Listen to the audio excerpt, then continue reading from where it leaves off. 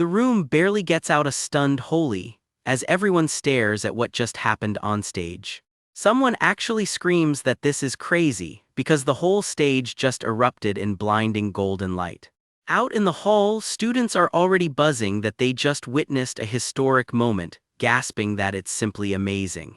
Azel steps into the spotlight beaming, calling this her long-fought-for research breakthrough, the moment of the century. Her hand trembles on her coat button as it finally sinks in. She actually pulled this off. A warm voice cuts through the noise with a simple, heartfelt "thank you, Yusial." The praise gets waved off with a modest "it's thanks to you," though everyone can tell he's pleased. Somewhere in the crowd, her name gets whispered like a secret nobody can quite believe: Azel. Then the mood curdles. A shadowy figure looms out of nowhere, murmuring her name like a threat. She spins around, breath catching. "Professor, whatever this is, it does not feel like a normal visit." A hand reaches toward her out of the dark, and dread creeps in fast. Footsteps close in behind her, slow and deliberate, and every instinct screams run. Static and light scatter around her as that same voice rasps her name again out of the void. The figure finally looms close enough to demand how much longer she plans to keep upsetting him, and she has no answer. It's Professor Mason, sneering that she's been modifying the thesis she supposedly stole from him. He twists the knife further, sneering that she's just pretending his work is her own and asking if that makes her happy. The color snaps back to normal and she's standing beside Yusial again, badly shaken but very much awake. But the nightmare isn't done. A voice warns that if she turns into a dark, demonic human in front of everyone like this, it's over, murmuring her name again. The shadow drifts closer, weightless and wrong, still chanting her name like a curse.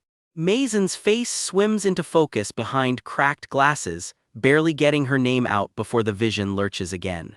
She flinches back, barely managing a broken S before her voice fails her completely. Bathed in harsh gold light, the demand lands like a slap. "Stop and acknowledge it," and she finally breaks down crying. Clutching herself, she fights back through tears, insisting that her thesis is better than his.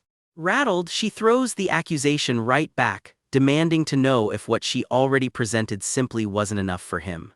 He keeps piling on, snarling about just how many of his theses she supposedly has to steal before she's satisfied, and someone even connects it back to that red potion thesis from earlier. Mason just smirks, muttering "no wonder," like some ugly puzzle just clicked into place for him. Azel finally snaps, screaming right back that he's the stupider one, not her. A fist clenches tight, knuckles white, tension in the room almost unbearable. Her face is a mess of fear and fury, while off to the side Yusial watches the whole meltdown unfold. Mason just stands there under the golden hall lights, looking entirely too pleased with himself. A slow, unsettling laugh starts building somewhere in the crowd. Some wild-haired academy elder just loses it completely, cackling like this whole disaster is the best show he's seen in years.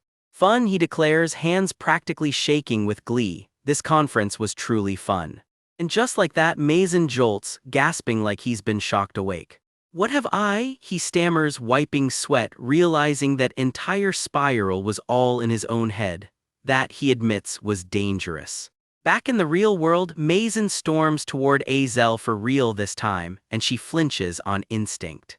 Someone calls out sharply, "Professor Mason," trying to head off whatever he's about to do.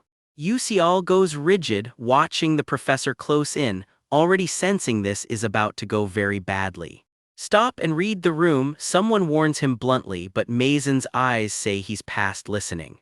His jaw sets, that same twitchy, unhinged look creeping back across his face. He turns his back on the warning completely, storming off under the golden hall lights like a man with nothing left to lose. Dark silhouettes start closing in from every side, the whole room bracing for whatever happens next. That wild-haired elder from before reappears, calm as ever, alongside another official watching the chaos unfold. Someone stumbles backward, choking out a terrified no-no as the whole situation spirals out of control. Someone finally barks the order everyone was dreading: "drag her out," and security moves in fast. The old elder just confirms it flatly: "Yes." Mason gets hauled off screaming that he's not at fault, thrashing and kicking the whole way out. Azel gets dragged off too, shrieking at everyone to let go, just let her go. She stumbles free, gasping for air, completely wrecked from the whole ordeal. All she can manage is a shaky, exhausted ah as the adrenaline finally starts to drain out. A hand reaches down to help her up, and a familiar voice tells her, Azel, good work today. It's Yusial, flashing a genuinely warm smile like none of that chaos was ever her fault. Her eyes finally well up with tears she's allowed to let out, relief washing over her at last. Somewhere across the glowing city skyline, a cheerful yeh rings out, like the drama's already old news to somebody else. Cut to two robed strangers strolling off together, muttering that whatever they were chasing turned out to be a total dud in the end. She'd have shown some sign if she really got that emotional, one insists, but the sensor built to catch dark demon erosion never so much as blinked. The sharp-eyed one just listens quietly, turning that over in his head. Don't sweat it, his partner shrugs, joking that the fancy new moon great tower gear isn't exactly perfect anyway. Anyway, she asks, changing the subject entirely, that co-author kid is seriously still in high school. He's pretty cute too, don't you think, she adds with a grin, and yeah, she's definitely talking about Yusial. Turns out she just got word from a contact named Metler. This kid's hometown got wiped out by dark, demonic humans before he ever showed up at Stella. Wait, her partner cuts in, he's a commoner with garbage grades and he's somehow in the S class. Even weirder, at the greatest magic academy on the planet, this guy refuses to use magic at all, and he even asked to have his name scrubbed from today's articles. I see, he mutters, filing that away. I'll remem, and then he stops mid-sentence, completely alert. His eyes narrow, locked onto something in the distance. Across the plaza, Yusial weaves through a crowd of hooded strangers, completely unaware he's the topic of conversation. Something makes him pause. That sixth sense of his is picking up on something it really shouldn't. His head snaps around, eyes wide, scanning the crowd for whatever just set off every alarm bell in his head. Wait, he thinks, did they seriously just make eye contact? Back with the agents, she's quick to reassure him. No way his recognition resistance magic and her shadow shield formation just got seen through that easily. You're probably just imagining it, she adds, though he still looks unconvinced. Yusial shakes it off with a huff, deciding not to chase a feeling he can't quite prove. His silence says plenty though, he's clearly not fully buying her explanation. Fine, let's go, he finally says, our business here is done. Honestly, thank God, his partner sighs from somewhere in the crowd below. She was sick of this boring place too. A carriage waits quietly in the shadows, ready to whisk the two agents away before anyone notices them. It rolls up right on cue, gleaming under the streetlights, their exit already planned to the second. Elsewhere, Yusial snaps his fingers absently, a flicker of magic sparking like he's quietly filing away that he was definitely being watched. Later, alone, Mazen is still fuming, snarling that none of this humiliation would have happened if it weren't for Beak Yusial. Since it's come to this, he growls, I must, before a sharp voice cuts him off. Calm down, Mazen. A tall figure steps into the room, and Mazen actually flinches at the sight of him. You Layden, he stammers, all his bravado draining out instantly. Layden just stares him down, calm and cold, delivering one simple line, you've caused an accident. A lavish carriage rattles up through the dark, and whoever's riding inside is about to have a very rough night. Fingers worry at a lip, nerves stretched razor thin before a single word gets said. Professor Mazen is already pacing and cursing under his breath, shit, like a man running straight at his own mistakes. If it weren't for Beak Yusial, he spits, I never would have faced such humiliation. He's winding himself up to do something reckless when a cold voice cuts him off flat. Calm down, Mazen. A hand closes around him out of nowhere and he flinches so hard you'd think he'd seen a ghost. He chokes out a name like it terrifies him, Layden. You've caused an accident, Layden says, ice cold, and Mazen can barely stammer out a reply. It was almost he starts, already fumbling for an excuse. Layden lays it out cold. If the emergency suppression hadn't kicked in and he'd actually lost it to rage, their entire plan would already be ashes. Mazen's mouth opens and closes before he manages a small, defeated, I apologize. Layden isn't buying it for a second. You think this can be swept under the rug with a mere apology. The order leader is very disappointed, Layden says, and it lands like a verdict. You've lost. The right to be a professor at Stella, Layden finishes, and Mazen's whole world tilts. No, I have a lot of connections in the plagiarism discussion meeting team, he blurts, scrambling to save himself. This incident can definitely be covered up, Layden concedes right before snapping, shut up and stay still. Got it, Layden asks, and it is not really a question. Until you receive the order leader's orders, don't move and stay quiet, comes the final word. A lone silhouette stands frozen as strange threads of blue magic keep raining down, the damage still settling. Left alone, Mazen just stands there, fist shaking, grinding his teeth hard enough to hear it. This is all because of Beak Usial, he seethes, weeks of resentment finally boiling over. His composure is a wreck and his eyes are wild. This is a man completely unraveling. Cut to the guy himself, Usial, totally oblivious, hanging out with classmates while Mazen plots his revenge from afar. Just wait a bit more, Mazen mutters, watching from somewhere unseen. His fury lands on one name, screamed silently into the rain, Beak Usial. Some time later, we catch Usial on the move again, tossing off a polite little bow as he goes. He's deep in conversation with someone, arms crossed, clearly turning something over in his head. What a shame, Usial says dryly, and you can just tell he does not mean it one bit. Then the real bombshell drops in his own head. I thought that if Mazen underwent dark demonization at the conference, I'd be able to prevent the 8th episode's calamity. But maybe it was always fated to get suppressed until the actual episode it was supposed to happen in, he reasons. No helping it, no need to rush. The conference ended safely and I activated the resentment-filled branch too, he confirms to himself. Yeah, that meltdown was entirely on purpose. Still, one thing keeps nagging at him. A cluster of hooded operatives moves through the dark, not exactly a reassuring sight. Flashback to the conference itself. A grand hall and two shadowy figures standing exactly where they shouldn't be. That person was definitely Keen, he realizes, and just the name puts him on edge.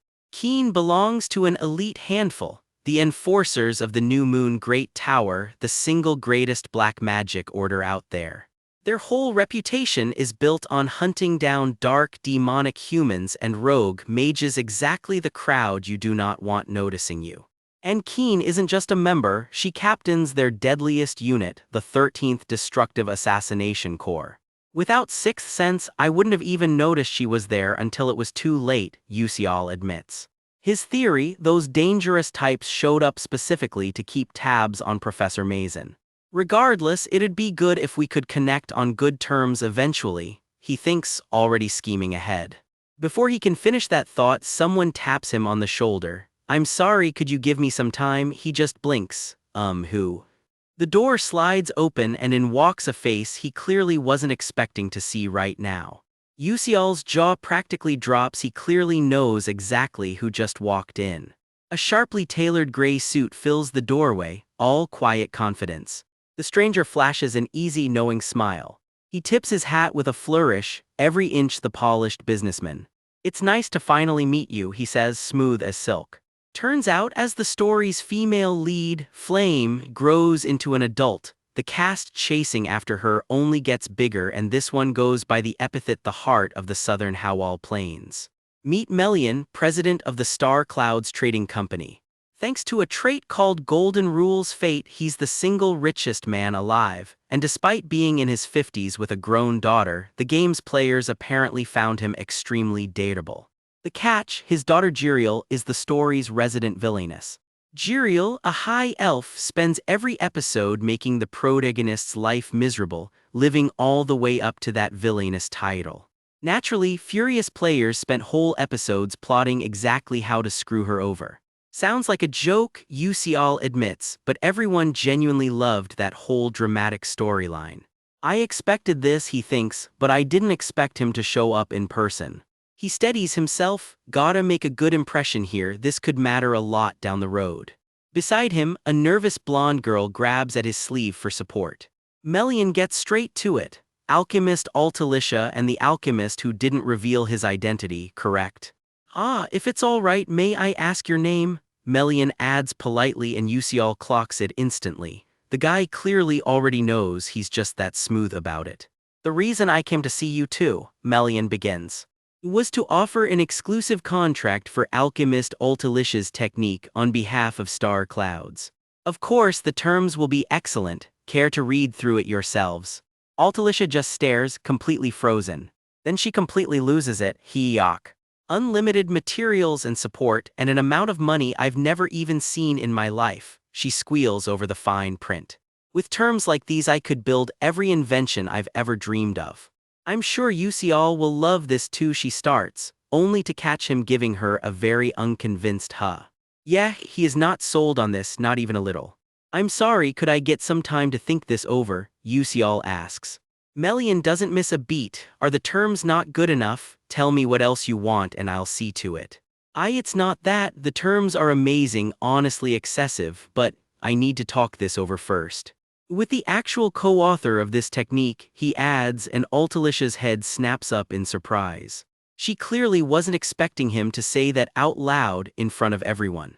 Yusial keeps his face perfectly calm, like it's the most obvious thing in the world. I see, Melian says slowly, recalculating. Co-author, he thinks, I figured that was just a polite fiction, guess it's actually true. He's still just a teenager and he helped crack a problem nobody solved in 300 years, Melian marvels. The kid must be an actual genius. Still, Melian figures magic genius or not, this is just a kid when it comes to business. There's no way he refuses terms like these, Melian thinks, already counting his win. I refuse, Yusial says flat out. Melian's smug little smile just short-circuits. If you don't like the terms, I'll adjust them right away, he backpedals fast. Is there a reason, he asks, genuinely thrown. Yusial lays out his logic. Sure, an exclusive deal with the world's biggest trading company sounds great on paper. But for all of Melian's brilliant business instincts, the man is famous for one thing: he never, ever lets go of what he considers his. Lock this technique up for pure profit, and the dark demonic humans catch up in tech while everyone else stalls out. Plenty of players chased that exact route for a quick fortune, and every single one got a bad ending. I don't care about the terms, Yusial says, I just don't want it exclusive. Melian blinks, you mean? This technique, mixing magic engineering with alchemy, is going to reshape more than just daily life. It's going to change how mage equipment gets made, period. We want this new technique out there where it can actually be used by as many mages as possible. Melian nods slowly. Big dreams, big ambition, admirable, but dreams like that need money to actually happen. We just came from meetings with a whole line of investors, Yusial says coolly. You're simply one of them, President Melian. Melian's brow arches. So you want contracts with all of them and with me too. Then I suppose I'll have to strip out most of what I offered, he says, already recalculating. Yusial doesn't even blink. Melian counters instead, exclusive rights but only over the luxury goods version. That is my offer. Yusial just smiles, now that he can work with. We open on a pitch. Yusial's laying out a new technique that fuses magic engineering with alchemy, and he swears it won't just change real life, it'll reshape gear for mages everywhere.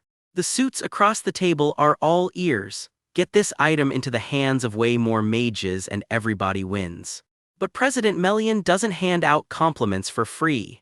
Big dreams are cute, Melian says, except dreams need funding to become real. Yusial doesn't blink. He's already talked to plenty of investors, he says coolly, and Melian's just one more name on that list. That earns a slow smile. So he wants a contract with everyone else, Melian asks, and with me too. Fine, Yusial shoots back, then he'll just strip out most of the perks he originally offered. Melian, weirdly delighted, admits he actually liked those terms. Yusial just smiles and lets the pause hang there. So, the real selling point, he says, is luxury. This isn't just useful, it's the kind of thing people want to be seen using. He lets the silence do some of the negotiating for him. Melian lays out the terms: push the supply as far as it'll go, but lock in an exclusive deal with Star Clouds Trading Company for the harder-to-make luxury versions. Hands meet in a blaze of golden light. Like a brand, Yusial grins because that's exactly what they're building. Off to the side, a familiar voice pipes up with the obvious question, "Fine, but will the luxury goods actually sell?" Melian's answer is pure business mogul smugness. He never does anything that costs him money. Which is exactly why Yusial says he's not asking for a signature today. Half a year, he states flatly, that's his number. He'll run an investor presentation before then, and if Melian likes what's on offer, that's when they sign exclusive. Melian goes quiet, turning the offer over. He's clearly not used to being the one kept waiting. Once the room clears, a voice next to Yusial lets out a stunned little gosh. He really is cool-headed, huh? The two of them step out together, deal apparently done.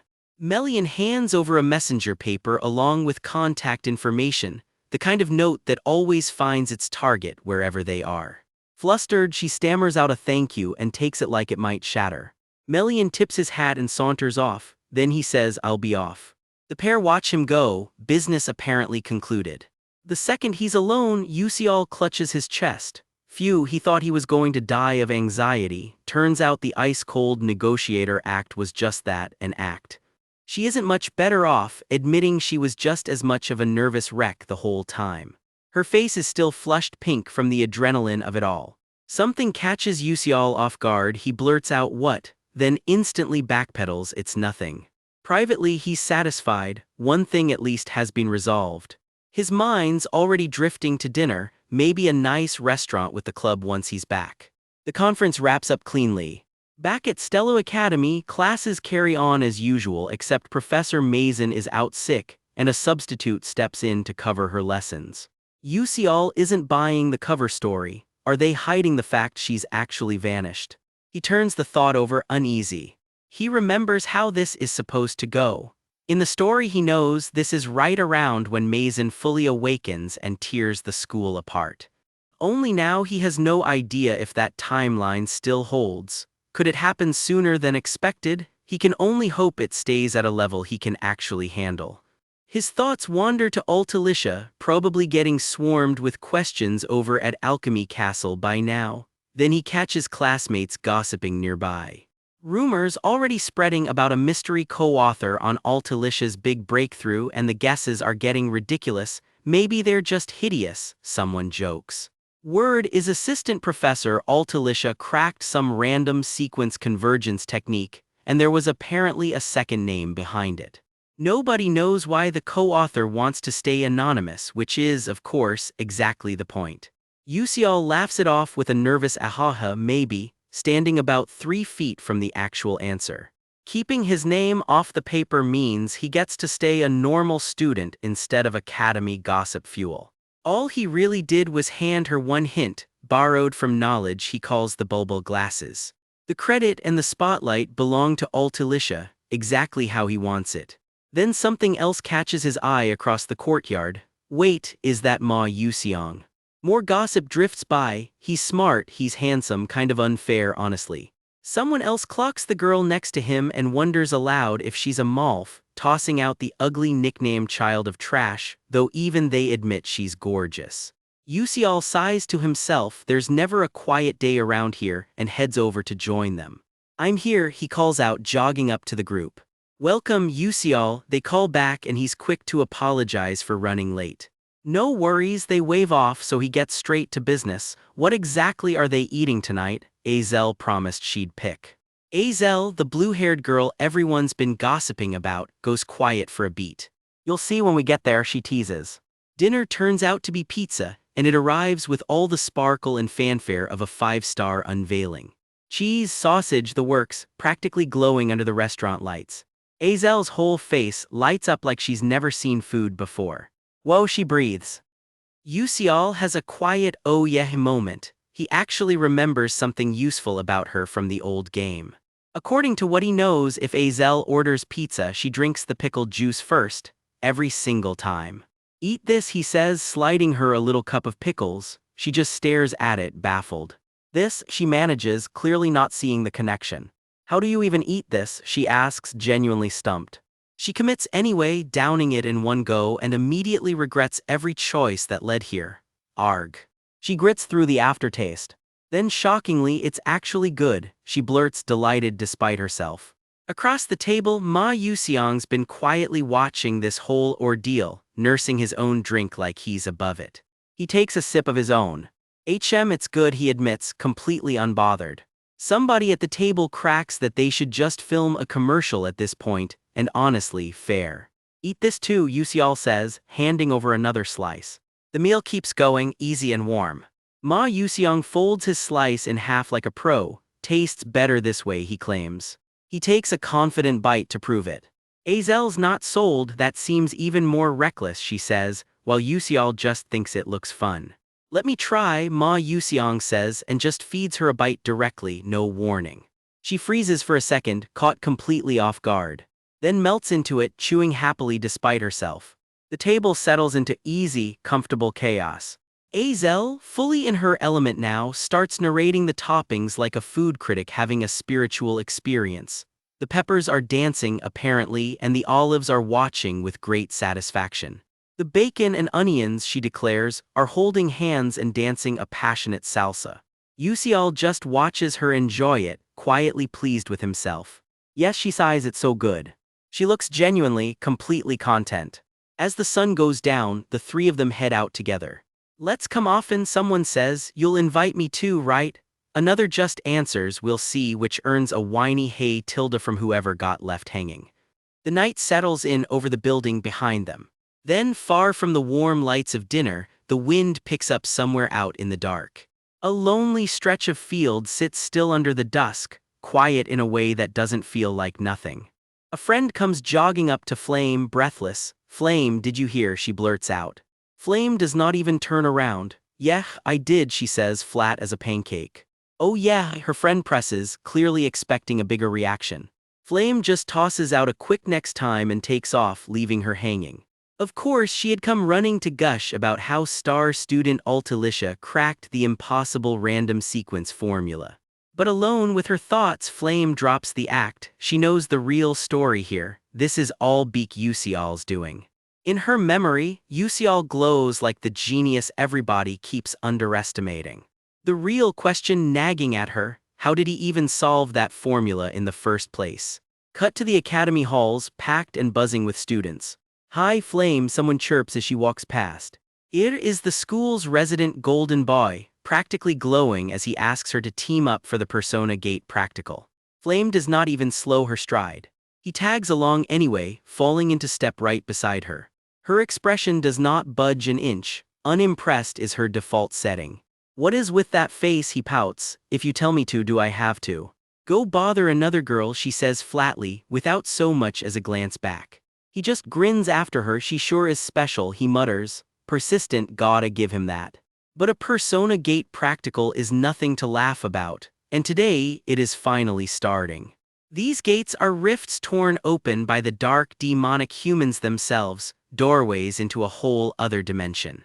Leave one alone too long and the land around it just dies. Nothing living can survive there.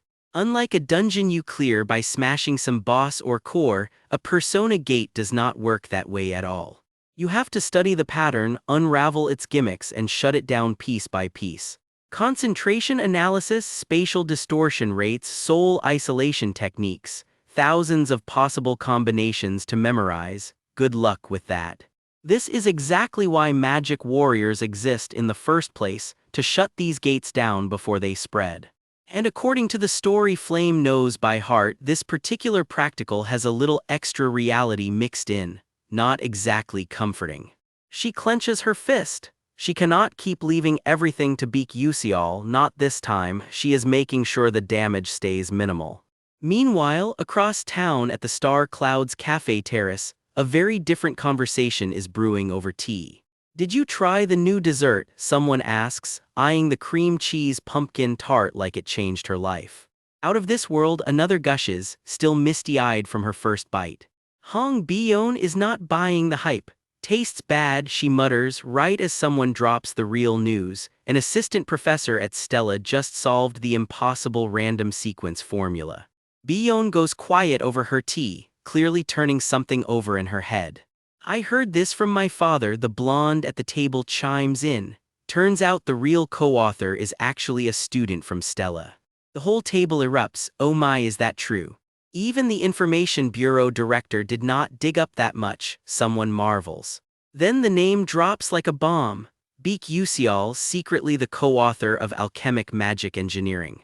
Bion's expression goes ice cold. But why would Usial hide something like that? Was it just to hand all the credit to Assistant Professor Altalicia? Or is there something going on between them? Bion shoots up from her seat so fast she nearly sends the tea flying. Princess, her friends blink, completely stunned. I will be off, Bion says, already walking away, no explanation given. What? But the tea time, her friends call after her, left holding the bill and the confusion. Bion storms off, gripping her own sleeve like she is trying to hold herself together. She keeps walking alone, deeper into the quiet of the garden. Bion, a voice calls out behind her. She freezes, she would know that voice anywhere, her half-sister Princess Hong Siwa. Oh my, I told you, Siwa says, strolling up with that trademark smirk. To call me sister, she purrs, clearly enjoying every second of this. Two sisters, one legitimate, one not. Fate wired them for conflict from the day they were born. And Siwa does not sugarcoat it, she hates her half-sister to death. What brings you here? Bion asks warily. Ahaha, do not glare at me like that, Siwa laughs it off. I heard there is an interesting commoner among the first years, Siwa says, all fake innocence. A commoner learning chivalry and swordsmanship, arts everyone thought had vanished completely. Judging by your face, you are interested in that knight too, Siwa teases, savoring the reaction. A knight who would sacrifice everything for his bishop, she muses, twisting the knife a little more. Is not that every princess's fantasy? Siwa grins, absolutely loving this. She has got that look, the one that says she already knows she has won this round. So introduce me to him, Siwa demands, and Bion's fist clenches tight. No, do it yourself, Bion shoots back, and the two walk off together anyway. You sure are cold, Siwa sing-songs, you were not always like this. It is probably because their eldest sister died, Siwa thinks quietly to herself. The memory lingers behind her eyes for a moment. I will be off, she finally says, walking away alone across the courtyard. Bion heads the opposite direction, just as alone. Siwa lingers under the trees a while longer, lost in thought. Just now, maybe it was a bit too early to bring up our big sister with her, she admits to herself, clutching her collar. Princess, a voice cuts in, her aide Seirin catching up to her. What is it, Seirin? This is the info you requested on Cadet Beek Usial, and a copy of the project he submitted in class. Siwa takes the envelope. There was an assignment to write about our pasts, she explains. She unfolds the essay, title for Mother, first line Mother I miss you. Siwa nearly loses it, PFFT he is such a kid opening with his mom like that, adorable. 1 minute later. She is still reading, pen scribbling furiously in the margins. Seirin just stares, utterly lost on what is happening to her boss. Siwa is outright cackling through tears now. His mother said she did not want black bean noodles. Pardon, are you crying? Seirin asks, deeply unsure what she just walked into. Sigh, it is nothing, Siwa says, composing herself, barely. But then she sobers up, to actually live through that and still cling to a code of chivalry. Turns out Usial's entire hometown was wiped out by the dark demonic humans. I feel sorry for Bion, Siwa says with a private little smile, one that says she has got plans of her own now. But I am getting curious about this Beek Usial kid, she admits, very curious. Time skips forward, the sky rolls quiet over the academy grounds. And then, the day of the practical finally arrives. First-year cadets, the Persona Gate practical starts now, comes the announcement, and the whole yard buzzes with nerves. A dark rift tears open right in front of them. Cadets, please enter the Persona Gate, the proctor orders. Usial stares it down, it is identical to the gates in his textbooks. For once, even he admits he is nervous. Off in her own thoughts, Siwa can't stop feeling sorry for her half-sister Bion. It's all about that commoner cadet Beek Usial, and honestly she's getting more curious about him by the day. The academy's spires catch the morning light, something big is about to kick off. The day of the Persona Gate practical has finally arrived and the cadets file out across the lawn, nerves written all over their faces. A proctor lays it out plain. Starting today, the first years tackle the Persona Gate practical. A professor waves them toward the shimmering blue portal. "Cadets, please enter the persona gate," he says, all business. Yusial stares up at it, half amazed it matches the textbook diagrams exactly, half admitting he's oddly nervous. Sleeve square jaw set, it's finally starting. He pulls up his status window one more time. All that brutal training in Ifanal's garden bumped his stats up. Should be enough, probably. His face doesn't show it, but he's running the numbers hard. Probably, he corrects himself as the gate's massive maw swallows the light and someone up ahead lets out a nervous shout. "Cadets assigned to gate C7 this way," the proctor calls. A quick chorus of yes answers back. Yusial looks over his group doing the head count, so this is who he's stuck with. Persona gate training runs in squads of 4 to 18, the professor explains. Teamwork's mandatory and most of these Stella first years are already ranked second class or better. No pressure. Yusial allows himself one flicker of worry. A risk level 3 gate is nothing to sleepwalk through. Somewhere else, a very different gate is being discussed, 116 cadets deep where the real trouble is going to hit. Shame the 2 strongest first years around aren't assigned there. Back at gate C7, Yusial figures Azel alone should be plenty of firepower to clear it. He's not planning to lift a finger for the final boss fight if he can help it. What he's actually after is the gate's hidden drop, the captivating tree's petals. He steps toward the light without a second thought. The light clears and Yusial's jaw drops. This is definitely not what a dungeon is supposed to look like. A banner unfurls overhead, "Welcome to Eheron's Ball," a ball in a monster gate, sure why not. Cadets file into the glittering hall in a daze, trying to process the switch from dungeon to dance floor. Everyone's craning their necks, scanning the crowd, half expecting monsters to burst out of the chandeliers. A maid breezes up to Siwa with an announcement. Dresses and shoes have been prepared for the evening. Siwa just blinks, dresses and shoes, in a life-or-death magic trial. "I don't recall a ball ever being part of a persona gate," she mutters, red eyes narrowing with suspicion. She tries to wave it off and focus. There's a guideline message to analyze and this isn't the time for wardrobe chat. Then the guideline box actually appears, and her confusion only deepens. "They added a formula this complicated to a first-year practical," she says, stunned. The maid presses on regardless. The evening banquet's about to start and Siwa needs to hurry. "Is there a problem?" the maid chirps while Siwa wonders how anyone can act so normal about a fixed, scripted disaster. A real gate's NPCs might behave differently, sure, but she'd always heard mage-crafted characters can't act on their own initiative like this. She talks herself into a safer theory. This can't be a real gate at Stella Academy, just some next-level tech simulation. "What's wrong?" the maid asks, oblivious as ever. "Don't worry about it, just go get the dress," Siwa sighs, giving up the argument.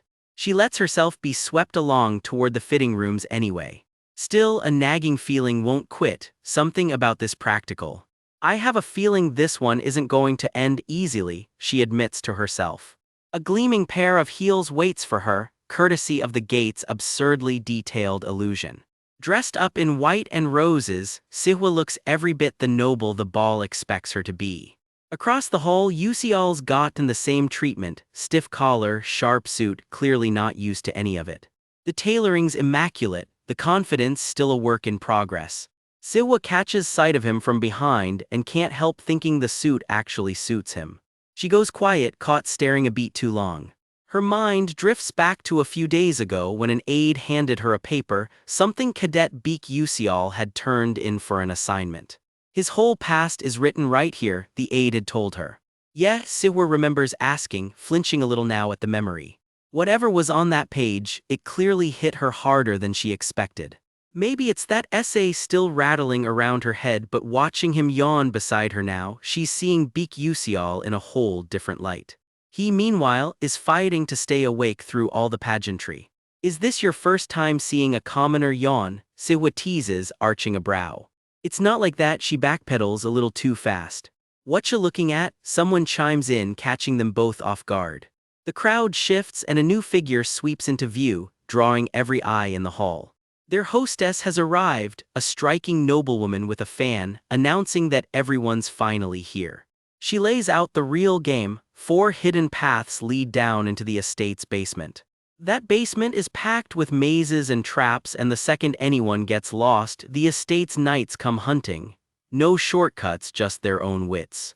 "You can handle that, can't you?" she asks, all sweetness and zero reassurance. "I do like seeing how confident you look," she tells Yusial. "Thank you," he replies, playing it cool. One of the other cadets nearly chokes. Wait, did that NPC seriously just banter like a real person? Does an NPC even get lines like that? Someone whispers before the hostess breezes off with a cheerful good luck. Yusial and Siwa fall into step together, footsteps echoing down the gilded hall. A trio of classmates hangs back, trading uneasy looks. "We, should probably get moving too, right?" One by one, the cadets start drifting toward the basement paths. "Guys, wait a second," one of them calls out, stopping the group cold. "Doesn't this whole practical feel a little off to you?" he asks, dead serious. "It's impossible to analyze, and the NPCs feel disturbingly real," someone agrees quietly. "Honestly, I thought it was weird too. I couldn't get a read on any of it," another admits.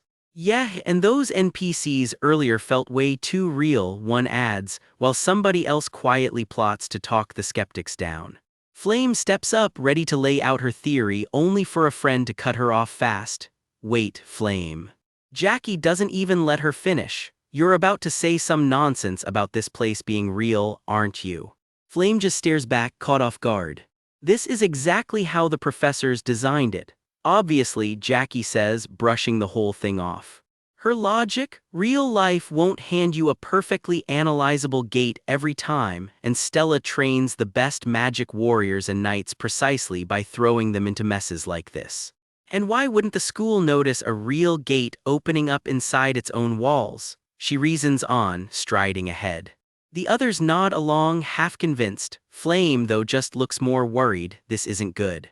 She can't just announce the truth outright, nobody would buy it, so she'd hoped they'd feel that something was wrong on their own. Now what, she wonders, watching Jackie march off unfazed. The group presses deeper into the hallway, tension thick in the air. Jackie leads the pack without a hint of hesitation. Yusial watches her go, quietly putting a name to what he's seeing. So this is the route playing out. It's the dark demonization route, and Jackie's whole existence in it is the problem. In the original novel, she was never even a character. In the story Yusial remembers, this route ends with someone Flame cares about lost to corruption entirely. It's just one of countless variations where Flame has to step in and stop it before it's too late. Somewhere in this scenario, one of 3 students is marked to be sacrificed to dark demonization. "Let's hope nobody actually gets eroded," someone murmurs, not sounding convinced. Flames read on it. "If that's really the setup, the smart move is to hang back, not charge in." Jackie couldn't care less. "Whatever you say, I'm going in," she announces, already moving. "Wait, Jackie," Flame calls after her, while Jackie insists they're all just overreacting to exactly what the professors planned. "You two can stand around like idiots if you want," Jackie tosses back over her shoulder. And with that, she throws open a door glowing with an ominous red light, alone. The rest of the group just trades nervous glances, nobody quite ready to follow. I'm going in too," one of the boys blurts, insisting he's always been ready for exactly this. Yusial watches the scramble with a flat look. Nobody here is moving with any kind of plan. "Anyway," he mutters, cracking his knuckles. He steps forward into the chaos himself, because clearly somebody has to actually think this through. A knot of nervous cadets freezes at the threshold of this trial, but one girl's already had enough waiting around and marches on ahead by herself. One of the cadets snaps back at the group, reminding them the professors built this whole ordeal to catch them off balance on purpose, so panicking now is pointless. She's not waiting for permission either, telling the rest they can stand there being useless if they want while she muscles the huge door open herself. Light spills through the widening gap like a held breath finally released, and someone mutters anyway under it, bracing for whatever's waiting inside. A couple more cadets steel themselves nearby, one blurting that he's going in too rather than get left behind. Another girl mutters that she's always been ready for exactly this kind of mess, while a quiet brown-haired cadet just watches the chaos without saying a word. One boy crosses his arms and grumbles that nobody out here is actually moving with any real plan at all, just noise. Hands clench tight as the group edges toward the door, somebody murmuring since it's come to this under their breath. That quiet cadet finally steps forward on his own, leaving the noise behind and heading deeper into the hall alone. He pulls up short, confused, catching the tail end of someone asking him why are you before it gets cut off. Turning around, he finds a whole knot of cadets has quietly fallen into step right behind him, and he can't help blurting, "All behind me just because." He smirks to himself that these overachievers only ever learn the tricks, not the thinking behind them. Well, it doesn't matter either way, he figures, and keeps walking deeper into the strange wing.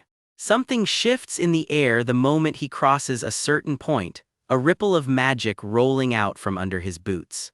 He sighs, muttering that it's probably all pointless anyway, as a faint magic circle flickers to life beneath his feet. He presses on through drifting smoke and shadow, the corridor swallowing the light behind him. Ahead, an ornate gate flickers awake with cold blue light, like it's been waiting just for him. What's up with this creepy hallway, he grumbles, stepping through into whatever's next. So everyone's arrived, someone notes as three girls in formal gowns fall into place, led by a striking girl whose hair fades from white to rose. She glances back sharply, caught off guard, huh? Elsewhere down the hall, a blonde cadet wonders aloud where the rest of the group even went. It's just the four of them now, alone in the dim corridor, no other students in sight. As he suspected, they've deliberately made sure the students can't all stick together. He presses on through the dark hallway, footsteps echoing back at him. Here's the setup: 16 cadets split into 4 paths of 4. The Persona Gate trial has officially begun. His new teammates size each other up in the low light, 4 cadets thrown together whether they like it or not. Let's move for now, the rose-haired girl, Sihwa, decides, and one of her teammates nods back, understood, princess. Sihwa glances around the group, unreadable for a moment. She can't quite believe it herself. Out of everyone, she got stuck in a group that includes her rival, Hong Bion. It's an awkward hand fate's dealt her, and she knows it. She rounds on the quiet cadet beside her. "What, do you have any complaints?" "No, I don't," he answers flatly, which only earns an unimpressed heap. How bland. Still, she figures having Bion split off onto a different path might actually work out for the better. Then something makes him go rigid. Wait. There's something there, he says quietly, staring down the dark, checkered hallway. The group edges closer together, tension coiling as they move toward whatever he's spotted. Something reaches out of the golden light ahead, pale and faceless and very much not human, and Sihwa's expression goes white with shock. One of the girls wonders out loud if just throwing magic at the thing will crack it open. Who knows, won't that be useless if we can't even analyze the gate, one frets, while another turns and needles the quiet cadet. "Hey, commoner, have you analyzed this gate?" "No," he says simply, and Sihwa can't help the snide thought creeping in, is expecting anything from a commoner asking too much.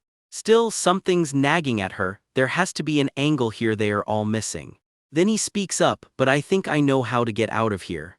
"What, are you telling the truth?" Sihwa demands, stunned he's already got an answer. He points out the detail nobody else caught, and her eyes go wide. "You should know what dance this is, right?" he asks. "It's the dead Serena's requiem. Legend has it Serena couldn't handle her own tragedy and danced this very routine right before she died." A ghostly silhouette of her old performance seems to hang in the air around them. "You must remember the dance, right?" he presses, and her jaw drops. "Are you saying?" The idea clicks into place right in front of her. Looking closely, the frozen statues are actually posed in the exact order of the dance's moves. And one move right now is conspicuously missing from the lineup. He squares up, ready to fill in the gap himself. Ready. The two of them strike the missing pose together, filling in the dance exactly where it broke off. Somewhere ahead, a heavy door groans and unlocks. The door opened, and this time for real. They bolt through before it can change its mind, footsteps echoing down the newly opened corridor. Something stops them cold almost immediately. "Stop!" Sihwa gasps, yanking everyone up short. Ahead, a pair of armored guardians stand watch over another gate, gleaming gold in the firelight. The floor beneath them is covered in glowing stick figure sketches, another dance puzzle. Do you think the mannequins have another hint for us? One asks. Let's investigate them, a blonde teammate suggests, already moving to check it out. They fan out to search the Golden Hall for anything else out of place. I still don't get it, maybe the statues aren't the hint this time, one sighs, while Siwa admits she can't spot anything else suspicious either. The quiet cadet crouches down, studying the glowing circuitry under his boots until someone snaps, "Commoner, what are you looking at?" The mannequins are a red herring, he says. The real focus is the carpet. But sure enough, he's right, the dance woven into the carpet itself is the actual problem to solve. If you look carefully, the figures are posing in specific ways, he points out. Don't we just have to solve it? Oh, you're right, one teammate lights up. I know this one, it's the quiet Serena's tango. The two of them start working out the steps together right there on the glowing carpet. Sihwa yanks him into position without much warning, getting him into the right pose. He drops into the final pose himself, and the whole carpet floods with light in response. The door opens wide, blazing gold from floor to ceiling. Nice, let's hurry, someone calls, and the whole group breaks into a run. Sihwa sprints just behind him, close enough to reach out. Watching him solve gate after gate this fast, she can't shake one thought: he's definitely different. She knew he'd taught her to think differently once, but she never expected the gap between them to be this wide. He's tearing through a gate they can't even properly analyze.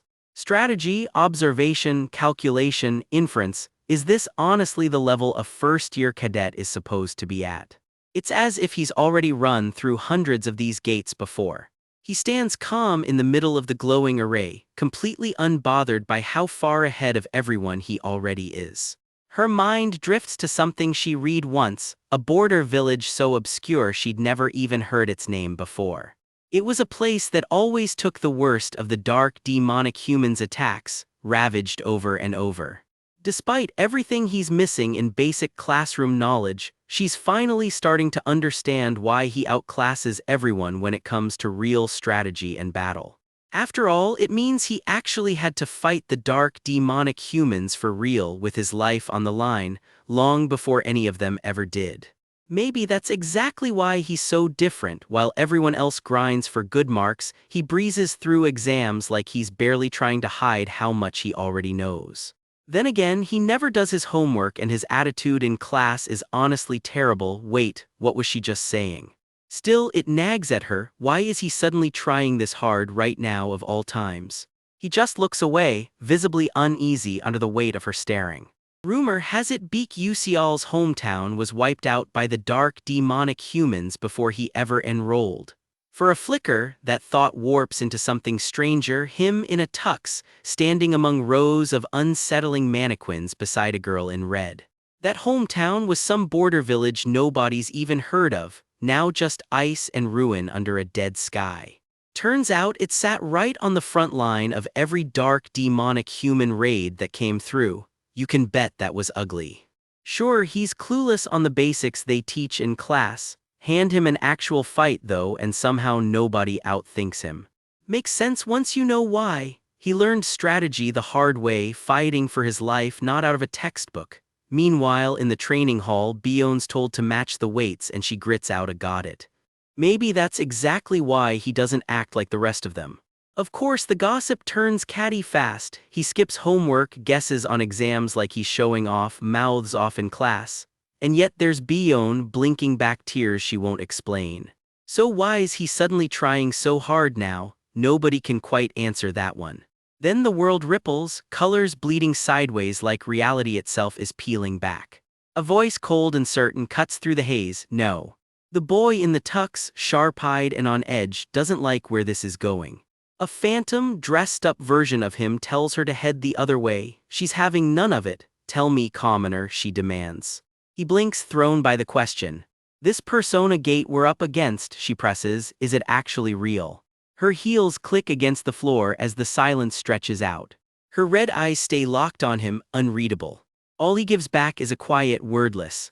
She thinks of every time he's quietly stepped in and rewritten her choices for her. Something in her rebels at leaning on that again.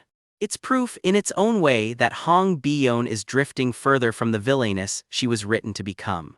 Her expression hardens into something closer to resolve. The mannequin gallery around them feels wrong. Why isn't the princess coming? Did something happen? Someone murmurs, it's nothing, comes the deflection. As you said, she confirms, this place is real. He lays it out plainly, get hurt in here and you can actually die. Fail to clear it and the so-called otherworld synchronization phenomenon kicks in. Which means they need to clear this thing fast. As I thought, Bion murmurs, steeling herself. There's a reason Beak Yusial finally starts moving for real, and gold light flares to life around him.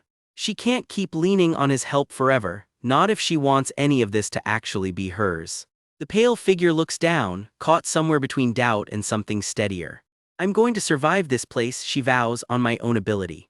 Meanwhile, on another path through the same gate, the wreckage of something enormous and metal still smolders, already put down before anyone even arrived.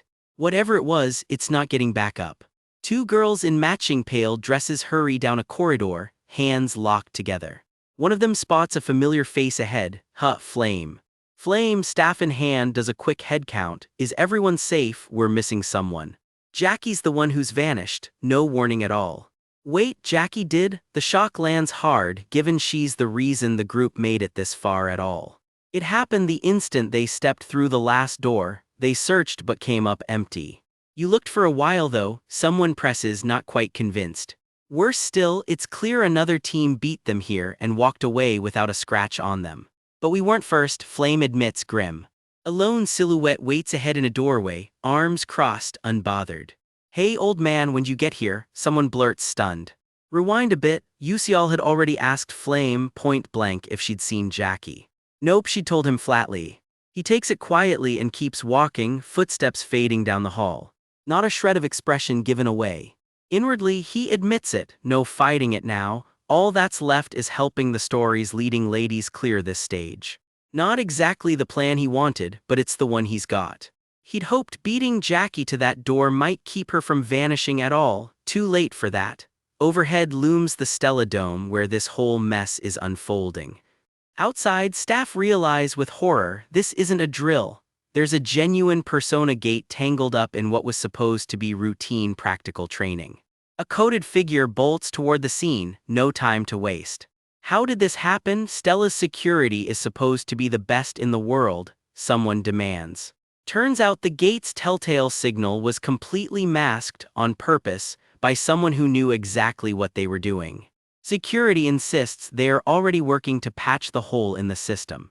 Forget that, that's not the point right now, one officer snaps. Correct, comes the flat reply.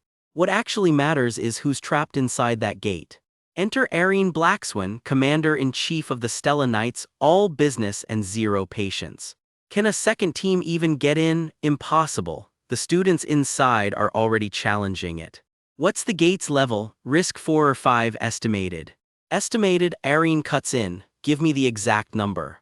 It's rare, apparently, for a persona gate to fake out detection like this on purpose. Here it is, someone says, handing over a folded page. Arene scans it, jaw tightening with every name. 5 students trapped together, Beak Yusial, Hong Bion, Flame, Azel, and Reiki. A Risk 5 gate is something even veteran mages spend weeks prepping for before stepping inside. First years have no business surviving one of these, none. A grim commander barks the order anyway, prepare 16 body bags. Commander, someone gasps, stunned at how cold that sounds. Efficient is all the blonde officer can manage in response. Might as well call it an ant killing a tiger, the commander mutters darkly. I know the odds are absurd, he admits, quieter now.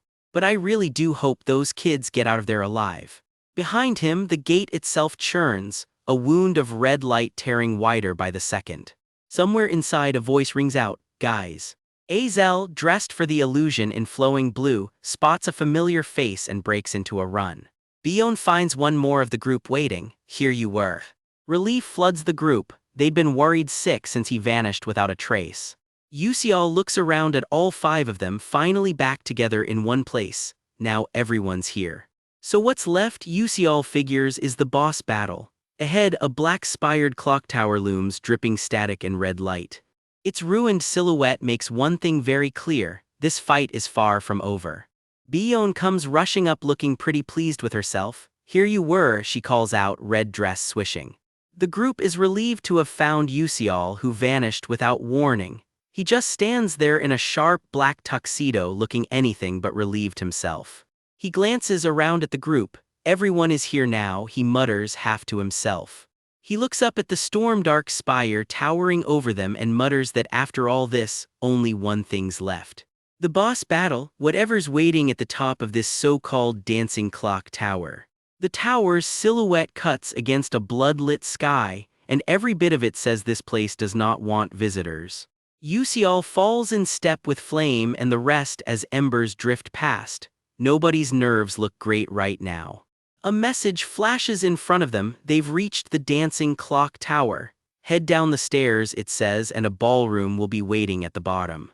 Guess there's nothing to do but follow the signs. The group starts down, footsteps echoing off cold stone. Flame's breath catches. She's looking up at something none of the others have clocked yet. A notice flickers into view. At the top of this tower lies its ruler, the leader knife-blade spider. It's described as a monster stitched together out of nightmares, and one look at the thing confirms it.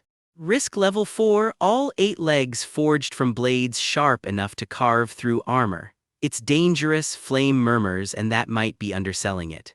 She swallows hard. She can't keep counting on Beak Usial to bail everyone out forever. Worse, in here he's playing an amnesiac with zero intel on this spider. Whatever he actually knows will not save him this time. So she's decided. She studied this monster in advance and she'll block it herself if it comes down to that. If Azel and Usial end up facing the true final boss while she handles this, that's a trade she can live with. Something crackles in the distance and her nerves spike right back up. Wait, Flame blurts out, catching everyone off guard. There's something up there, Usial says, flat and dead serious. He stands with arms crossed, scanning the churning sky, the picture of calm even now.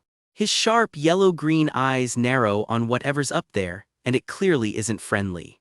You all go on ahead, he says. I'll handle this and catch up later. Azel and Bion walk on, glancing back uneasily even as they do exactly what he asked. Flame can't shake it. He shouldn't even know that thing exists, memory-wiped commoner or not. Usial's shape fades into the mist behind them, unreadable as ever. He couldn't have sensed it from where he was standing, could he? She thinks, perhaps. She files it away for later. A rattling sound rolls through the tower and Flame's head snaps up, spooked. The whole group tenses at the sound, bunching closer together as they keep moving. What is this sound? Someone asks and nobody's got a good answer. It's coming from above, someone shouts right as a shape drops toward them. Bion's dress whips around her as she's caught off guard, Flame's eyes going wide with dread. With a screech, the leader knife-blade spider bursts into view, all blades and bad intentions. Knife-blade spider, someone yelps. Flame snaps back, no, that's the leader, risk level 4. Shit, what about Beak Usial? Someone shouts, the group realizing he's still up there alone with it. Azel screams no, and Bion shrieks his cover name into the storm. This is real panic now. Gold light flares as Usial counters. Turns out he's not nearly as helpless as anyone feared. He cuts through the air mid-strike, blade trailing a streak of gold straight at the spider. The impact rips through the rain in a crack of violet light. Someone screams his name again, but this time it's disbelief, not despair. He's still standing. Soaked and unbothered, Usial calls down, I've got this guy, just get moving. Azel can't look away, chewing over whether he can really handle a risk 4 monster solo. She almost turns back, should I go, and she starts. Flame cuts her off gently, I know what you're thinking, but we need to get to that ballroom fast. The two share a tense look before pushing on, trusting him against their own better judgment. Bion suddenly takes off ahead of everyone, dress flaring dramatically behind her. Guess this exam comes with its own sense of theater. Flame just blinks after her, half impressed, half bewildered. Azel wonders, not for the first time, whether Hong Bion was always this much of a drama queen. Her dress is still a blur of pink chasing down the corridor as the light ahead keeps building. A chime rings out and gold light spills down the passage ahead of them. The glow flares brighter, shapes flickering at its edges like a curtain about to rise. The three of them step through together, swept forward like the opening bars of some grand overture. Nearby, another classmate watches the light bloom with a soft, awed wow. Her name is Jackie and she's along for this trial too. It's so fancy, someone breathes, staring at illusion couples swirling around a glittering ballroom floor. A grand staircase spills down beneath a forest of chandeliers, illusion guests drifting past like nothing's wrong at all. The group descends the red-carpeted stairs into the room proper, doing their best to look like they belong. Something makes them all freeze mid-step, eyes darting back toward the top of the staircase. Silence stretches, broken only by the click of approaching heels. Bion's blood runs cold. Someone's at the top of the stairs, she breathes. She puts it together fast. That has to be Duchess Iharan, the final boss. Flame's voice cuts through, low and urgent. Everyone get ready. Something flickers gold nearby, and someone lets out a startled huh. The three of them square up as the figure at the top of the stairs steps into the light. I am Jackie Iharan, the figure announces, her voice carrying through the whole hall. She snaps open a fan with a devious little smile, every inch the storybook Duchess. Something darker ripples beneath that elegant silhouette, though nobody can place what's off about her yet. Illusion nobles swarm her, gushing over how beautiful the Duchess is. For a boss fight, this crowd is awfully into the theatrics. One of them even begs to offer her his very heart, a little on the nose given what's coming. Flame's jaw drops. Just how, she whispers, and it's not admiration talking. In her mind, a book flares open, pages glowing. These events never happened in the original novel. Worse still, there was never a character named Jackie in that story at all. Something is very wrong here. Azel's stomach drops as it clicks. This isn't a normal NPC, this is the final boss. That means she trails off, almost afraid to finish the thought. Jackie is a dark, demonic human. The words land like a punch and the girl above them stops looking human at all. A clawed hand slides free of her robe, dark energy curling around it like smoke. Flame's grip tightens on her weapon, so this is what Yusial meant when he told her to be wary of her. Her face hardens. Whatever's happened to Jackie, she's not giving up on her. I'm turning her back, somehow. Jackie, if that power consumes you, you're going to turn into something disgusting, someone shouts up at her. Jackie just laughs it off. Ha, bullshit, she says, her fan blade glinting. Something darker flickers behind her eyes as she murmurs, almost to herself, right now, I. Her name hangs in the air twice over like even the tower can't stop repeating it. Jackie, Jackie. Whatever's taken hold of her is spreading, chest and heart both, and it is not slowing down. She presses a hand to her own face, drunk on the feeling. I feel so good I could just melt, she breathes. Whatever's left of the old Jackie dissolves into streaks of black and pink, barely holding a shape anymore. Bion's voice is flat with dread. It's too late. Her mind's already been eroded, she tells Azel, since it's come to this. We need to clear the gate and turn her back to who she really is. Her gaze lands hard on one person, Flame. Flame's hand tightens around her staff. Yeah, I know, she says. Gold light wraps around her as her resolve catches fire, quite literally. Just wait, Jackie, she calls up, voice steady despite everything. I'll make sure to save you. Lightning crawls across Jackie's skin as she grins down at them. Shall we all get the party started? She's barely recognizable now, drowning in dark power and crackling light. A message flares across everyone's vision. The boss match, Ball of Temptation, has officially begun. Deep in the trial, panic's setting in. One girl grabs her friend's arm and admits it's too late. Whatever's got hold of her mind has already dug in deep. So there's only one option left: fight through this magic gate and drag her back to who she really is. Then the shout that says it all, Flame. Somebody's hand curls into a fist, dead set on making that happen. And there's Flame, staff blazing, gritting her teeth and swearing to her friend Jackie, just hold on, she's coming for her. I'll make sure to save you. Then, steel creeping into her voice enough with the chit-chat, it's time to fight. Somewhere close, something a lot less friendly is stirring, crimson lightning crackling around a pair of unfamiliar heels. And there she is, a smirking woman wrapped in red lightning, ready to make this a party. Shall we all get started, she purrs, never a good sign. The system doesn't even try to be subtle about it. Boss match, Ball of Temptation has officially begun. Meanwhile, on a completely different part of the map, the Academy's so-called weakest student is knee-deep in his own fight, carving through a massive spider like it owes him money. Blades flash, spider legs fly. Yusial is not exactly holding back here. He finally gets a second to breathe, grumbling that this thing is annoyingly strong. No kidding. Truth is, clearing this particular spider barely matters for finishing the gate, it's just optional side space. But he's got two reasons he's still bothering. Reason number 1. Is that glowing red petal sitting right on this thing's forehead, the captivating tree's petals, and he wants it bad. So back into the fray he goes. The spider rears back, all fangs and fury, and Yusial doesn't even flinch. Steel meets chitin. This is where his side hustle in alchemy pays off. Spark potion, oil potion, slippery potion, all lobbed in at once. Chaos exactly as planned.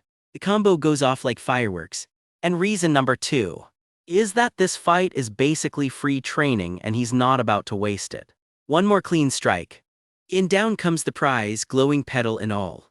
He allows himself a satisfied little smirk. Mission 1 complete. Turns out this glowing little petal has quite the reputation. Absorb it and your mind power shoots through the roof, exactly what you need to actually use his rarer skills like cognitive acceleration or that gadget he's been eyeing, the bulbul glasses. But here's the fun part, the lore has a juicy little detail about this item. Because remember that spider he just wrecked? Turns out it's tied directly to the final boss of this whole gate, Duchess Heron. Yusial's eyebrows shoot up. Oh, now he's interested. Because that giant knife-legged spider he just turned into scrap, that was the Duchess's own husband, Duke Heron, the whole time. Yusial, by his own admission, always skips the lore, so that one caught him completely off guard. No time to dwell on it though, he's already moving. Because here's the thing, whatever damage lands on the Duke apparently carries straight over to the Duchess too. Rough on the marriage, great for clearing this gate. Only problem is, he's not totally sure his hits are going to land when it counts. So he dives in anyway.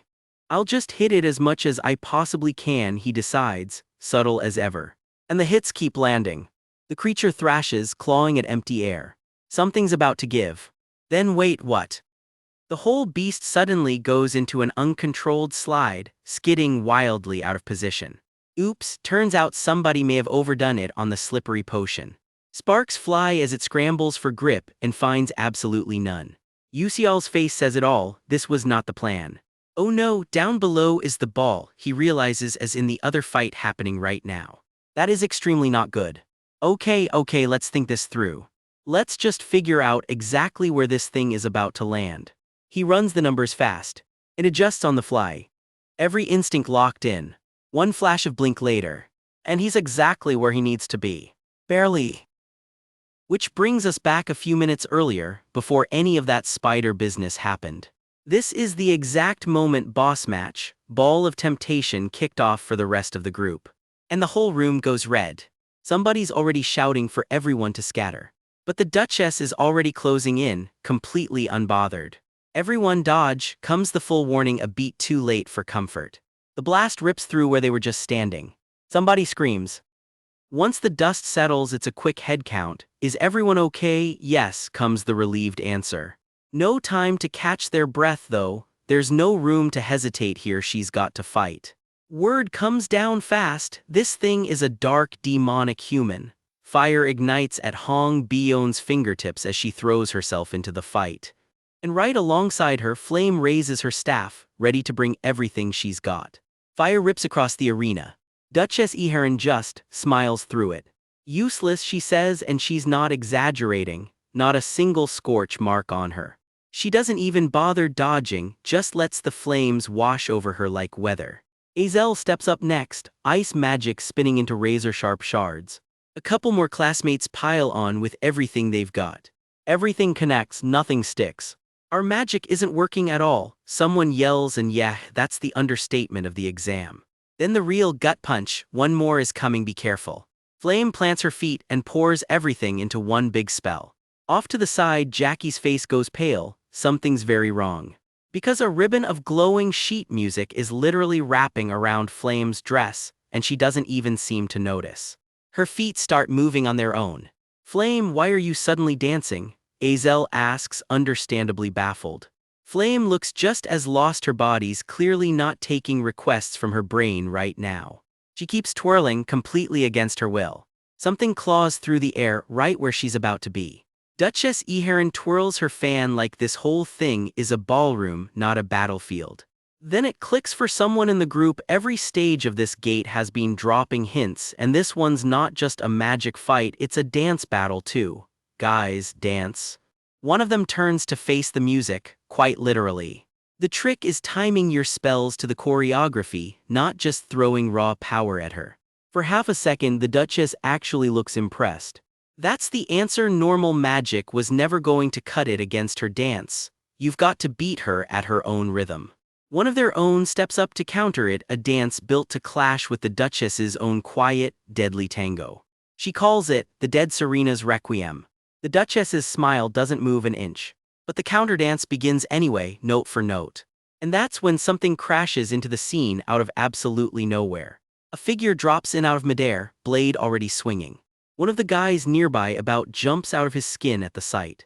Because barely a second later, one very large, very displeased demon spider comes crashing down right on top of the fight, courtesy of a certain weakest student who really needs to work on his landings.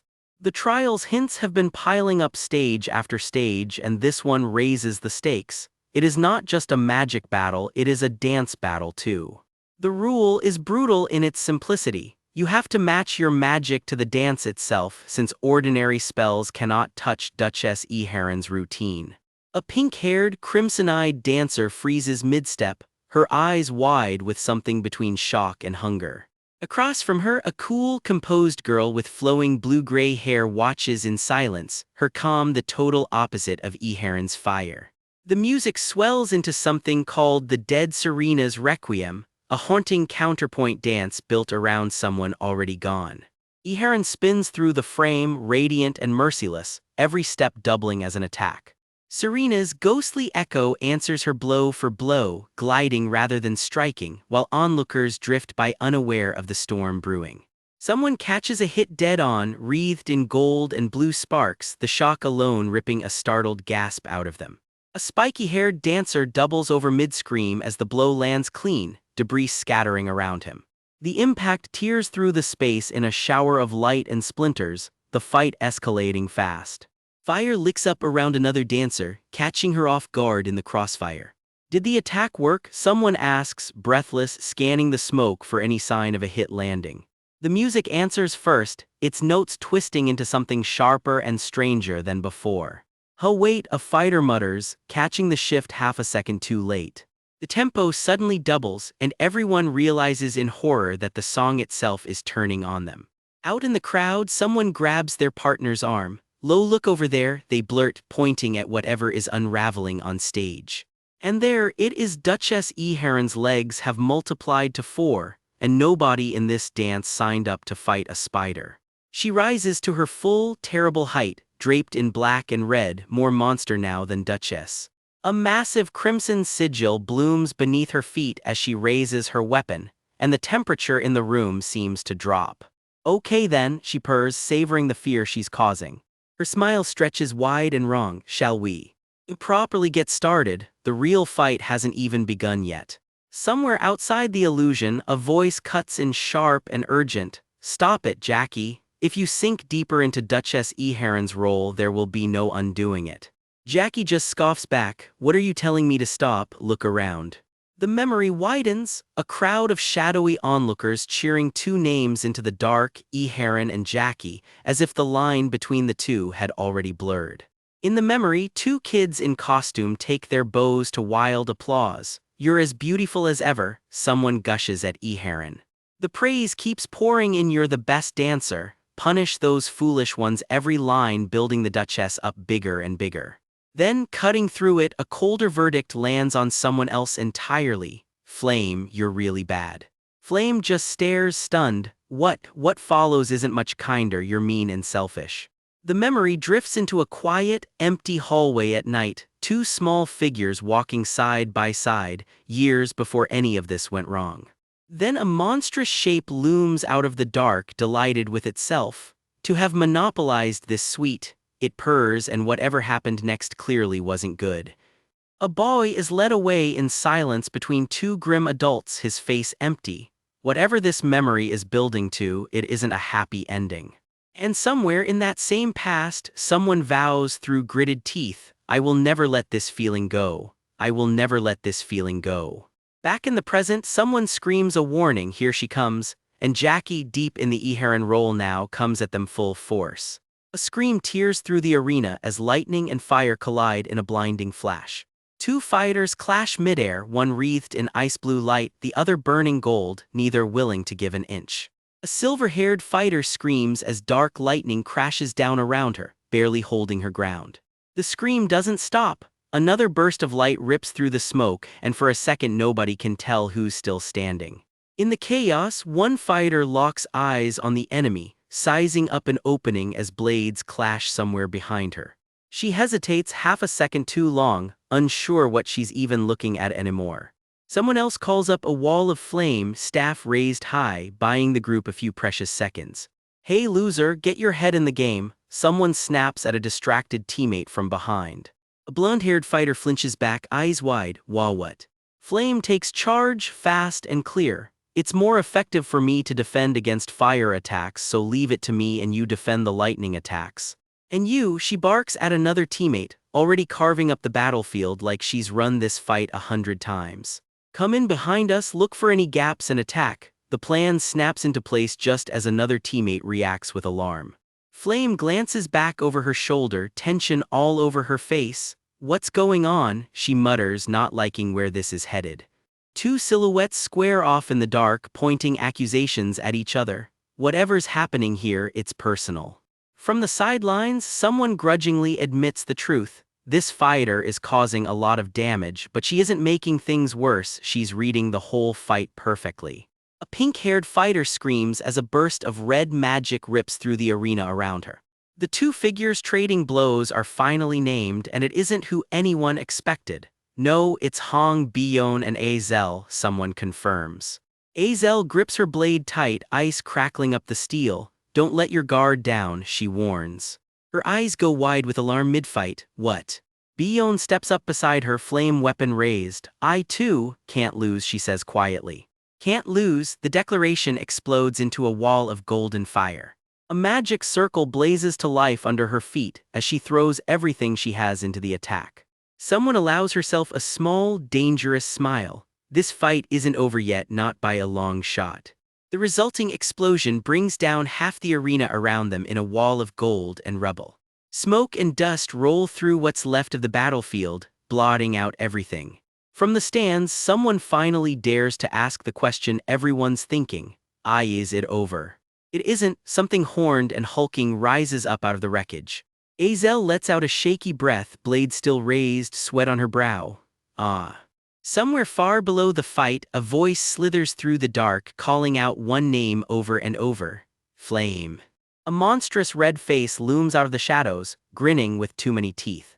A boy flinches back, sick to his stomach. Do you hate me being happy that much? He gasps before retching outright. The voice presses in closer, almost pleading now. Why won't you leave me alone, just why? Flame's voice cracks through the dark, desperate. Jackie, it's not like that, snap out of it please.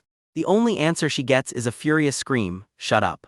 A massive crimson magic circle ignites in response, and whatever's left of Jackie in there is losing fast. No way, someone breathes, staring up at the thing that used to be a dance partner. A grim voice calls it for what it is. It's at least a risk level of 5. The monster tears through the storm of lightning overhead, closing in fast. Flame grits her teeth, staff raised, voice shaking. Just what can we do? She answers her own question the only way she knows how, throwing herself back into the fight with flame magic blazing. Then everyone freezes at a strange, distant sound. This sound, someone whispers before it clicks, beak you see all. A shockwave rips through the arena as he makes his presence felt from somewhere far off. What's going on? Someone asks and gets only a dazed shrug back. I don't know why. Then it clicks for one of them. Baek Yuseol's own solo fight against the leader of the knife-blade spiders seems to be tugging directly at whatever's got hold of Jackie. Jackie doubles over, sweating, groaning in pain as the strain of it hits her. Ugh.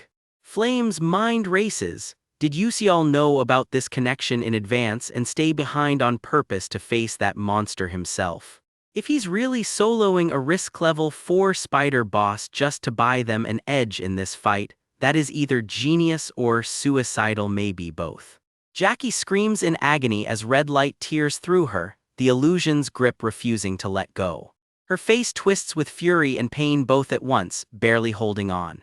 Then one word cuts through everything, sharp as a blade. Now, the real fight is only just beginning. Some of the survivors are left wondering out loud, did Yuseol somehow know about this boss fight's twist ahead of time? Because while everyone else scrambled, he apparently squared off solo against the leader spider, a risk level 4 monster, just to buy the team a shot at the real boss. Cut back to the fight itself, the beast lets out a monstrous shriek as the attack connects. Another burst of raw magic tears through the air. This thing is going down swinging. And there she is, the so-called Duchess herself, eyes blown wide in pure panic as it all goes sideways. Somebody yells the cue everyone's been waiting for, now. Fire, ice, and raw magic all crash together as the team throws everything they've got into one combined strike. One of them grunts as a wall of ice crystals erupts way too close for comfort. The boss doesn't go down easy, it lunges again and someone braces just in time. Another shockwave rips through the ballroom-turned battlefield. A furious scream rattles the walls. Whatever's left of the boss is not happy about this. There she is in full monster mode now, horns out, wings out, and absolutely done playing nice. You dare, she snarls, looking every bit like someone whose whole aesthetic just got ruined. She swipes claws first, done asking nicely. She's already charging up something even nastier. More of that eerie, web-like magic spreads out from her, quiet and creeping. Off to the side, a couple of bystanders just look at each other. Yeah, nobody really knows what's going on anymore. Then someone spots something in the wreckage and does a double take. It's the leader knife-blade spider itself, or what's left of it anyway. Is it actually dead? Someone asks, not quite believing it. One onlooker can't wrap his head around it. A first year alone dropping a risk level 4 monster, no way. Yuseol's barely upright, coat in tatters, but he's still on his feet. Another gasp ripples through whoever's watching. He finally lets himself drop, sprawled out on the ground, running on fumes. The illusion around them groans and shudders, like the whole fake ballroom is about to give out. Somewhere in the dark, more shapes flinch at whatever's coming next. Footsteps, Flame turns around, bracing for round 2. She squares up, dead serious, with Azel right behind her. To interrupt me, Jackie hisses, still furious someone dared to mess with her moment. She's practically clawing at the air, unraveling in real time. I won't forgive you, Flame, she screams, so this is personal now. Classic villain logic, since Flame apparently can't outdance her, she must be cheating by fighting instead. Jackie doubles down, calling her pathetic and just jealous. The audacity, honestly. Flame just watches her rant, not even blinking. Glad it's not just me, Jackie sneers, insisting Flame's every bit as insecure as she is. Flame doesn't take the bait. Instead, she calmly turns to Azel and asks for something oddly specific, an ice mirror. Azel doesn't ask questions, she just nods and gets to work. Jackie's still monologuing about her own beauty, completely missing the setup. Then she actually sees what's forming in front of her, and the smirk drops. A massive ice mirror rises up, glowing, right in the middle of the ballroom. She turns to face it, and you can already tell this is about to go badly for her. Not the reaction of someone who likes what she sees. This, she stares and the confidence just evaporates. Meanwhile, off to the side, Yuseol comes to with a groan, someone checking he's still in one piece, and even he mutters that whatever Jackie's staring at, it sure isn't just a mirror. Disgusting, Jackie whispers, then again louder, she can't look away. Disgusting, disgusting, the word just keeps spilling out of her. It builds into a full-on scream, the mirrors showing her something she cannot handle. Horns, fangs, glowing eyes. Turns out that's what's actually been hiding under the pretty face this whole time. Get rid of the mirror, she shrieks while onlookers just watch stunned. The Duchess isn't beautiful anymore, someone murmurs, and that's apparently the cruelest thing anyone could say to her right now. That isn't me, she screams, denying the reflection with everything she's got. And just like that, the tone flips. Now she's begging, Flame, please. You can do anything to me, she pleads, just make it stop. Flame's answer is ice cold, or was that what you thought I'd say? No mercy on the menu today. Jackie flips straight to blame, screaming that Flame's the reason she ended up like this in the first place. Flame doesn't budge an inch. Die Flame, and there it is, the last-ditch all-or-nothing swing. Two shapes collide in silhouette, and only one of them is walking away from this. The dust, or whatever passes for dust in an illusion, starts to settle. Jackie's eyes go glassy, the fight finally draining out of her. And then, out of nowhere, Flame breathes out a name, He Wondryong, like she genuinely didn't expect to see him right now. One last burst of power and it's over. Azel just looks away, quiet. Bion isn't smiling either. Nobody really wins a fight like that. Flame stands over what's left, looking anything but triumphant. Sorry Jackie, she says quietly, I'm so sorry. Whatever Jackie used to be, it's gone now, just embers drifting where the illusion boss used to stand. And just like that, the story of Duchess Eharon, a girl who wanted nothing more than to be the most beautiful, most adored person in the world, comes to a close. The system practically throws confetti at them. Congratulations, boss cleared. Elsewhere, other groups are already wrapping up their own trials and filing out. Staff are hustling everyone else out. One group down, plenty more to go. Orders get relayed down the line without hesitation. Which leaves exactly one group still unaccounted for, UCLs. And right on cue, the gate itself starts acting up, crackling and humming like something's about to give. The wavelengths are vibrating, someone calls out, let's get ready. Everybody braces. Then the whole gate detonates in a blinding wash of light. Shapes start to resolve out of the glow. The ant, someone starts to say, trailing off, has defeated the tiger. Out they walk, all five of them, UCL right up front, looking a little worse for wear but very much alive. The crowd doesn't even know what to do with itself. They actually cleared a risk level 5 gate by themselves. Yeah, nobody saw that coming. That's something trained veterans would struggle with, someone mutters, squinting at UCL like he's got two heads. One of the professors just goes quiet, watching him a little too closely. The murmurs keep spreading through the ranks. The commander gives the order to pull everyone back. UCL steps up and gives it to them straight. Mission complete, but out of 16 who went in, only 15 made it back out. Somewhere nearby, someone's asking what's actually going on. Fair question, honestly. The group heads off to finally get some rest. And then a new voice cuts in, way too pleased with himself. Something interesting seems to have happened while I was gone. Whoever this guy is, he's strolling in like he owns the place. He turns that smug grin right on UCL. Can you tell me about what happened? Word's already spreading around the academy that something big went down while a certain someone was away. And that someone is about to get the full story, straight from the guy who was right in the middle of it, judging by the nerves on his face. Can you tell me about what happened? Someone in a very sharp coat asks, no small talk, straight to it. That someone is Headmaster Eltwin, 300 years old, strongest mage warrior alive and somehow still grinning like he's got all day. Scene of the meeting, Stella's first main tower. The headmaster's own wing, looming as gorgeous and intimidating as ever. And walking that long, echoing hallway toward it, our boy UCL, one nervous footstep at a time. A private meeting with Eltman. I'm nervous, he admits to himself. Yeah, no kidding. He kicks off the story with a groan. This is exactly why I didn't want to be the leader. Rewind to right after the Persona Gate ordeal. Before the group even splits up, someone raises the obvious question. Who's leading the debrief? Somebody's got to report what just happened before everyone heads home, after all. Someone nominates Azel. Solid pick, except the guy nominating her just woke up from being knocked out cold. Bion shuts that down fast, snapping that she's not handing over her hard-earned credit while she's still conscious enough to stop it. That's not it, old man, someone else fires back. Azel passes too, not her turn to carry the group apparently. Yet another polite no thanks, and the search for a leader keeps stalling out. UCL, still foggy from the fight, just mutters that he has no idea what even happened while he was unconscious. Then out of nowhere a voice cuts in, asking if this is their third meeting.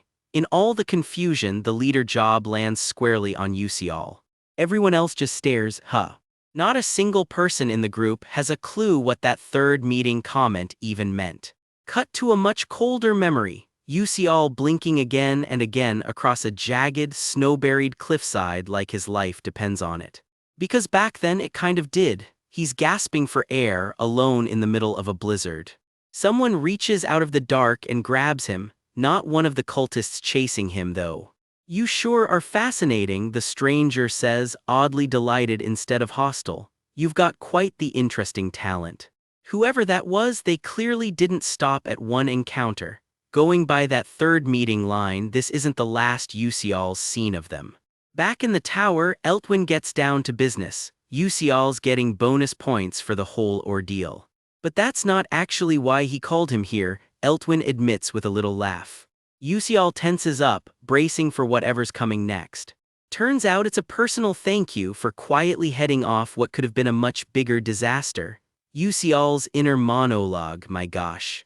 Eltwin also wants the whole incident kept quiet, though he's quick to note that would have changed fast if any students had actually gotten hurt.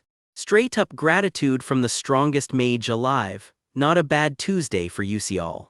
Then Yusial speaks up. There's actually something he wants to check too. Eltwin's easy smile tightens just a little. "Was there an insect in the gate?" he asks. Manga speak for one very pointed question about corruption. Yusial's stomach drops. This man is literally nicknamed the Decimator for wiping out dark demonic humans. But Eltwin just laughs it off. "I'm not even one of those, relax." So Yusial comes clean. Yes, the late student Jackie really was showing dark demon erosion. Saying it out loud lands heavier than he expected. "I see, what a shame," Eltwin says lightly, then adds that Yusial doesn't exactly look broken up about it. "Like it's a shame at all really," he finishes, watching Yusial's face closely. Busted, Yusial's eye practically twitches. But Eltwin drops it just as fast, wondering out loud whether kids these days even still drink soda. "Ah, look at me, I haven't even offered you a drink," he says, "coffee or tea?" Yusial goes with tea. Then, almost too casually, he asks if Eltwin happens to have any lilt tea lying around. Eltwin's eyes light up, didn't expect that request at all. "Yes, of course, just a moment," he says, hurrying off. Yusial quietly exhales, relieved that didn't blow his cover. He comes back and pours the cup himself. No servants required for this one. "Here's your lilt tea," Eltwin says, handing it over. Knowing about it is rare enough. Actually liking it is rarer still. Yusial takes a brave sip. Yep, tastes exactly as bad as he remembered. For reference, imagine something with the vibe of durian crossed with fermented skate. That's lilt tea for you. You either despise the smell on sight or get hopelessly hooked. Apparently there's no in-between. So why on earth did Yusial specifically ask for this of all drinks? Good question. Side note, elsewhere, Azel just picked a soda instead and somehow that alone triggered a whole magical breakthrough for her. Must be nice. Anyway, back to the tea. Turns out this famously disgusting tea also happens to be the headmaster's personal favorite. But he warns there's a problem. This tea comes from a tribe called the Lilt, who lived out west decades ago. They should have kept the recipe to themselves. Sharing it with humans ended in disaster for them.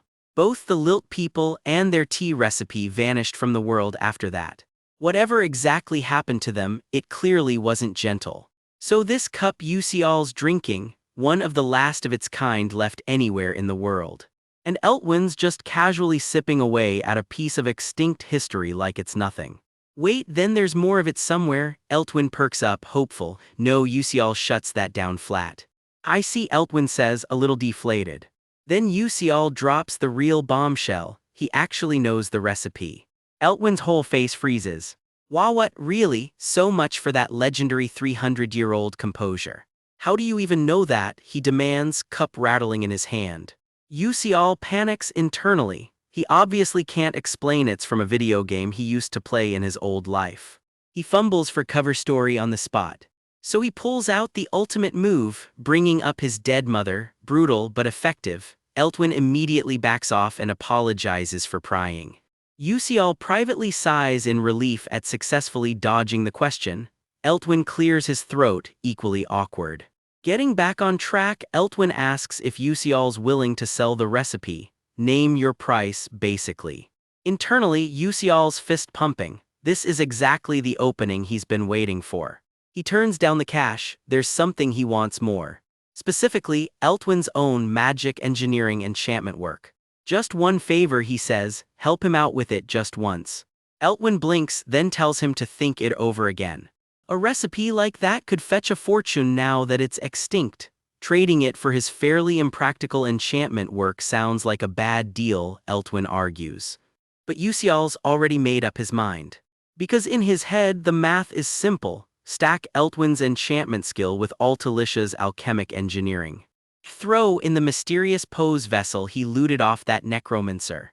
And he can build himself a full-on pocket dimension inventory. Normally, that kind of power is locked behind 8th-class spatial magic, meaning almost nobody alive actually has one. But with a literal 9th-class master mage doing him a favor, Usial could skip straight to the best version there is. So he makes his pitch straight to Eltwin's face. Getting a piece of his personal magic is worth more than any pile of gold. More valuable than money, he presses, so please. Eltwin's smile creeps back. Just like that, a deal's on the table and Usial's already celebrating. Let's go. Deep in one of the Academy's towers, Usial's already mid-pitch to someone new. The essence of the magic you use, he says, that's a priceless gift. The listener doesn't scoff at it either. More valuable than a bit of money, comes the reply, so please. This silver-haired stranger is actually weighing the offer. A slow, genuine smile spreads across his face. Okay if you wish, he finally says. Usial's grin says it all. He just landed exactly the deal he wanted. Meanwhile, over at the Academy's first main tower. Let's make a deal, Usial says, flashing that troublemaking grin. Let's go. Words already reached Vice Principal Akihaden. The persona gate they barely managed to force open, it failed.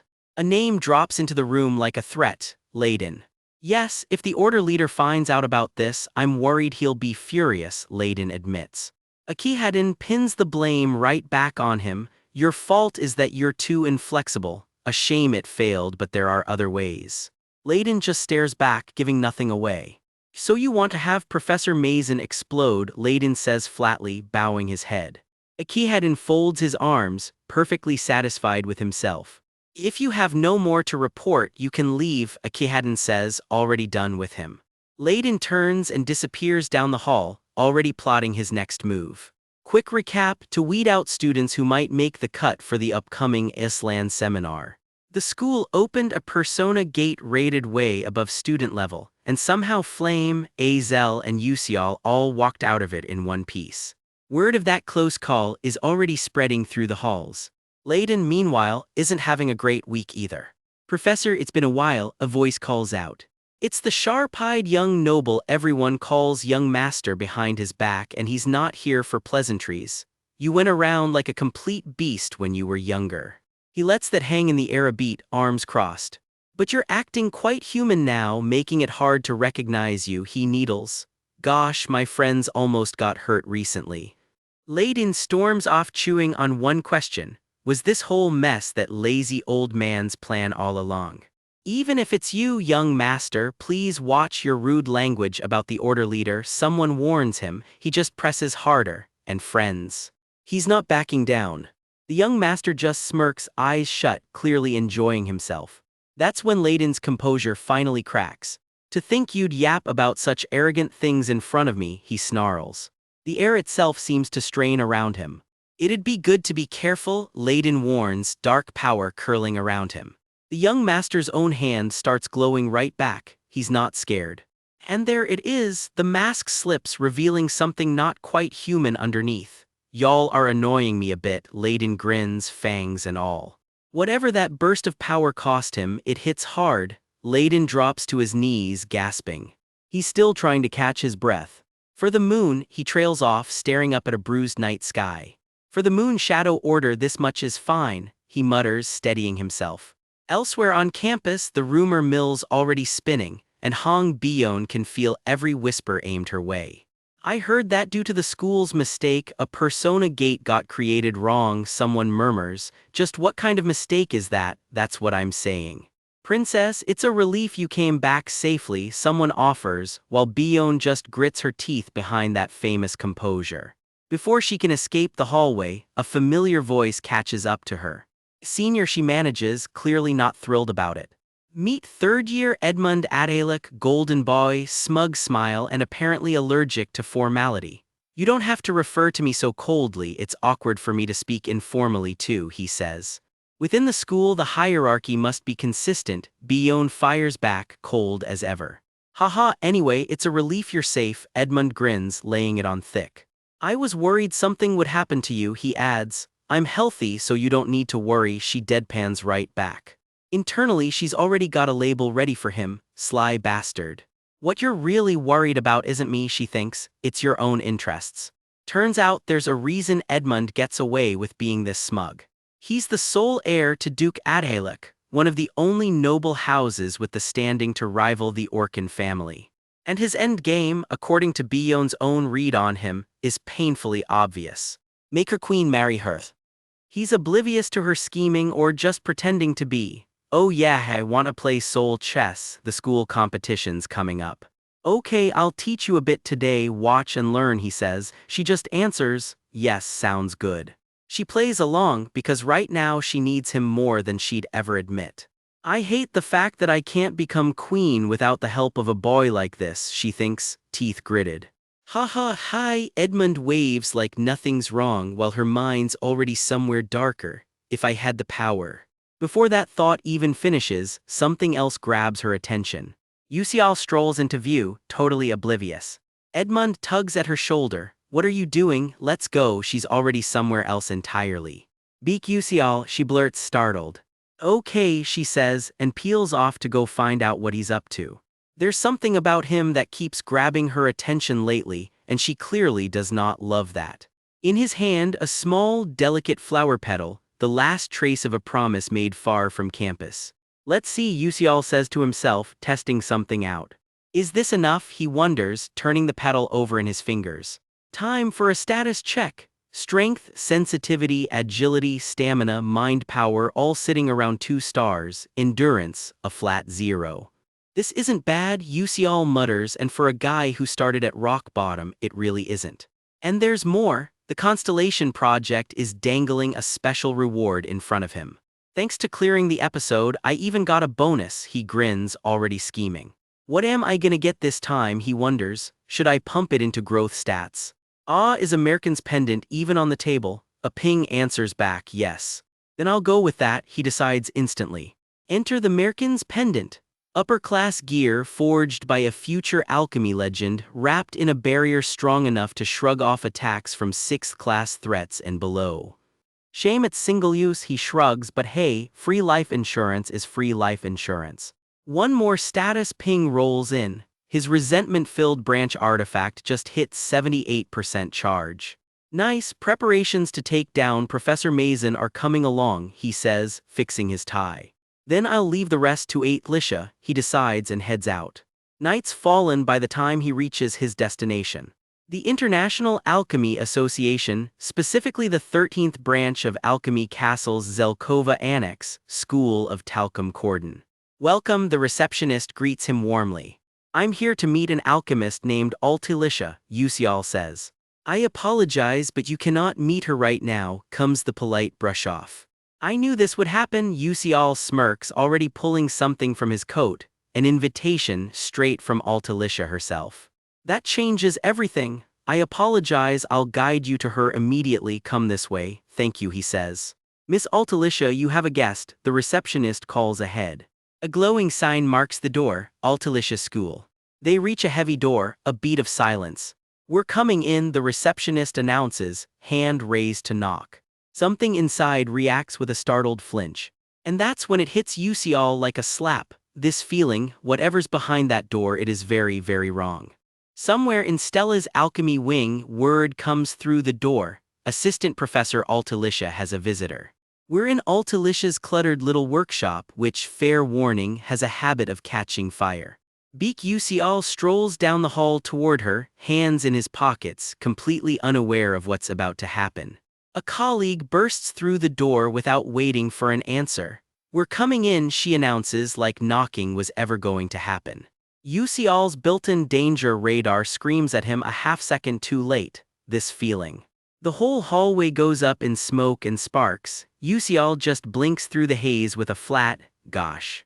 Not even singed, he brushes himself off. "That was almost trouble," he mutters like near-death lab explosions are a Tuesday. Out of the wreckage comes his colleague, and right behind her, looking utterly unbothered, Altalicia herself. Someone rushes to check on her, the question barely out of their mouth. Yusial beats them to it, hand raised, genuinely checking she's all right. Altalicia squints through the smoke and brightens. "Oh, is that you, Yusial?" Not even a flinch about the explosion behind her. "Welcome, there's actually something I wanted to show you." Perfect timing, she says, waving him over like her lab didn't just detonate. Her colleague just stares, stunned. She's shrugging off a literal explosion while Altalicia holds up her latest creation, a shield bracelet. The device actually belongs to the Academy's visiting alchemy legend, Talcum Corden, who walks Yusial through it like a proud grandpa with a new gadget. "Click the button twice," he says. "It has a protective ability on the level of a third-class spell." He beams. Yusial lets out a mild, impressed "oh." "And if you click it one more time," Talcum teases, and whatever comes next makes Yusial's eyebrows shoot straight up. Talcum practically preens. "What do you think? Impressive, right?" The pitch: even someone with 0 mana, a total civilian, can trigger it once, a defense rating around 500, more than enough to save your life in a pinch. "Release this to the world and it'll go crazy," Talcum says, then gives credit where it's due. "This is all thanks to Altalicia." Then he remembers something else. "Oh yeah, you're also a co-author," he adds, almost as an afterthought to the guy everyone loves to underestimate. "What about joining Alchemy Castle as an alchemist too?" Yusial shuts it down flat. "I don't have mana, so I wouldn't survive as an alchemist." Altalicia and Talcum just trade a baffled look because everyone in this room knows that's not exactly true. Someone puts a name to what's really going on with him, his mana revelation delay physique, and the room goes quiet. "You mean you are terminally ill?" The question lands like a brick. Yusial's expression goes still, lit up in a warning shade of red. "Oh, is that how this conversation's going? Guess it's true," he says, disarmingly casual about his own terminal condition. "I am terminally ill, but I've got no plans on dying. I'll figure it out, so don't worry about it." He shrugs off, watching them both go pale. They manage a shaky "oh okay," before he breezes right past it. "Anyway, can I take a look at that shield bracelet?" Still rattled, Talcum hands it over. Yes." Yusial slips on his reading glasses and gets that focused, no-nonsense look he only gets when he's actually trying. Turning it over, he clocks the flaws instantly. "Let's see. Since it's still a prototype, there are some messy, pointless parts in here." He holds out a hand for a tool. Here." Talcum starts to ask what he's doing and gets an instant SHH for his trouble. Altalicia's already got a finger to her lips, dragging Talcum in to watch quietly. Yusial gets to work, completely absorbed. "If I connect this with the mana welding pen," he mutters, already 3 steps ahead of the actual inventors. A few precise strokes of glowing script later, all done. The bracelet lights up like it's been reborn. Talcum's jaw hits the floor. No way, the defense rating jumped to 800, that's nearly a 1.5x boost in efficiency, so you're not, he stammers, the sentence dying before he can finish it. Once he recovers, Talcum goes straight for the hard sell. "Do you have no plans on working below me?" He backpedals fast. "No, not below. I'll let you work on equal footing with me, and don't worry about the mana, I'll pair you with an alchemist to cover for you." Yusial just laughs it off. "Ahaha, sorry, I've got my reasons for needing to become a magic warrior instead." Talcum sighs. What a shame." But Yusial's not done with him yet. "I do have a request though." He produces a strange purple orb. "You want me to enchant it?" Talcum asks, intrigued. "Can you make it with space-type magic?" "Stella's headmaster is going to help me with it," Yusial says, casual as ever, while Altalicia's jaw drops beside him. The headmaster?" Talcum sputters. Huh, that old man actually offered to help you. Gosh, you really are something else. Since it's your request, I do want to make it for you, but I think it'll be tough, he admits. I've never tried enchanting with attribute magic before, he confesses. Yusial just nods. I know, no rush, take your time and learn the technique first. As the dust settles, Yusial's already mentally moving on to his next scheme, and it's slowly time to start making some luxury goods. Cut to a quieter corner of the academy, a classroom where a very different kind of struggle is playing out. The frost bookworm stares down a stubborn problem, hair a mess, patience thinner by the second. Ugh, this one's hard. She has no idea the academy's resident secret genius is sitting right there, quietly watching her struggle. She chews on the idea, should she actually ask Beak Yusial for help? Meanwhile, he's over there yawning like it's story time. She finally works up the nerve. Commoner, she blurts because apparently that's still his nickname to her. I want to have an important conversation with you. Can I have some time? She manages, considerably less rude than her opener. Well, sure, comes the easy answer. Except the next shot is Yusial walking off in comfortable silence, with Hong Bion not her. Left standing there, the frost bookworm's easy confidence flickers for just a second. What those two talk about is none of my business, she tells herself, gripping her jacket like it personally wronged her. So why do I feel like this? Yeah, hey, sweetheart, we all know why. Down another hallway, Bion walks alongside Yusial, finally getting to the point. The paper from Alchemy Magic Engineering got published. So Yusial asks, what did you actually want to talk about? He waits, genuinely curious, for once not already 3 steps ahead of the conversation. I heard you're the co-author of that paper, Bion says, watching his face carefully. He doesn't deny it, just waits to see where she's going with this. It's obvious, really, if you think about the Adolbit family's information network, she says, casually reminding him she's royalty with eyes everywhere. Yusial cuts to the chase, so, do you want a connection to the item business through me?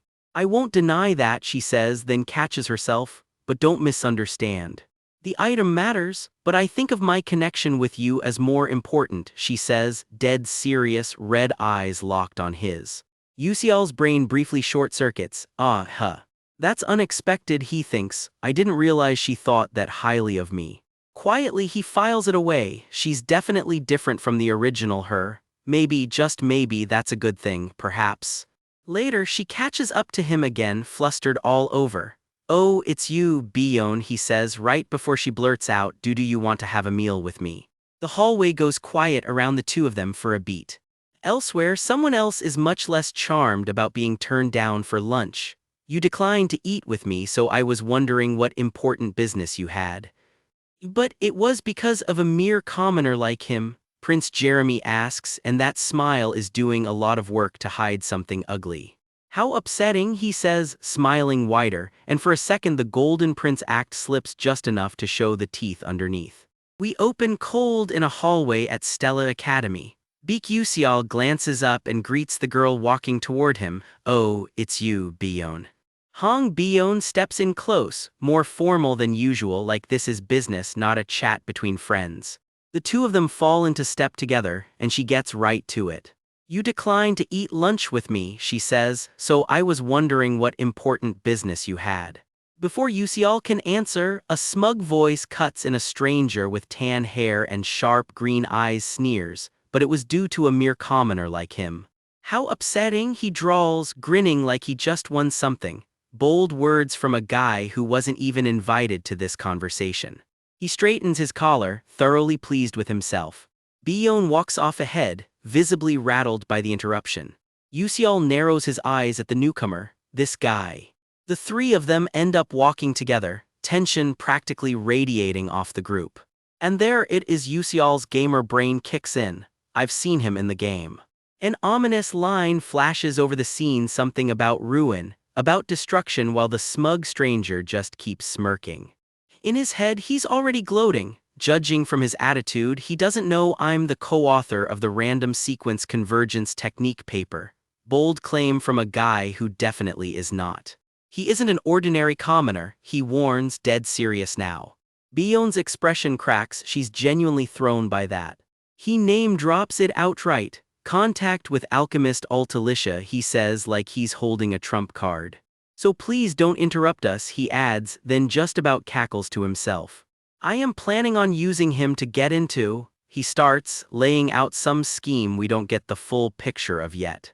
He leans in on Bion directly. Bion, do you really think that a mere commoner like him could be of help to you? Aren't I better than him? Somebody's compensating for something. Yusial's inner monologue is refreshingly blunt. What an asshole. I'm used to being looked down on for being a commoner, but, he thinks, letting the insult roll off him. Bion's eyes go sharp, calculating something behind that stare. What do you mean by that? She presses him. Yusial just gives her dead silence. Great use of the moment, buddy. Then Bion shrugs it off. Ha, it's whatever, let's pretend this conversation on the item trade never happened. The noble freezes mid-smirk. What? He can't resist gloating at what he thinks is her surrender. Good thinking, you finally know your place. Except it wasn't surrender at all. Oh, and by the way, about this item trade business, I'll let them know we won't supply the Adalbit Kingdom due to the Adalic Duchy's clear rejection. Cold, ruthless, chef's kiss. Stung and looking for someone to blame, the noble rounds on Yusial instead. You sure sound arrogant. Don't you know what'll happen if a first year talks shit to a third year? He snaps. Yusial doesn't even blink. Shem, not really, since that's none of my business. Bion's mind is racing within Stella. This guy is one of the most influential among the third years, and Yusial just poked the bear. Just why is he saying these things? She wonders, watching Yusial closely. Then I'll take my leave, Yusial says, and simply walks off, cool as ever. Left behind, the noble seethes, a mere first year who isn't scared of his seniors. I'll have to spice up his school life. That's not a threat you want aimed at you. Alone now, Yusial's thoughts turn heavy. I'm sorry, Hong Bion. But there won't be a happy ending for you, unless I bring that man to ruin. He knows her dying is basically inevitable either way, whether she takes the throne or the Adalic Duchy falls. But I can at least make sure she never has to bow down to that man. He walks off alone, resolve set. Later, he's back to normal, chatting with a classmate as they cross the courtyard. Meanwhile, Bion slumps against a wall alone, clearly shaken by the whole encounter. She finally puts it together. The reason why Edmund Adalic keeps bothering me is simple. He wants me to be unable to stand alone. That way I'll rely on him, she realizes, and his smug silhouette looms in her memory like something out of a nightmare. She paces alone, replaying the whole exchange. I lost a good opportunity, she admits to herself. Can I not do anything on my own? The doubt is written all over her face. Then something clicks. Wait. She replays her own line about rejecting the Adalic trade while across town Yusial wonders the same thing. Why did the commoner say that? He never makes himself stand out unless he meant to provoke Edmund on purpose. Cut to Yusial's dorm at night. A package just landed. Nice, it arrived safely. The academy towers sit quiet under the night sky. He cracks the box open, a ring and a necklace inside. Everybody loves an unboxing. The prototypes Altalicia built came in way quicker than he expected. Let's see, what is this used for? He mutters, poking at the gear like a kid on his birthday. The stat card pops up, a barrier coating necklace boosting agility, endurance and mana, with a bonus damage absorption shield. There's a ring too, an unknown dagger ring that snaps into a full mana dagger on command. And last but not least, a shield bracelet that conjures a protective barrier straight off his wrist. Oh, this is better than expected, he grins. New gear, new toys, and he's clearly thrilled. I should use these and send Altalicia a review, he figures, ever the considerate test subject. I've already spoken to Professor Talcum Corden too, he notes, ticking off another box. All preparations are complete. The playful energy drains right back out of him. And with that, the cold open closes on the line that started this whole thing. Now, let's slowly go destroy the Adalic Duchy. Now we jump back to the actual timeline. A few days later, the second exam begins. It's split into 2 parts, written and practical, and the practical half is where things get interesting. Every student gets graded differently depending on their magic attribute. Lightning users, for instance, are scored on peak voltage and how many targets they can chain together. And there's Yusial, crackling with borrowed lightning, putting on a show. The bolt tears through the exam field. Ice mages get graded on how low they can drop the temperature, and Azel answers with a wall of jagged crystal spikes. Healing, light, and matter attributes all bring their own spectacle to the field. But the one that really steals the show comes wrapped in a wave of roaring flame. It's Hong Bion stepping up as the fire class's star performer. A watching classmate sums it up for all of us: the protagonists sure are on another level, no arguments here. Then the proctor calls out, "Beak Ucial, it's your turn. Ready, begin." Ucial blinks across the field in a blur, snapping from target to target with zero wasted motion. He slams his hand down on the final marker, exam complete. Two watching proctors trade a look. It sure is surprising to see. There's no delay after his blinks. And he goes exactly in the direction he wants. High praise from people who have clearly seen it all before. Ucial lets out a breath. One of my practical exams is over now. Although since I can't use magic, the rest are all going to be blink too, he shrugs. One trick, but it's a good one. Beak Ucial, your exam is over, the proctor confirms.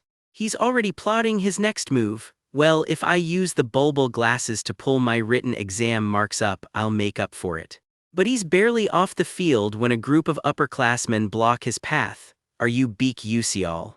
I heard you talked shit to a third year when you're nothing but a mere first year. Ucial just gives them the same dead stare he gave Edmund. Here come Edmund's lackeys, right on schedule. Look at how he's staring at us, one of them snaps. Lower your gaze, another growls. I did, Ucial admits flatly. He knows exactly what he stirred up. But he can't help thinking it. It feels like shit to be treated like this by these blood clots. He squares up, unbothered, as the chapter cuts out on Edmund's crew closing in, and we already know exactly how this fight is going to go. Some hotshot we can't even see yet barks out the classic power move, lower your gaze. Guess who's not into that today? Our guy doesn't even blink. He mutters that he saw this coming a mile away. But underneath that calm, it still stings getting talked down to by these entitled blue bloods. Quick breather as he cuts through the academy grounds, tension still hanging in the air. He and a companion keep moving through the halls, not done with this yet. The senior doubles down with a smug grin, repeating himself like a broken record, lower your gaze.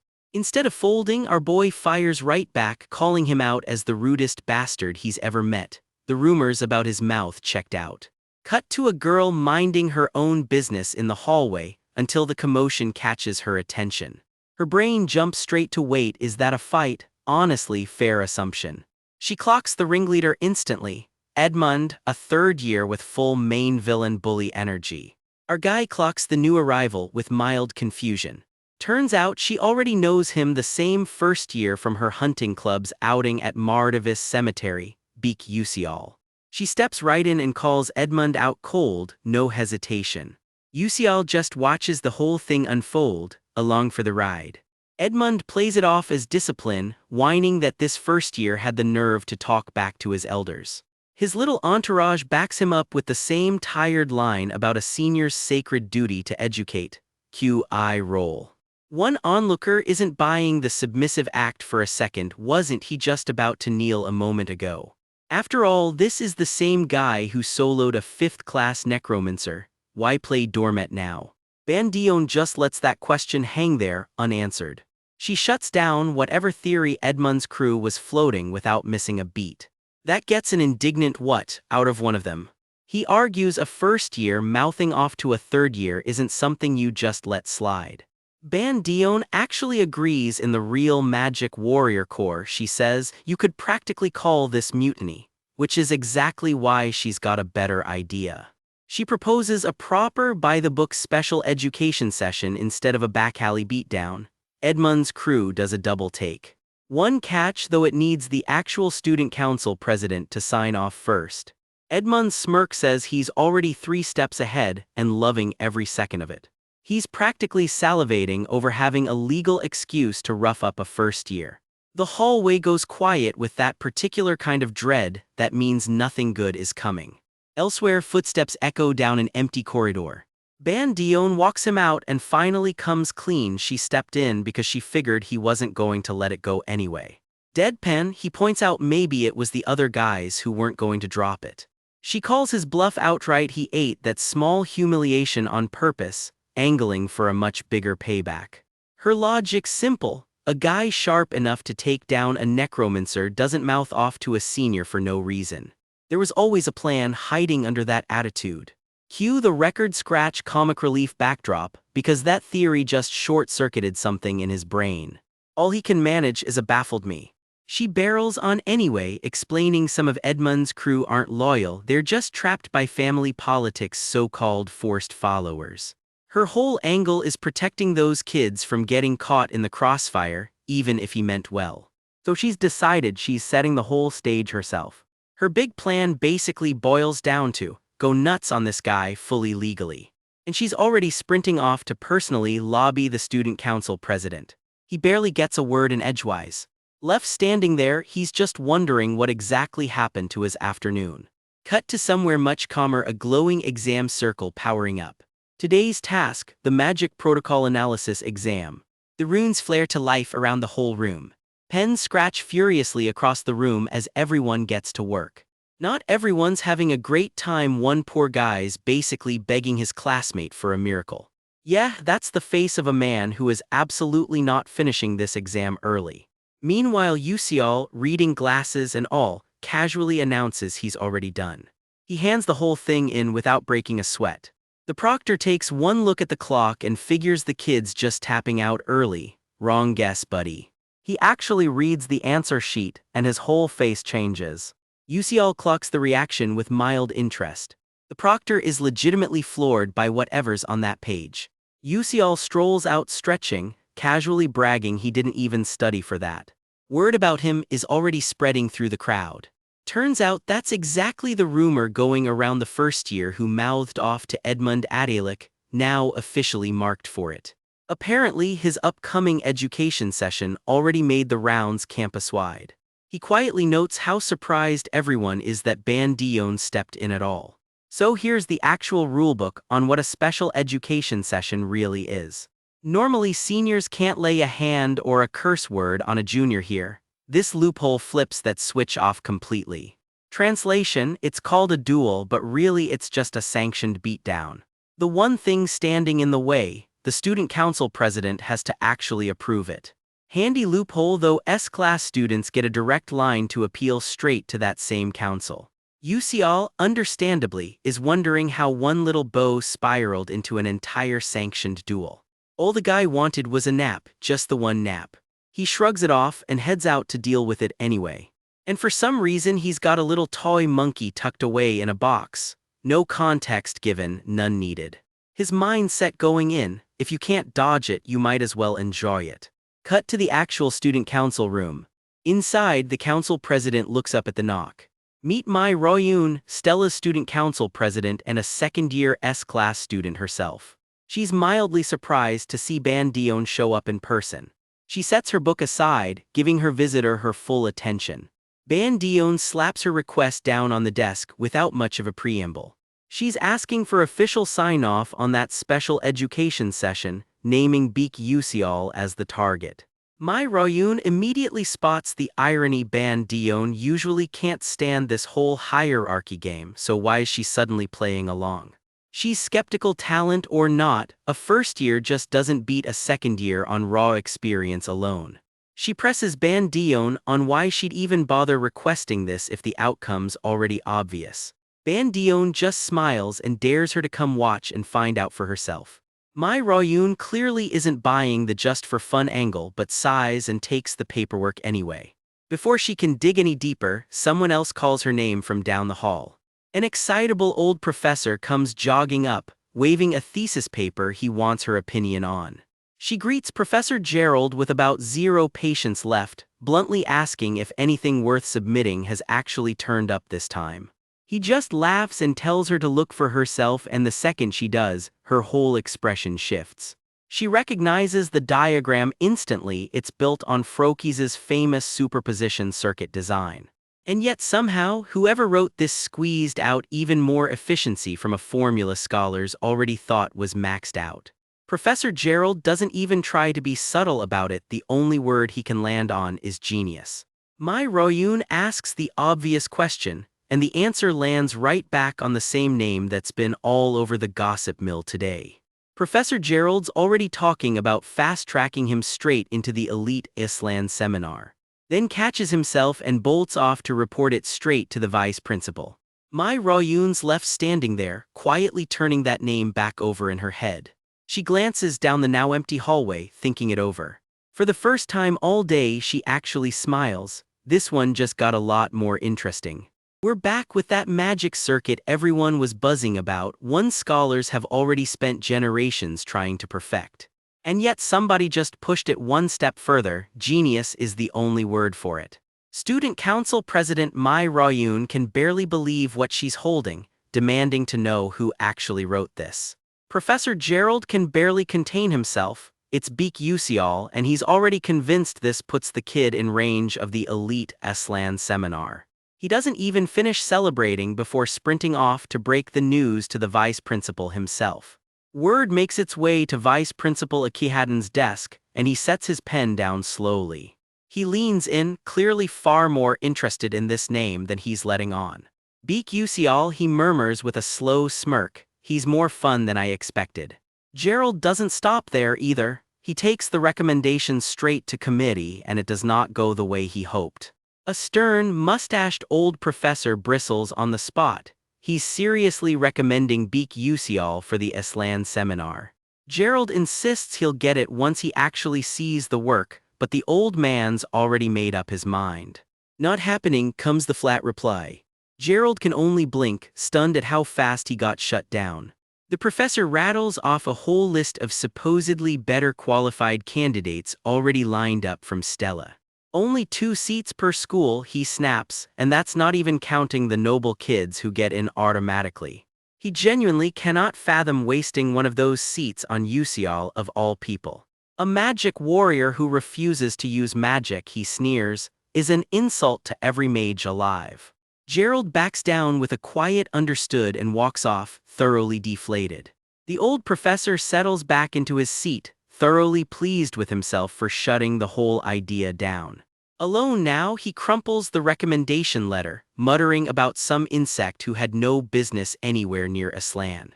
Somewhere, a perfectly good letter is getting absolutely destroyed over pure prejudice. And just to really drive the point home, he sets the whole thing on fire. Petty grudge thoroughly satisfied, up in smoke. Time skips forward, the rankings from the second exam are finally posted. Students flood the halls to go check exactly where they landed. Yuseol scans the list and spots himself sitting comfortably at 419th place. Not bad, he thinks dryly, for a guy who aced the written exam perfectly and still landed way down there on purpose. He's clearly a little proud of just how well he's playing dumb. Curiosity gets the better of him though, and he checks who actually topped the chart. Ma Yuseong takes first, with Flame, Azel, Hee Wonryong, and Hong Byeon rounding out the top 5. Something nags at him though. Last semester Hee Wonryong was second, so why has he slipped to 4th this time? He wonders if it's because Azel and Flame get to focus purely on studying now, unlike how it played out in the story he remembers. And since Jackie already went down the dark demonization path, the same fate that was set for Hee Wonryong and Arshwang should be off the table now too. He's still lost in thought when someone walks right up and asks him point blank if he's rigging his own rank. It's Hong Byeon staring him down, clearly not buying his usual dumb act. He plays it cool, feigning total confusion at the accusation. She points out that even scraping into the top 600 apparently isn't stopping him from signing up for the big inter-school competition. Yuseol blinks, genuinely having forgotten that whole event existed. It's the event where top students get thrown up against rivals from other prestigious magic schools. Byeon hesitates, clearly working up the nerve to say something else entirely. Yuseol just watches her squirm, baffled by whatever's got her so flustered. He finally just asks her outright what's on her mind. She goes red instantly, completely losing her nerve. Then she blurts out a question that catches him totally off guard. Why, she demands, did he go and do whatever he did to some guy named Edmund? She warns that Edmund's the stubborn type, exactly the kind who will make his life miserable clear through graduation. She asks if he can actually handle that kind of grudge. Yusial just stares back, actually weighing the question. Then admits almost too calmly that no, honestly, he probably can't. Better to just beat the guy senseless and get expelled, he figures, than spend years getting pestered by some punk kid. Bion just stares at him, completely speechless. There's a beat of silence between them before he finally brings up something else that's been on his mind. Well, he starts awkwardly. Then admits plainly that his relationship with her matters more to him than any of that. Cut to the princess herself, Hong Bion Adolbit, cutting straight to business. She's not helping him out of the goodness of her heart. Once this is all sorted, she wants an exclusive contract on the item locked in with her family's workshop. She points out he could just as easily sign with anyone else, so why insist on Adolbit at all? He can't exactly tell her the truth, that he's quietly working to save her from the tragic ending her story was always supposed to have. So he just fumbles for an answer instead, caught completely flat-footed. She tilts her head, waiting on him. She lets it go for now but pivots to a more pressing problem. What's his plan for the upcoming junior cultivation session? He shrugs it off, says he'll figure it out, and she tells him flatly that this time he doesn't need to hold back. That gets his attention. She's giving him the green light to actually fight for real and promises to handle whatever mess follows. He thanks her, a little stunned, quietly wondering why she's so sure he'll come out on top. The two of them head off together down the hall, footsteps echoing. Whatever's coming next, at least he's not walking into it completely alone. Elsewhere, a fire magic practical class is in full swing, flames roaring across the field. The instructor praises a trainee named Arshwang for her impressively tight control over her spells. Sure, her raw firepower's weak, but with control like that she could dominate against a sensitive target or on a stealth mission. Then the professor turns, and the tone shifts immediately. She rounds on her own daughter next, and this time she does not hold back at all. How many times, she snaps, does she have to explain that fire magic isn't just about blowing things up? It's honestly ridiculous, she adds, that Bion's still ranked first in fire magic despite it. Again. Arshwang quietly clicks away across the field, leaving the family drama behind her. Later, under a night sky lit by dying embers, she's doubled over, catching her breath from a brutal sparring match. Every part of her looks completely wrung out. I lost, again, she mutters, and the frustration on her face says the rest. She's put in more work than anyone, so why does she keep losing? Her opponent's blade still smolders nearby, proof of exactly how close that fight really was. Standing alone in the smoke and embers, she can only ask herself the same question over and over: why can't she win? Meet tonight's loser. She just got wrecked in a duel again, and she's furious about it because she knows she works harder than anyone in this school. She pulls her hood up and turns her back on the wreckage without another word. Some nights, the only move left is to just walk it off. Alone under the night sky, staring at the scorched training field, she asks the question that's about to haunt this whole chapter: why isn't effort ever enough? Cut to daytime, a quiet blue-haired student catches herself mid-thought. Oh right, today's the big event everyone's been talking about. Word spreading fast, the academy's running live training duels for the underclassmen today, and everyone's debating whether it's worth skipping class to go watch. Through the academy's grand halls, she walks quietly past classmates, clearly trying to keep a low profile. Whatever the gossip is about, she's already shutting it down in her own head. Not her problem. She's got studying to do. She just keeps walking in total silence, like she can outpace the whole conversation. For a second she just stands there, lost in thought, clearly turning something over in her head. And yet, here she is anyway. Curiosity apparently won that argument with herself. She bumps into someone she recognizes and can't help a surprised little, "Oh, you're here too." A friend leans in with the real gossip. Word around campus is that Beek Yusial has a thing for her. Consider this her official intro card. Meet Har Rylan, first year, Class B, and apparently the subject of campus rumor number 1 today. She's still mid-sentence, brushing off whatever nonsense started this rumor in the first place. An awkward beat of silence hangs in the air before anyone says another word. Turns out somebody already knew her as the so-called trader's child and is pleasantly surprised she's way cuter than the rumors let on. The name lands and she reacts like she's just placed exactly who she's talking to. Beak Yusial. Formal introductions kick in a little too late and a little too flustered on both sides. Nice to officially meet you, Harrylan. A wall of crowd noise crashes in right as the two of them are still standing there awkwardly close. Yusial heads outside to see what all the commotion's actually about. The crowd noise just keeps building, and even Yusial can't help wondering why half the school showed up for this. Someone in the crowd yells encouragement his way. Go easy out there, apparently, like he's the one who needs the warning. Yusial just stands there thinking, wait, isn't he supposed to be the underdog getting stomped today? Why's everyone telling him to take it easy? From the sidelines, a sharp-eyed classmate watches the whole scene unfold without saying a word. The peanut gallery is already gloating. The mouthy commoner troublemaker is finally about to get taught a lesson, or so they think. Word is he caught a senior's attention acting all arrogant, and once you're marked by the seniors around here, apparently, it's game over. Yusial doesn't look worried at all. If anything, he looks like he's the one enjoying this. Hong Bion shows up to watch too, and she is not exactly relaxed about it.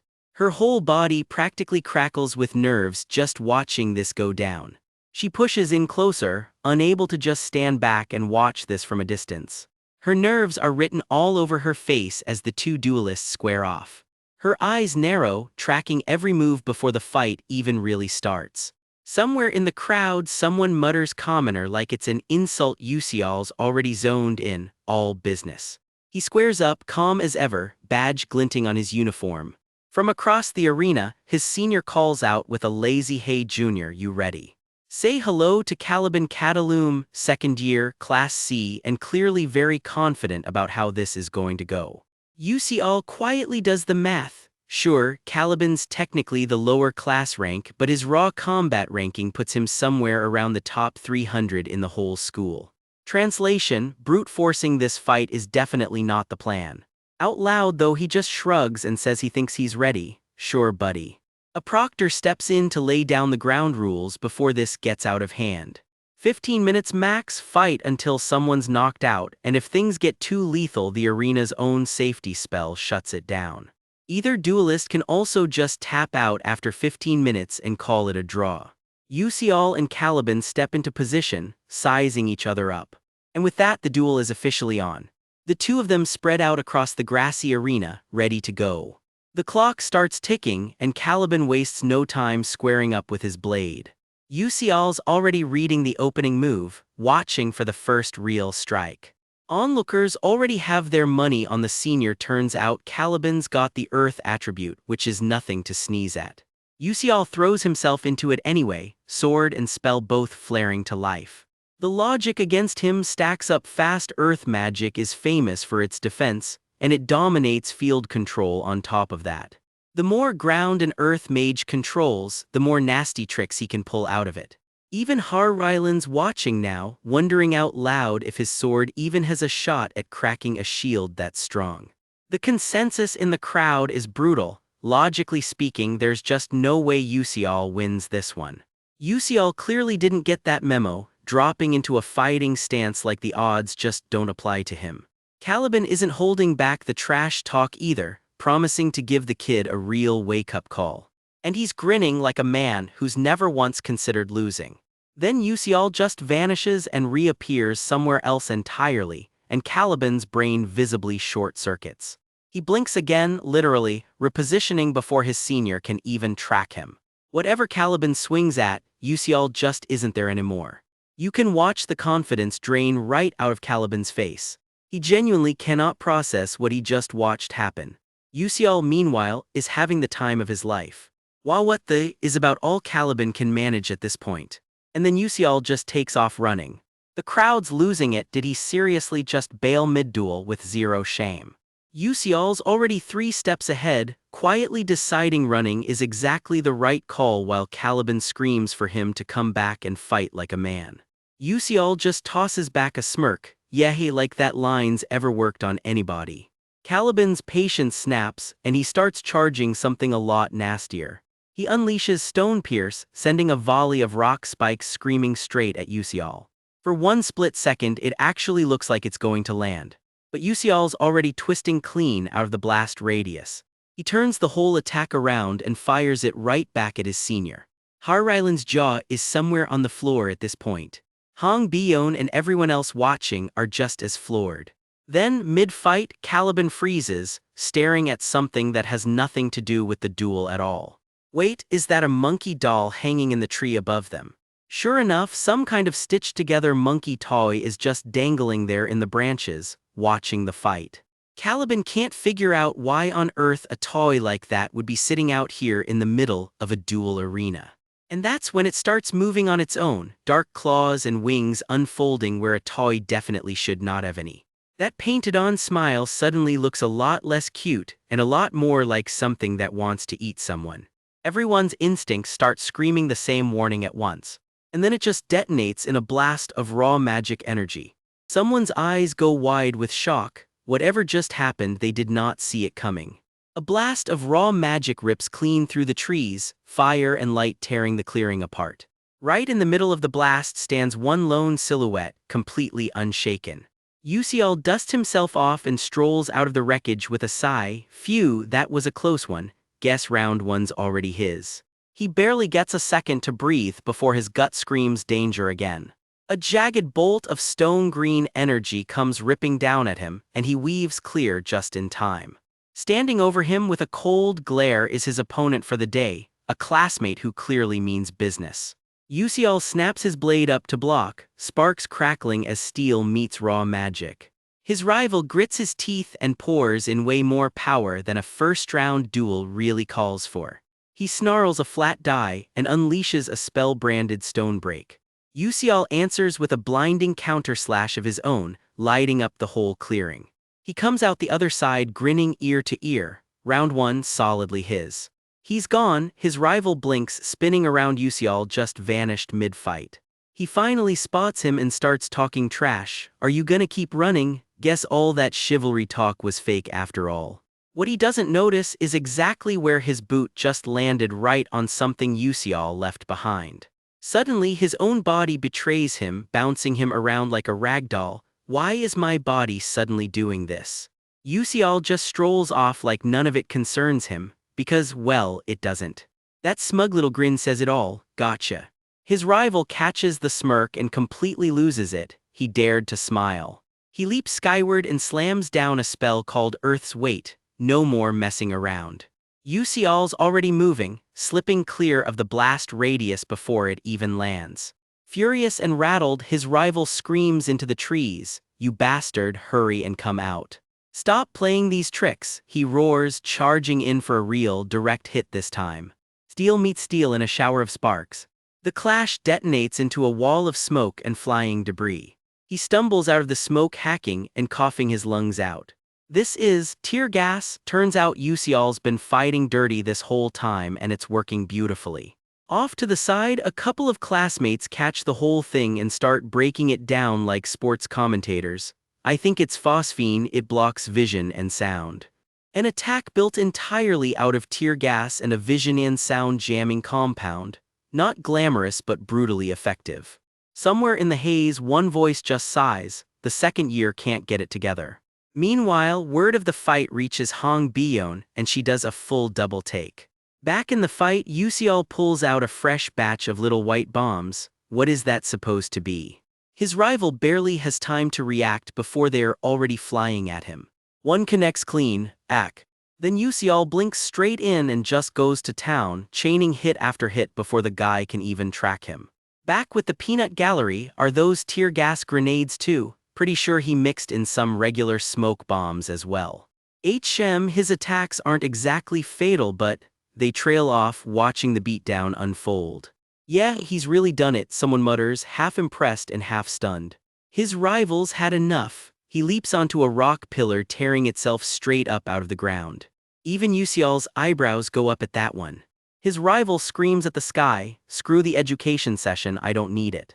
I'll face you properly." Translation: everything before this was apparently just a warm-up. Wow, Yusial mutters, sweat beading. Okay, this one might actually hurt. Even the spell itself seems to be asking, but a stone shower is a lot to drop on a first year, don't you think? The onlookers clock the spell's name and just nod along. Yeah, hey, that is overkill. A sky full of crystalline stone spikes comes raining straight down. The clock's ticking down and the spikes just keep coming. He screams "Die!" one more time for good measure, dumping everything he's got into it. 14:55 on the clock, and something bright is building fast at Yusial's feet. He plants his feet, clenches his fists, and lets it rip. 14:57. 1 second later, his face says it all. He is not backing down from this one. And then that grin again. Every single spike just stops, hanging frozen in midair, and his rival breaks. I give up. Yusial just walks it off like it was a light jog. Back with the peanut gallery, everyone just goes, nobody's quite processed what they saw.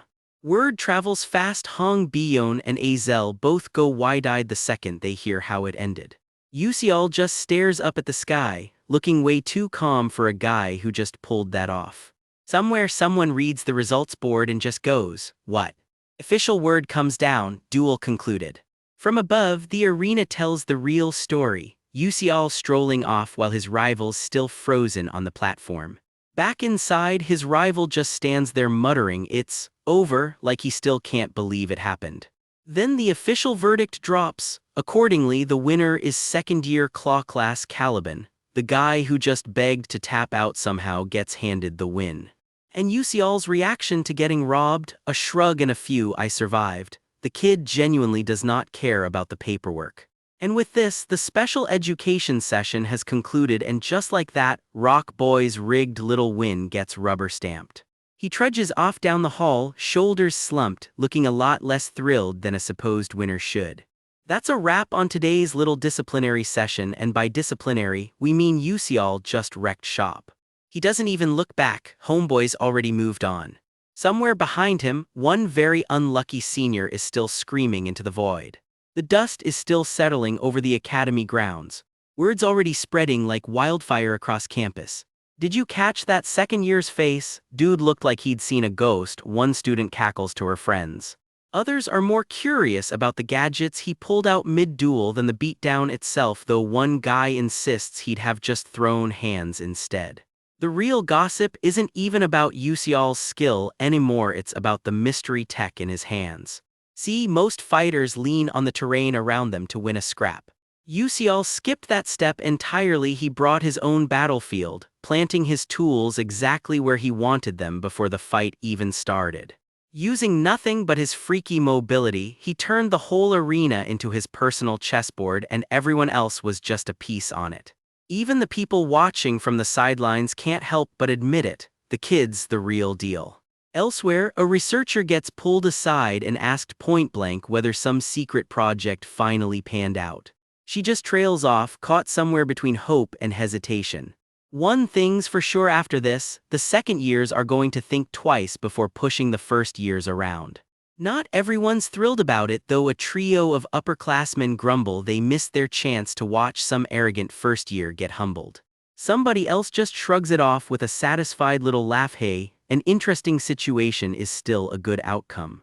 Cut to the Red Hawk Club room, where a fist is currently murdering an innocent piece of paper. Caliban, that idiot, the club's golden boy, mutters, seething over how badly his underling just embarrassed the whole club. A senior member just sips his tea in stony silence, no comment necessary. The mood in the room stays exactly as awkward as you'd expect. Meanwhile, a headline about Assistant Professor Altalicia's big alchemy breakthrough is making its way around campus too. Turns out Yusial didn't even fight seriously. He spent a solid 15 minutes just toying with his senior before it was over. Meaning, if he'd actually wanted to win outright, he could have ended it in seconds. So why didn't he? Because going all out and dropping a senior would have been a whole other kind of problem. A first year isn't supposed to beat a second year, not cleanly, not in public, so he held back on purpose. Gosh, he really is an unpredictable little commoner, someone muses, watching the fallout unfold from a very comfortable chair. So comes the follow-up question, what exactly are the second years doing about him right now? Turns out our blonde friend already gave the order to have Yusial educated, and well, about that. Right now, the second years aren't doing a single thing to him. What? Comes the incredulous reply. Turns out one of them tried to scold Yusial himself and somehow walked away buying the kid snacks instead. Before he can even process that, a servant comes running. Young master. What is it? He snaps, clearly not in the mood. You need to come with me right now, the servant says. The Duke just sent word.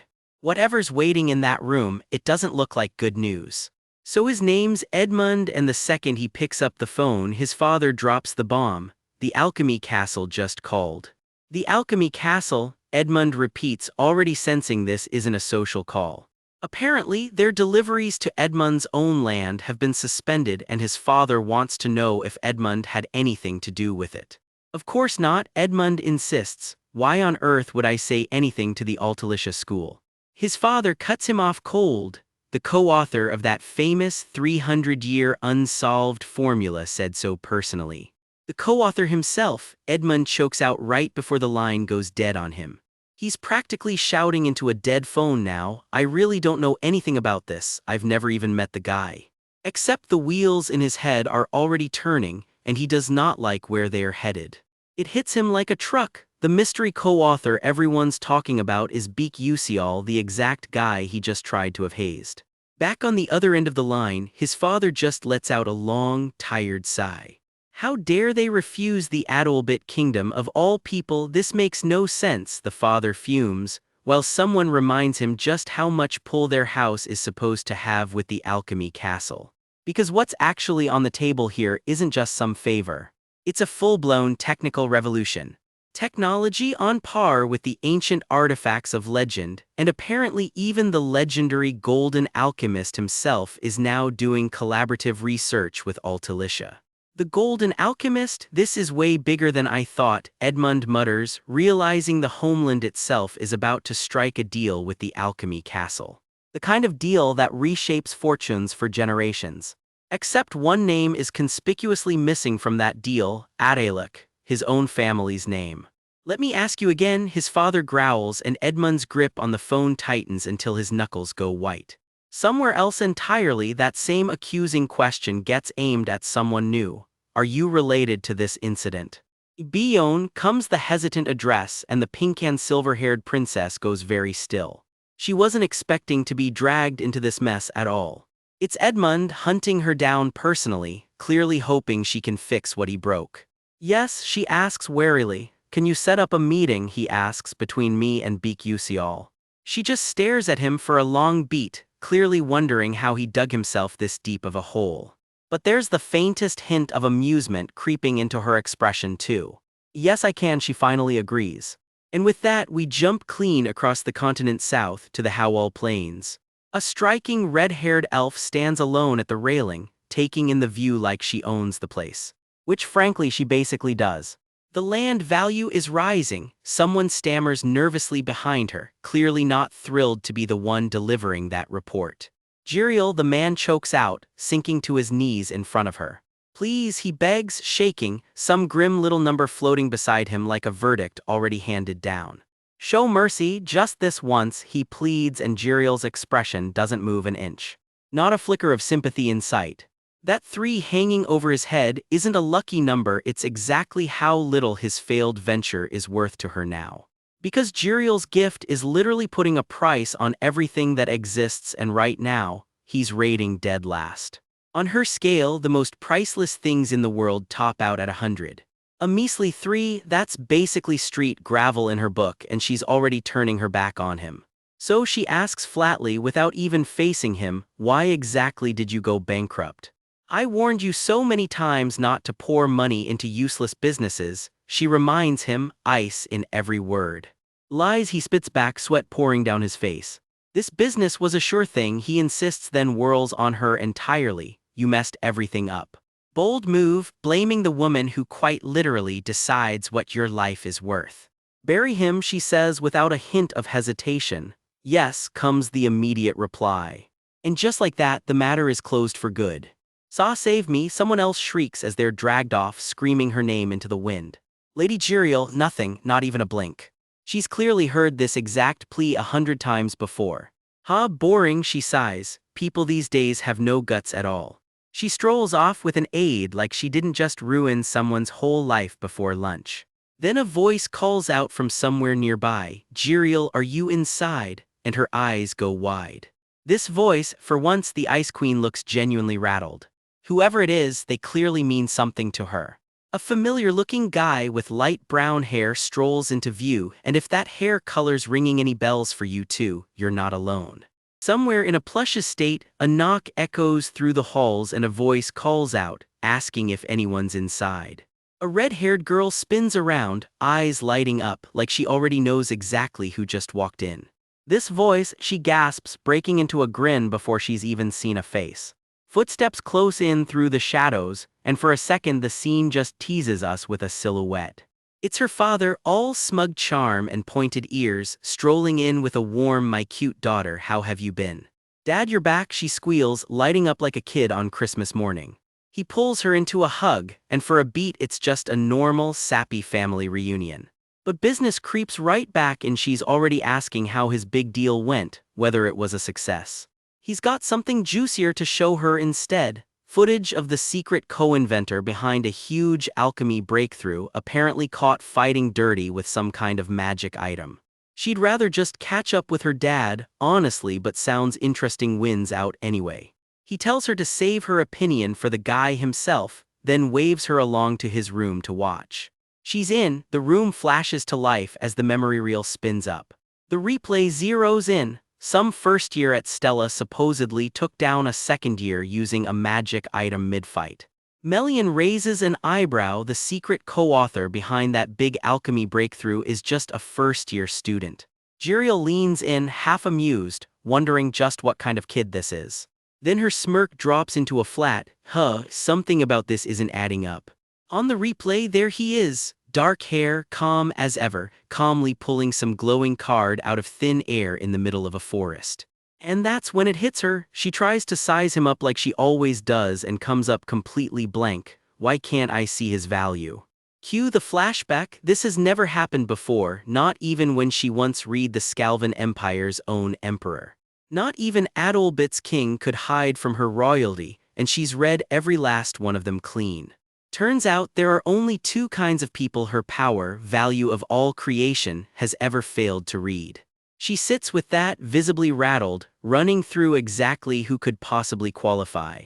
Case 1, someone she genuinely loves. And Case 2, he is someone whose worth is such a total mystery it simply can't be calculated. And this random first year just qualified. Random cut on the reel. There he is again, just goofing around with an armful of snowballs like none of this main character energy is a big deal. Cut to an older memory, her father telling a younger Jiriel to remember one name well, Beak Usial, because she might cross paths with him someday. Little Jiriel shrugs it off with total confidence. If dad says so, of course she'll remember. In a goofy little aside, Chibai Jiriel begs her dad for one more round of soul chess before they head home, because priorities. Back in the present, she can't shake it, a value she genuinely cannot calculate. She studies his face on the replay one more time, murmuring his name to herself. "I'll remember you," she decides quietly, and somehow that promise feels a lot bigger than she's letting on. Meanwhile, back at ground level, Bikusial is just sitting at a cafe, calmly sipping coffee like the whole world isn't quietly obsessing over him. He drains his cup and tells the guy across the table plainly, nothing left to say, he's out. The guy panics and blurts out an actual apology for something that went down between them before. He lays it on thick, going full formal, deeply reflecting, genuinely regretful for looking down on Usial just for being a commoner. Usial just flatly asks if he's willing to formally take back what he actually said. Because here's the thing, Usial doesn't actually care about the apology itself. What he really wants is to strip away as many of Hong Bion's death flags as he can, and that starts with gutting this guy's political power. The guy just stands there, visibly stung, clearly not expecting things to head anywhere near here. His gut instinct screams to just shut this whole thing down before it goes any further.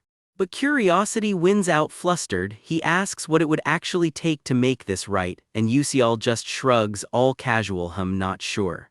Usial pulls out a scrap of mana paper, the magical version of a binding contract, and starts writing something up.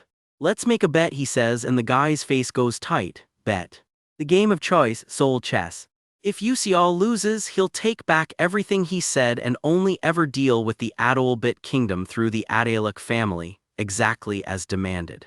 The guy repeats it back, still processing soul chess, right as Yusial adds the real kicker. However, if I win, he wants the guy's family seat at the Islan seminar handed straight over to him. That lands like a slap. What? The guy sputters that this can't possibly be a fair ask, and Yusial just coolly answers, of course not, without budging an inch. Because the Islan seminar isn't just some school mixer, it's serious business, and everyone in this world knows it. One way in is showing up with a thesis so good it gets you personally acknowledged, like last year's standout did. Basically, you need research good enough to actually present on that stage. Or, easier on paper, you land a spot among this year's 12 rising stars. It's the place where the world's genius mages show up specifically to prove who's really the best. Just holding a seat there, let alone keeping it, is basically a stamp that says you matter. And the Adaelic Duchy has held a guaranteed seat there for decades. It's a massive chunk of exactly why they're as powerful as they are. Which is precisely the seat Yusial's decided to go after. He shrugs it off with an "if you don't want to, too bad," and the guy, already backing out, suddenly stops himself. Wait. Yusial glances back over his shoulder, already reading the change of heart on the guy's face. He caves. Fine, I'll sign it. But that smirk creeping across his face says he thinks he's about to walk away with the easiest win of his life. See you tomorrow, same time, Yusial says, and just like that, the bet's locked in. Word of this is not staying quiet for long. By the next day, the hallways are already buzzing with a crowd nobody invited. Yusial wanders in, genuinely baffled. Why are there so many people at the cafe today? Turns out the whole school heard. Some noble named Edmund has a soul chess bet against a random first year, and everyone's losing their minds over it.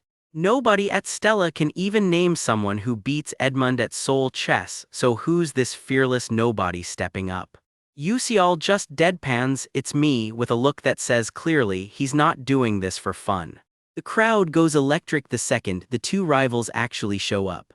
And Edmund isn't walking in alone, he's brought Princess Hong Bion along with him. The rumor mill lights up instantly. Wow, the princess looks great today, and don't those two just suit each other?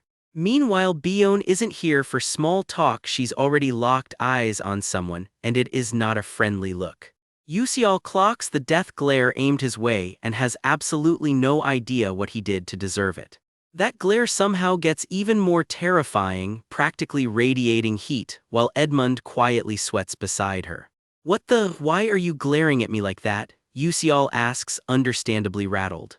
"Did I do something wrong?" he mutters, sitting down at the board across from Edmund with Bion's glare still burning holes in him. Bion just narrows her eyes further, silently demanding to know exactly what game Beak Yusial thinks he's playing. Edmund, for his part, is loving this good luck finding anyone in Stella or even back home in Adolbit better than him at soul chess. One onlooker even scoffs that this poor commoner picked the exact game Edmund can never lose at. Edmund shoots a quick, satisfied glance toward Bion, clearly hoping she's watching. Sure, the demand for his family's Islan seminar seat caught him off guard at first. But he sets his pieces with total confidence, not remotely worried. Because honestly, losing that seat isn't even a real risk to him, this is actually better for his ego. His real plan is simple and petty: humiliate this commoner completely right in front of Bion. He grips his first piece with a smirk. Then, "Shall we begin the game?" and the chapter cuts out right as the real fight begins. Somewhere backstage, a cocky chess snob is already gloating to himself. Humiliate the commoner, do it right in front of Hong Bion, easy. Meet Edmund Adaelic, grinning like he's already won before a single piece has moved. He waves Yusial on with a smug "Shall we begin?" treating the whole thing like a formality. Before committing, someone wants the terms locked down tight, no wiggle room. Turns out this bet is sealed with a real magic oath. Break your word and you lose every drop of mana you've got. Yusial just shrugs. Of course he agrees and then can't resist the joke. Breaking the oath costs him mana he doesn't even have.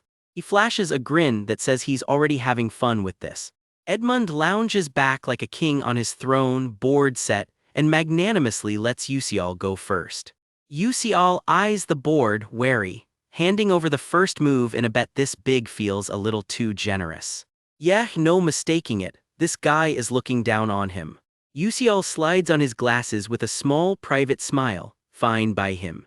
For anyone keeping score at home, Seoul chess is played on an 8-sided board with over 200 possible pieces, 20 of which you actually field. One piece, one move per turn, simple enough. The twist, every piece and every square on the board comes loaded with its own unique magic ability. Even Usial admits it, 10 years grinding Etha and Seoul chess still isn't his strong suit. He always preferred PvP. Still, he sets his piece down with total focus. His opponent tonight has a name worth remembering, Edmund. And Edmund isn't just some rich kid with a grudge, he's ranked among the best Seoul chess players in all of Stella, maybe all of Etha. Usial just crosses his arms and waits. Edmund can't quite believe the stakes on the table, an entire fixed seat at the Aslan seminar, wagered on Seoul chess of all things by some commoner. I'll stomp you so hard you never act smart again, he thinks, venom in every word. I'll begin, Edmund announces, and the match kicks off in a packed hall of silent onlookers. The board crackles to life, game on. Edmund studies the setup, eyes narrowing.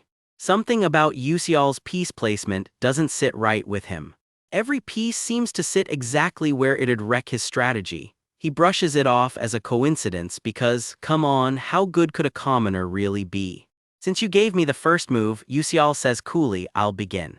His hand moves fast, decisive. Edmund's face goes slack, this. Right there on the board, Usial's own queen, wide open. He's moving his queen out already, first turn, no hesitation.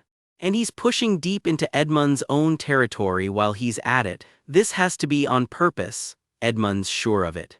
Then Edmund laughs it off, this guy's a loser. He snaps a piece down hard, going straight for the kill. The strike lands. A knight blazes across the board.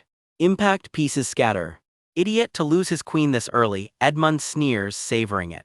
His weapon of choice, the speedrun knight, a piece built for pure mobility, able to cross the whole board in a flash. Usial barely reacts, if anything he looks bored. The captured piece shatters into pieces of light. Debris rains down across the board. Edmund makes a weird, choking noise mid-gloat. I'm losing it, he mutters, I can't believe he's actually this bad.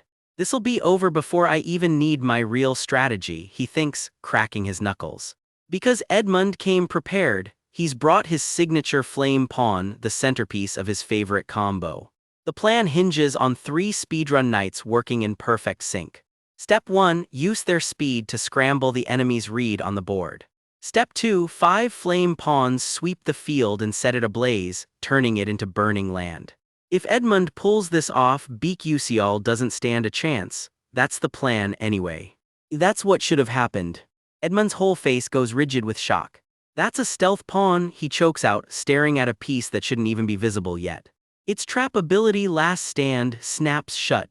A prison in a fixed square and anything caught inside can't move for 5 whole turns. All 3 of his precious speedrun knights get chained down on the spot. Shit, my speedrun knights. Wait, that shouldn't even be possible. Stealth pawns lose their invisibility after 3 turns, so how is this one still hidden? The fine print explains it. If the queen dies before that 3-turn window closes, the stealth effect gets extended a full 7 more turns.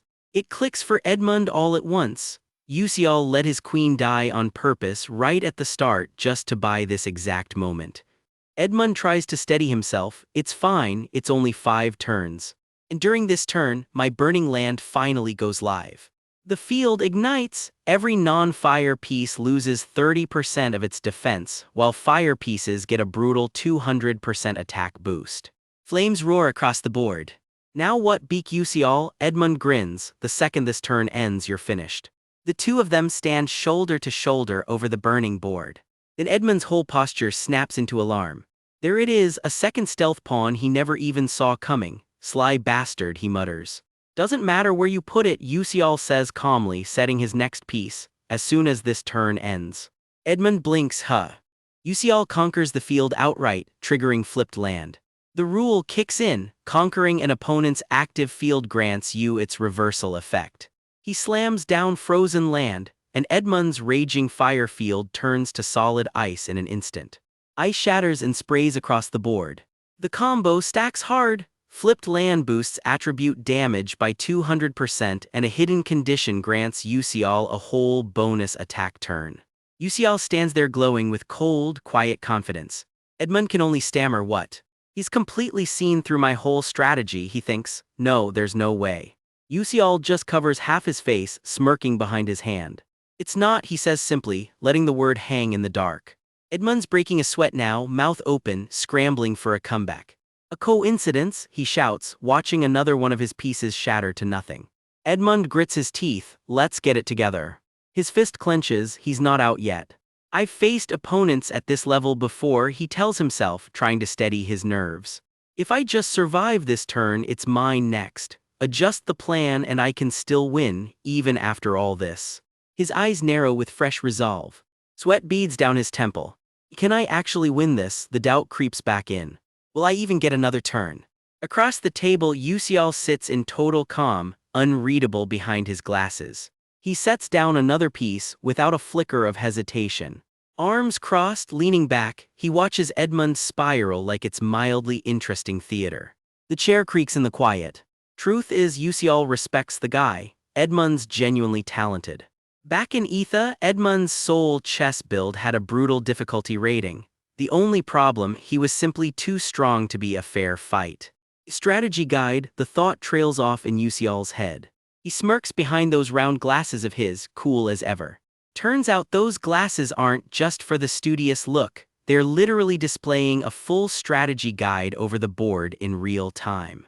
He plays his ace, Lightning Bishop, fires lightning that deals double damage to frozen targets and chains between every frozen piece it touches. The board goes dark for a beat. Then lightning tears down across it. Chain after chain rips through the frozen field. The whole board erupts. Sparks and shockwaves keep tearing through what's left. When the smoke clears, it's dead quiet. The board's a graveyard of fallen pieces. Edmund lets out a bitter little laugh, then finally says it. I've lost, beak Yusial. Yusial stands over the wreckage of the board, calm as ever, like this whole thing was never really in doubt. We open mid-match, pieces frozen on a checkered board, the tension thick enough to cut. Yes, good game, comes the reply, calm, almost too calm for someone who just wrecked somebody's whole week. Cut to our boy Beak Yusial, one eye catching the light, looking exactly as smug as you'd expect. Across the board, a kid named Edmund goes pale and mutters the words nobody wants to say out loud. I've lost, Beak Yusial. This wasn't just some casual match either, this was a real soul chess showdown, and Edmund just got bodied in front of witnesses. The room practically tilts sideways with second-hand embarrassment as the news starts to sink in. Somebody lets out the world's most awkward laugh, ha ha ha, the universal sound of oh no, this is bad. And just like that, the murmurs start rippling outward through the crowd. One onlooker just goes ho, the sound of a jaw hitting the floor in slow motion. Meanwhile, Edmund's off sulking alone in the dark, staring at nothing, completely wrecked. Turns out losing wasn't even the worst part, he lost the item contract that came with the bet. Word spreads instantly, holy shit, did you just see that? Edmund lost, yay, campus gossip travels faster than magic. The shock just keeps rippling through his face, total silent disbelief. And it wasn't just any game, it was soul chess with a fixed attendance riding on it too. No wonder people are losing it. How's that possible? His strategy was no joke. Yeah, tell that to the guy who steamrolled him anyway. Edmund just keeps replaying it in his head. I lost, buddy, yes you did. And now the real fear kicks in. If his father finds out, he's toast, and he knows it. Back with Edmund, still spiraling, barely able to finish a sentence. The whole group goes dead silent around him, nobody knows what to say. Then a voice cuts through it, flat and direct. Edmund, guess who's not done with him yet? Edmund finally cracks, shit, full meltdown mode. Someone bolts, feet slapping the floor as the whole scene scrambles. A single stunned what hangs in the air, and honestly same. Back at the board, the dust finally settles on the match that started this whole mess. Yusial rubs his face, thinking it over. Can I do? already scheming about what to do with his winnings. And then he says the one name that actually matters here, Bion. Elsewhere, a different guy with an agenda is leaning on Bion for favors, trading rights, and clearing his name over some comments about the Adalic family. His eyes practically gleam with ambition. I will become the king one day. Then decision made, then I'll go to Beak Usial. Oh, this should be fun. Really? He blurts, genuinely stunned. Bion's actually helping him out. Thanks Bion, thanks so much. He tries to rationalize the favor to himself, working out exactly what it means for his standing. There's real calculation hiding behind that grateful smile. This guy doesn't do favors for free either. How can I repay this debt? He asks, and Bion just tilts her head. Debt. Turns out she's not doing it out of kindness. She's grooming her future vassal, plain and simple. Vassal, she said. Yay, that stings a little more than a thank you would have. Back with Bion, clearly turning something else over in her head too. Cut to a quiet street corner. A simple yes answers a call that's about to matter a lot. Thank you, assistant professor, he says, wrapping up the call with a satisfied click. A soft beat of quiet before we get the full picture. Usial slips into a phone booth to make the call properly, old school, but effective. Phew, that's finally been resolved, he sighs, stretching it out with real relief. On the call he's all business. Only distribute through the royal family for now. Is that possible? The answer comes easy, of course, since you're the one asking. Walking off, he muses to himself that leftover Aslan attending right is dead weight now that the real prize, the 12 rising stars, is the actual target. Usial tracks Bion down before she heads off, so you haven't left yet. He hands her something and her whole expression freezes for a beat. She grips the paper tight. Then bye, he says, already walking off like it's nothing. Ah, perfect timing, she says, catching him right as he arrives. Turns out it's the contract, exclusive distribution of Altalicia's breakthrough funneled straight through House Adolbit for a month. That is a massive gift to just hand someone. Her hand clenches around it. I'm in your debt this time, she admits. The two of them cross paths in the hallway, and you can already tell this conversation's going somewhere. Here's the contract, he says, sliding it over like it's no big deal. You figure out how you want to use that yourself, he adds, walking off while she just stands there processing it. Yeah, okay, Usial shrugs, easy as ever. He thinks it over, the price, clearly he's already got something in mind. See, his actual goal is bigger than any favor. He's quietly trying to steer Bion away from the dark path fates got planned for her. He can't help but laugh to himself, never thought he'd live to see the day Hong Bion actually thanks him for something. He starts stalling just a little. But obviously he can't just say hey, be nicer, so he needs a workaround. Bion presses him, you said before you were helping me for a price, tell me what it is and I'll repay you immediately. Obvious, she adds, arms crossed, not about to let this slide. Then he starts and her whole expression shifts, waiting for the catch. The big ask finally lands, meals on you, okay, that's it, that's the whole price. And for once Bion actually cracks a real, warm smile. Guess who's got a car waiting, because of course she does. I want to eat a nice hearty meal that you pay for, he clarifies, in case that wasn't specific enough. Okay, come with me, she says, already leading the way. Usial can't help but marvel that this world's had cars this whole time, 10 years of cash shop nonsense included. This way, she says, and off they go. She looks almost giddy about the whole thing, honestly. A quick step forward and the scene shifts. There's clearly more going on behind that smile than she's letting on. We're here, she announces, and it is not the fancy restaurant Usial was picturing. It's a humble little noodle joint. In his head he's already mourning the salmon steak, the truffle risotto, the caviar canapé that could have been. But Bion's got that look on her face, the I found it look. Usial just stands there, completely thrown, processing the vibe shift. Truffle cream risotto, RIP that fantasy, folks. Turns out she didn't pick this place randomly, she actually had someone dig into his past first, trying to figure out what would genuinely make him happy. Is about all Usial can manage, question marks basically floating over his head. Then it clicks for her, a menu item she recognizes from his file. Her assistant had flagged it clean. Expensive dishes wouldn't mean much to a guy like Beak Usial. So she points straight at the menu. Please give us this. Black bean noodles, the dish tied to his memories of his mother. Yusial blinks, why? I can't get three already trying to override the order. Her eyes widen for a second, perhaps, she's already spinning a whole theory in her head. There it is on the menu, right where she remembered it, black bean noodles. Bowls, she repeats, thrown, no it's not that, but why isn't he ordering black bean noodles? She spirals a little, convinced he's too haunted by the memory of his mother to even order the dish. Meanwhile, the actual reason, Yusial just wants a bigger meal. I'll get 3 bowls of spicy seafood soup and 1 medium sweet and sour pork, he says, completely unbothered. I thought that was the dish of his memories with his mother, she mutters, still stuck on her own theory. Really, the poor guy probably never got to properly thank his mom for what she did. Bion's not entirely wrong, she's just overthinking the noodles part. Food arrives and it's thank you all around. She quietly worries this whole gesture reads less like gratitude and more like guilt she can't shake. I'm sorry for preparing a meal like this for you, she says, genuinely a little embarrassed. It's fine for me, I don't mind, Yusial says, completely unbothered because obviously he is. Internally though, he's already cracking jokes. Hey, a princess can definitely afford to order a little more. I'll get some fried dumplings too, he announces, fully committed to milking this meal for everything it's worth. Black bean noodles? For a commoner like Yusial, that dish was never comfort food, more a taste of old regrets. Across the table, Hong Bion can barely meet his eyes.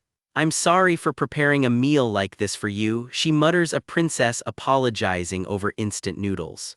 Yusial just shrugs it off. It's fine, I don't mind, he says, no big deal to him. But privately, he's already scheming. Sure, her family's broke these days, but she's still technically a princess. Surely he can order a little more, right? I'll get some fried dumplings too, he announces, and the waiter lights right up. Turns out those are free, score. Oh yeah, Yusial celebrates like a kid who just found free candy.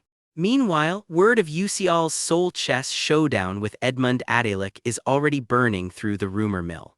Wait, Edmund apologized to beak Yusial? How? One student blurts before getting shushed hard. Apparently that's need-to-know gossip. The story keeps growing. Not only did a senior grovel to a first year, but that same first year turns out to be secretly co-authoring cutting-edge alchemy research. Stella Academy is losing its mind. The gossip doesn't stay local either, it's already reached Arcanium, and even the dark demonic humans are hearing his name. Cut to the first main tower. The vice principal's office, where Akihaden is fuming, so annoying, how dare a mere commoner, he snarls. And it's not just pride talking. Akihaden remembers this is the same kid who torpedoed Professor Mason's little scheme. Should we deal with him quietly? A voice floats from the shadows, 2 hooded figures huddled over a desk, clearly not here for tea. No way, if a Stella cadet went missing, that'd cause a huge commotion. One reasons. What's really bugging them is some prized magical asset in Yusial's hands, easier to just take it from him than fight the whole Adaelic family for it. Akihaden settles on the safer play, keep an eye on him for now. Elsewhere, the conversation shifts. How is Mason? The order's suppression technique is holding his black magic in check, they say, but nobody knows when it might burst. It's not time yet. The familiar contract ceremony is coming up, and if Mason turns and hurts the Elf King, that's a real headache for us. Layden, go check on his condition. Layden doesn't argue, understood. The door creaks open on a room that has clearly seen better days. Papers scattered everywhere, footsteps echoing through the wreckage. Somebody in here is not doing great. And there he is, Mason, hunched over and growling like a cornered animal. Behind those familiar wire-rim glasses, his eyes are anything but familiar anymore. The air itself seems to curdle around him. It's bad, Layden mutters, watching him collapse into the creeping dark mist. Mason's crumpled on the blood-red floor, barely holding it together. He looks up, one eye glowing an unnatural red, blood at his lips. Are you here to tell me to wait too? Layden's answer lands ice cold. You hold no use anymore. Once the plagiarism evaluation begins, you'll lose every position you have and get expelled from academia, Layden continues. Mason can only choke out a stunned. Then why did Mr. Aki hadn't even put me in this position? Mason demands. Layden's reply lands like a verdict: your dark demon erosion is already complete. But you'll still be useful for another purpose. That's the only reason you've been kept around, Layden adds, colder than ever. Dark smoke coils tighter around Mason, meaning, he rasps. You want me to turn? Mason spits, shaking with fury. Damn you! Layden doesn't even flinch, so get away from here. That throws Mason completely. What? A small crystal rolls across the floor. Go to paradise at the West End, Layden tells him. There are compatriots waiting there. Survive until they find you, then break this, Layden says, already walking away. Stunned, Mason can't help but ask the obvious, why are you letting me live? I don't want to see a compatriot sacrificed like that, Layden answers, about as close to mercy as this guy gets, and disappears down the corridor. Left alone in that gilded hallway, Mason just walks, nowhere good left to go, really. That little crystal glows faintly in his palm, his one lifeline now. He staggers, barely holding himself together. Every step through that stained glass corridor looks heavier than the last. Then something stops him cold, a wall covered in dark, runic writing labeled annual schedule. He stares, silent, piecing together whatever twisted plan is written there. And whatever he just read, it lights a fuse. You dare, he seethes, fury cutting through the room like a blade. Mason finally snaps, screaming, you think you can turn me into this and expect me to just take it? I will rip you all to shreds, he vows, and something tells us that's not an idle threat anymore. The dark magic swirling around him says the rest. And just like that, the scene shifts. It's officially familiar contract ceremony time. Today's the day. Stella's first years are heading out for their first field lesson, all the way to the heavenly spirited tree's birthplace for the familiar contract ceremony. Cue the flying ship armada, and a whole class losing their minds over the view. Back on the ground, the real headline is still Ucial. He got roasted by seniors for weeks now, nobody dares touch him, one classmate whispers. Yeah, and get this, turns out he co-founded Alchemic Magic Engineering, says her friend. Apparently some seniors even went and apologized to him once the rumor got out, someone adds. Guess groveling's the new trend. Azel, mid-bite on a pastry, gets put on the spot. Azel, did you know about this? No, she answers, a little too fast. Anyway, so, beak Ucial. The gossip train keeps rolling and Azel just keeps quietly munching. Privately though, she's spiraling a bit. Is it just me, or does it feel like he's drifting further away? Before she can dwell on it, a friend drops the real bomb. I thought you two were dating. Cue an actual spit take, smooth Azel.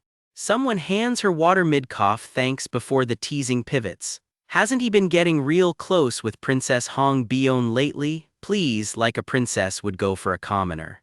The narrator can't resist a jab of its own. Lately, that princess's stare toward him has been looking a lot less strictly business.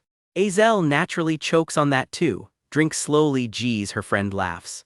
Across campus, Flame's only half paying attention in class, her mind's clearly somewhere else. She wanders the halls alone, lost in thought. Azel seems like she's doing just fine with her friends, Flame muses to herself. Normally, by now, she'd be isolated, stuck fighting with Hong Bion, Flame thinks. Something about this timeline just isn't following the script. She flips open her secret novel, the one only she remembers. Something's changed again, somewhere I can't see, she wonders. Is this all Beak Ucial's doing too? She wonders, right before the man himself pops up. I've been looking all over for you, Ucial says. Caught off guard, he asks her point blank, can I ask one thing of you? Her heart nearly jumps out of her chest. Gosh, that scared me, who knew he'd show up right now, she thinks, then plays it cool. What? Can you plant a flower here? A one-sided flower, he asks, cryptic as ever. He hands her a little box. And then light, actual magic starts glowing around her. The glow builds, unmistakably alive. A single white flower blooms right there in the box. Thanks, she says, still a little dazed. So what are you actually going to use this for? She studies him closely, clearly not buying that he's telling her everything. Old man, you seriously going down to the fourth stratum? She needles, and yeah, we're begging for that nickname to stick. Obviously he shoots back, why else would I need this? Her teasing drops for a second, real worry slipping through. You need to take care of yourself, you might end up. She catches herself immediately. No, it's nothing, she backtracks. Ucial just watches her, unconvinced. Are you okay though? Regarding what, she deflects, refusing to make eye contact.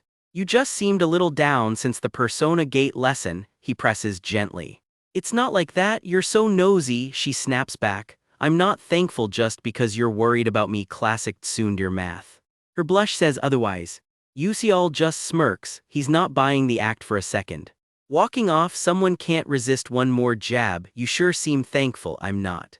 You're really not honest with yourself, huh tilde gosh, just give me that flower back, she huffs, mortified all over again. Professor Mason Tyern, last confirmed at Stello Academy, has vanished without a trace. And just like that, all of Stella's first-year magic battle cadets get sent out on a totally routine trip outside the school walls. Two figures stand watching a shooting star cut across the night sky, waiting on their orders. Meet Keen, captain of the New Moon Great Tower's 13th Destructive Assassination Corps, the outfit that hunts dark, demonic humans for a living. Keen's not the type to blink first, and right now she is not loving what she's hearing. The tip, a dark demonic human is expected to be active right where those cadets are headed. And there's a real chance that dark demonic human is Mason Tyern himself, so Keen's ordered to keep her eyes locked on him. Out on the road, Keen and her vice captain get moving green fields, fresh air, and a job neither of them is exactly thrilled about. Her partner isn't shy about the side-eye either. Gosh, why's the tower master so obsessed with Stella, she grumbles. That's Vice Captain Hazen Macaron, Keen's second, and resident skeptic of prophecy-based homework assignments. Keen's not buying the doubt. Most disasters, she says, get quietly diffused before they ever become disasters. That's the whole point of doing this job right. Hazen just isn't sold on blind faith in a crystal ball. Our captain trusts his word way too much, she mutters. Keen just shrugs it off, message received, now let's wrap this up and get home.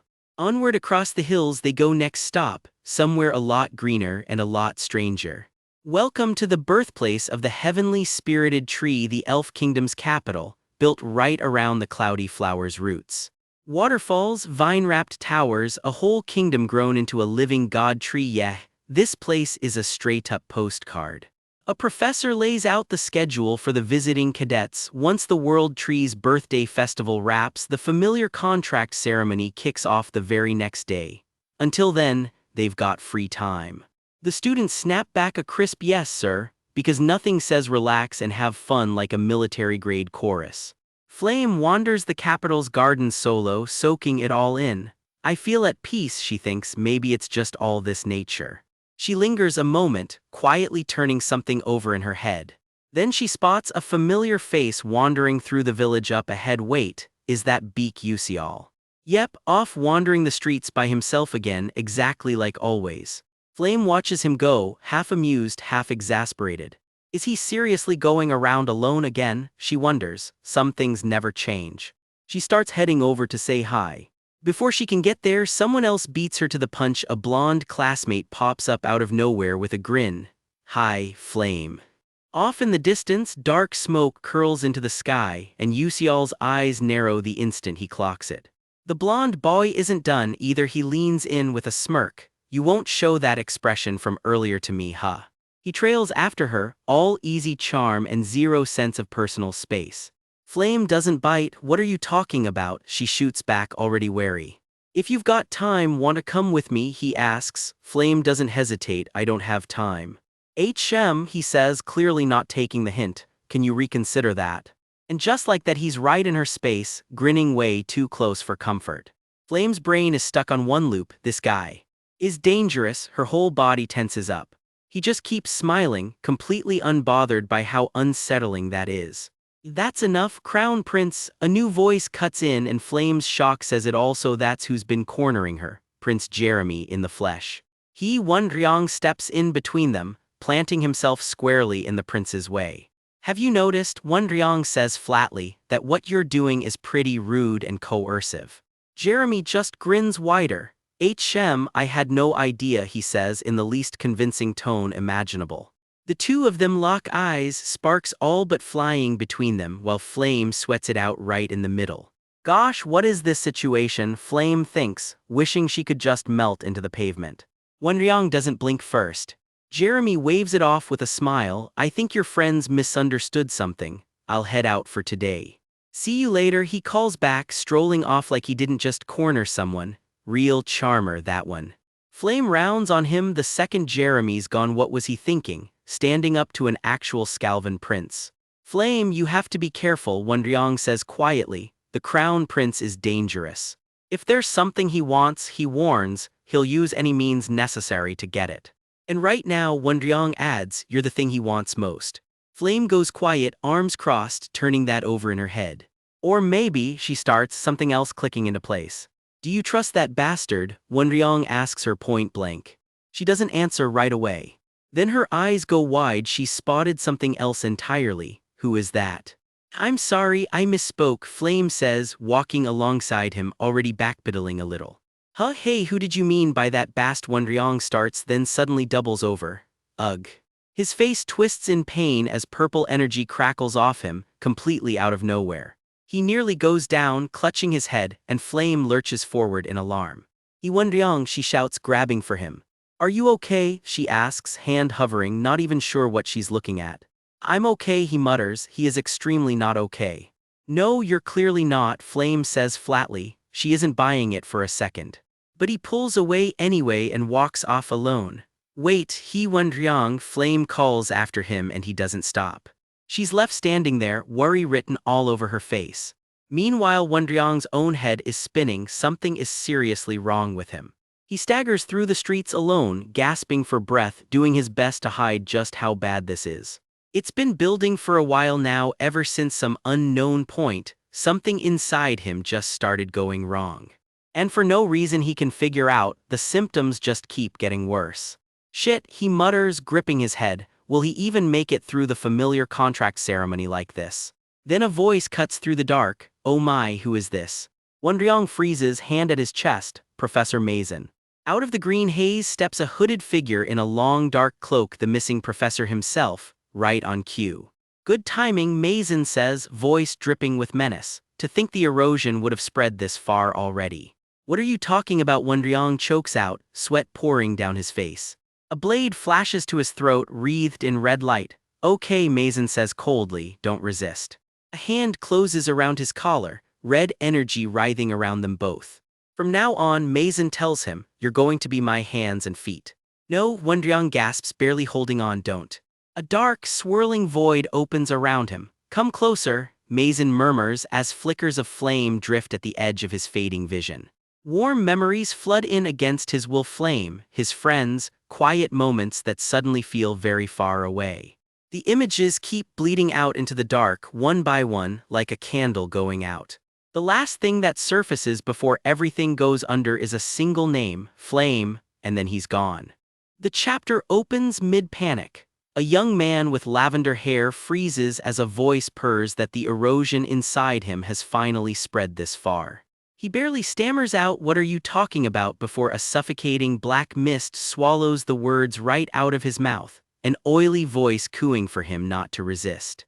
A blood-red hand claws up out of the dark, reaching for a blade like it already owns the body holding it. Chillingly calm, the voice lays down the terms. From now on, this boy is nothing but its hands and feet.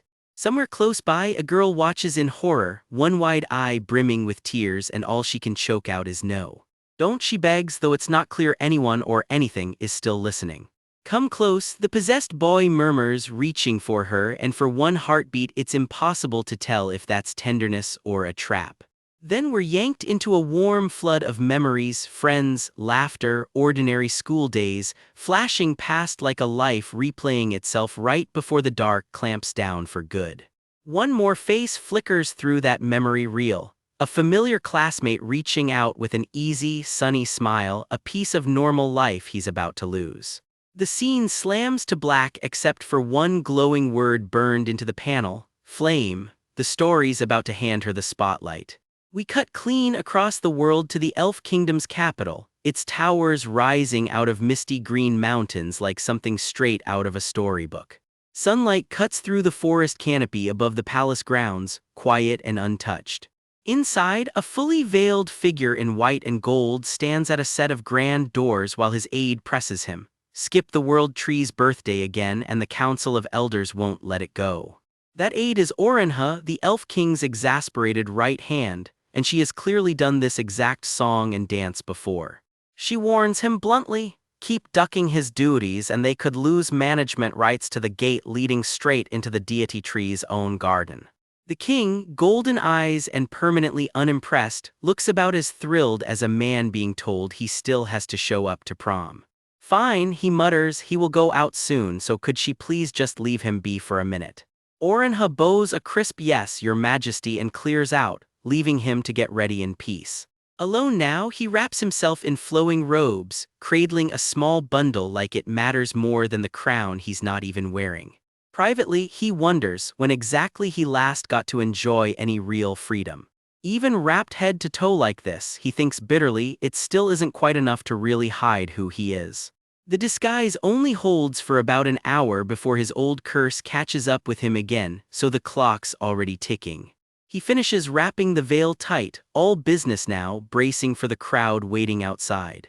Please, he mutters under his breath, not even sure who he's asking. Stepping out into the sunlit garden, all he can think is, please, don't let anything go wrong this time. He slips quietly into the World Tree's birthday crowd, hood up, doing his best impression of a nobody. Flowering branches arch overhead, petals drifting past him as he threads through the festival grounds. A couple of elf villagers chat happily among the blossoms, completely oblivious to the disguised king brushing right past them. He keeps moving, quiet footsteps against all the celebration around him. More blossoms, more drifting petals, the whole garden dressed up for the occasion. He crosses a small wooden bridge over the water, still keeping his head down. Past a waterfall and thick greenery, the festival noise finally starts to fade behind him. In his head he notes the ceremony's prayer is almost finished, good, less time stuck playing the polite royal. The prayer wraps up and he tells himself it's finally time to go check on something that's been bothering him. That's when it hits him, his whole body goes rigid with a shocked gasp. This energy, something dark just rippled through the holy ground and his eyes narrow, gold catching the light like a struck match. It's faint, well hidden, but there's no mistaking it, that is dark mana. He turns on his heel, all pretense of a lazy festival stroll gone. Walking the procession line beside the other knights and nobles, he keeps his composure locked down tight. Judging by how nobody else even flinched, he realizes he might be the only one who felt it at all. Tradition says the Elf King can't speak a word during the World Tree's birthday rites, but a dark, demonic human sneaking into the sacred sky flower birthplace itself isn't something he can just let slide. His hand tightens on his own robe, there's no getting around it now. I must go myself, he decides, and just like that the Elf King's storyline goes quiet, business unfinished. Back at the Magic Academy, footsteps slap against stone in the dark, someone's running hard after somebody else.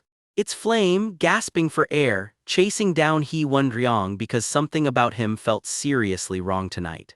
She's breathing ragged, clearly been at this chase for a while. Still running, still scared she's about to lose him in the dark. She ducks into a shadowy side path, catching her breath, tensing at every little sound. But just where did he go, she wonders, spooked, scanning the empty corridor. The scene marks itself plainly, this is Flame's story now and she isn't giving up the search. Then she rounds a corner and there he is, standing right in front of her, and something about the look on his face stops her cold. Cut to Beak Yusial and his whole face goes white, dark mana, his sixth sense just picked up exactly what Flame's afraid of. He straightens up fast, every instinct screaming that something's very wrong nearby. Flame catches up right behind him, rattled, what's happened, but she trails off. Yusial thinks fast, at least He Wondryong's dark demon erosion isn't finished yet, there might still be time to pull him back. Calm down, He Wondryong, he calls out, stepping toward him while Flame just blinks calm. Yusial lays it out straight. None of what Wondryong's feeling right now is actually his, and if he hates losing so much, he shouldn't lose to the dark demons either. Wondryong just stares back, silent and unreadable.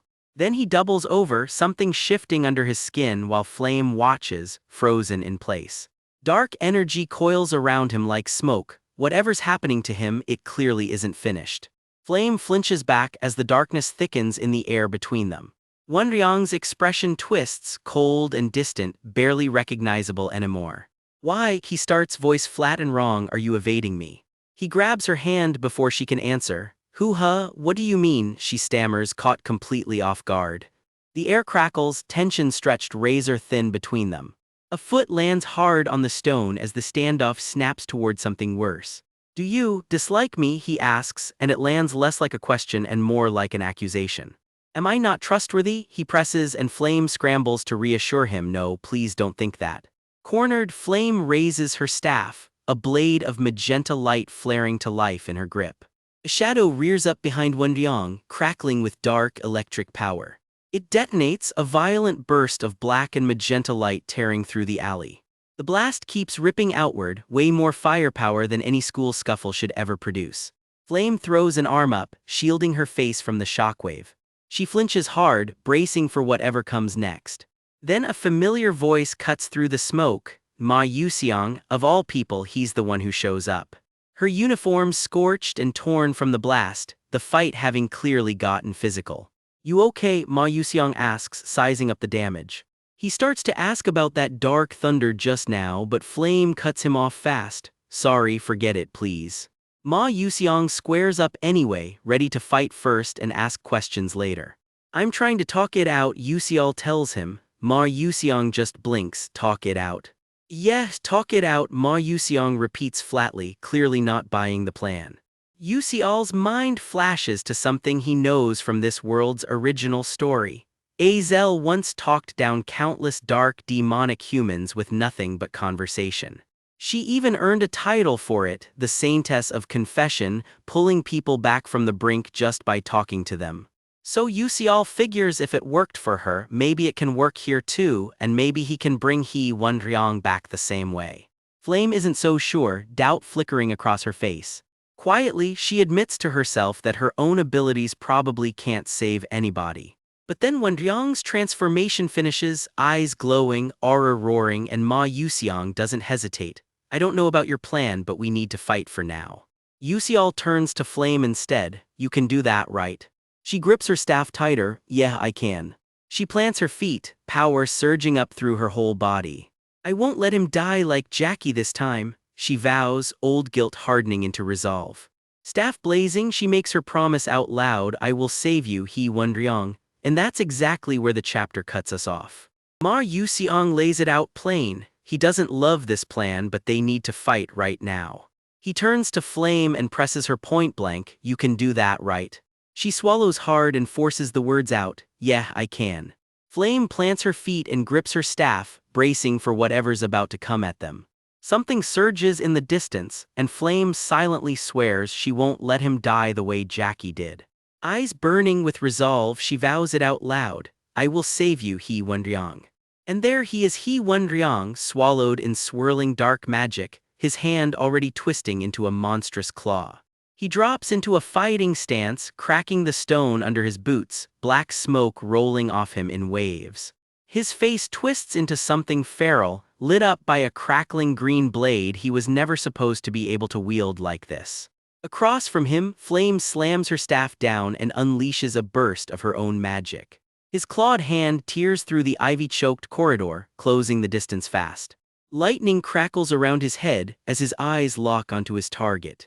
Flame answers with her signature earth whip, a lash of green energy tearing through the air.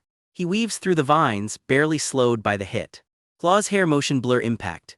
A red slash rips across the scene as the first real hit finally lands. Ma Yuxiang drops in from above, fire trailing off his fist, throwing himself straight into the fight. The clash sends shockwaves rattling through the courtyard. He spins through the air, coat whipping, and lands another strike. A shockwave of blue energy rocks the battlefield. Ma Yuxiang rockets upward past a falling shape, roaring as he closes in for more. Flame's face goes slack with exhaustion and dread, watching the fight spiral. She snaps off a light bind, and for 1 second Wonryang is caught, thrashing against the restraints. The binding magic detonates in a burst of light around him. Flame grits her teeth and tightens her grip on her staff, refusing to back down. Her knuckles whiten around the shaft as the fight keeps grinding on. Flame, Wenryang chokes out a flicker of the boy still buried under all that darkness, and it stops everyone cold for a beat. A blue arc of magic slices through the air between them. Ma Yuxiang's jaw sets hard as flame gathers around his fist. He drives the burning punch home, and the blast swallows Wenryang whole. The fireball keeps roiling, smoke curling up off the wreckage. Ma Yuxiang grunts through the effort, flame beside him, both watching to see if it actually landed. Something drags itself up out of the rubble with a pained groan. Wenryang still standing, barely. It's not over yet, he rasps, and the color drains straight out of Flame's face. What are you? She breathes, watching something horrifying take shape in front of her. Electric cracks split the darkness while her eyes go wide with pure terror.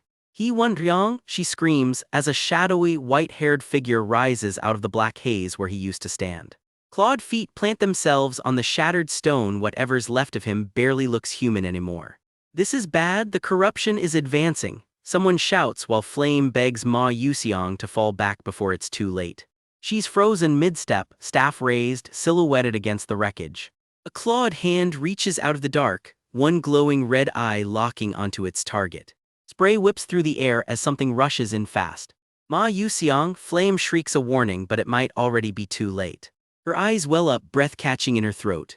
Up close, what's left of Wenryang's face is barely recognizable, pale, corrupted, one eye burning solid red.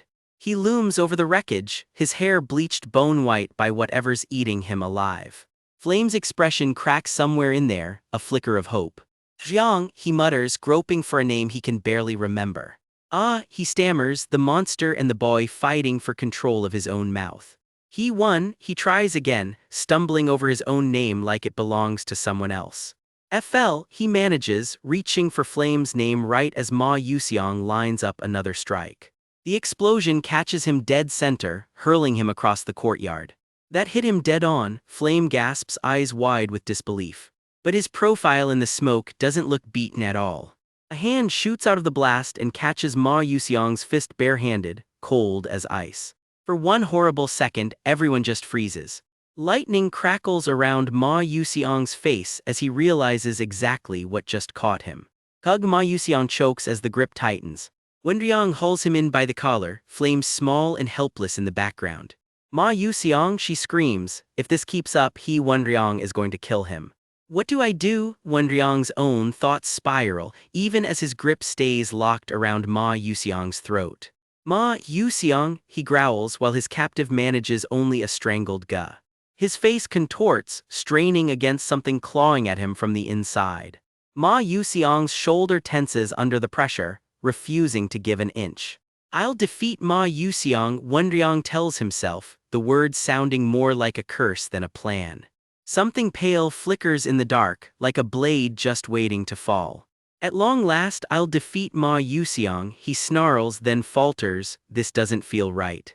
His fist stays clenched, but doubt is creeping into his corrupted face. What? He mutters, blinking like he's waking from a nightmare mid-swing. Flame spots her shot. Wenryang showed an opening, didn't he, and moves before she can second-guess it.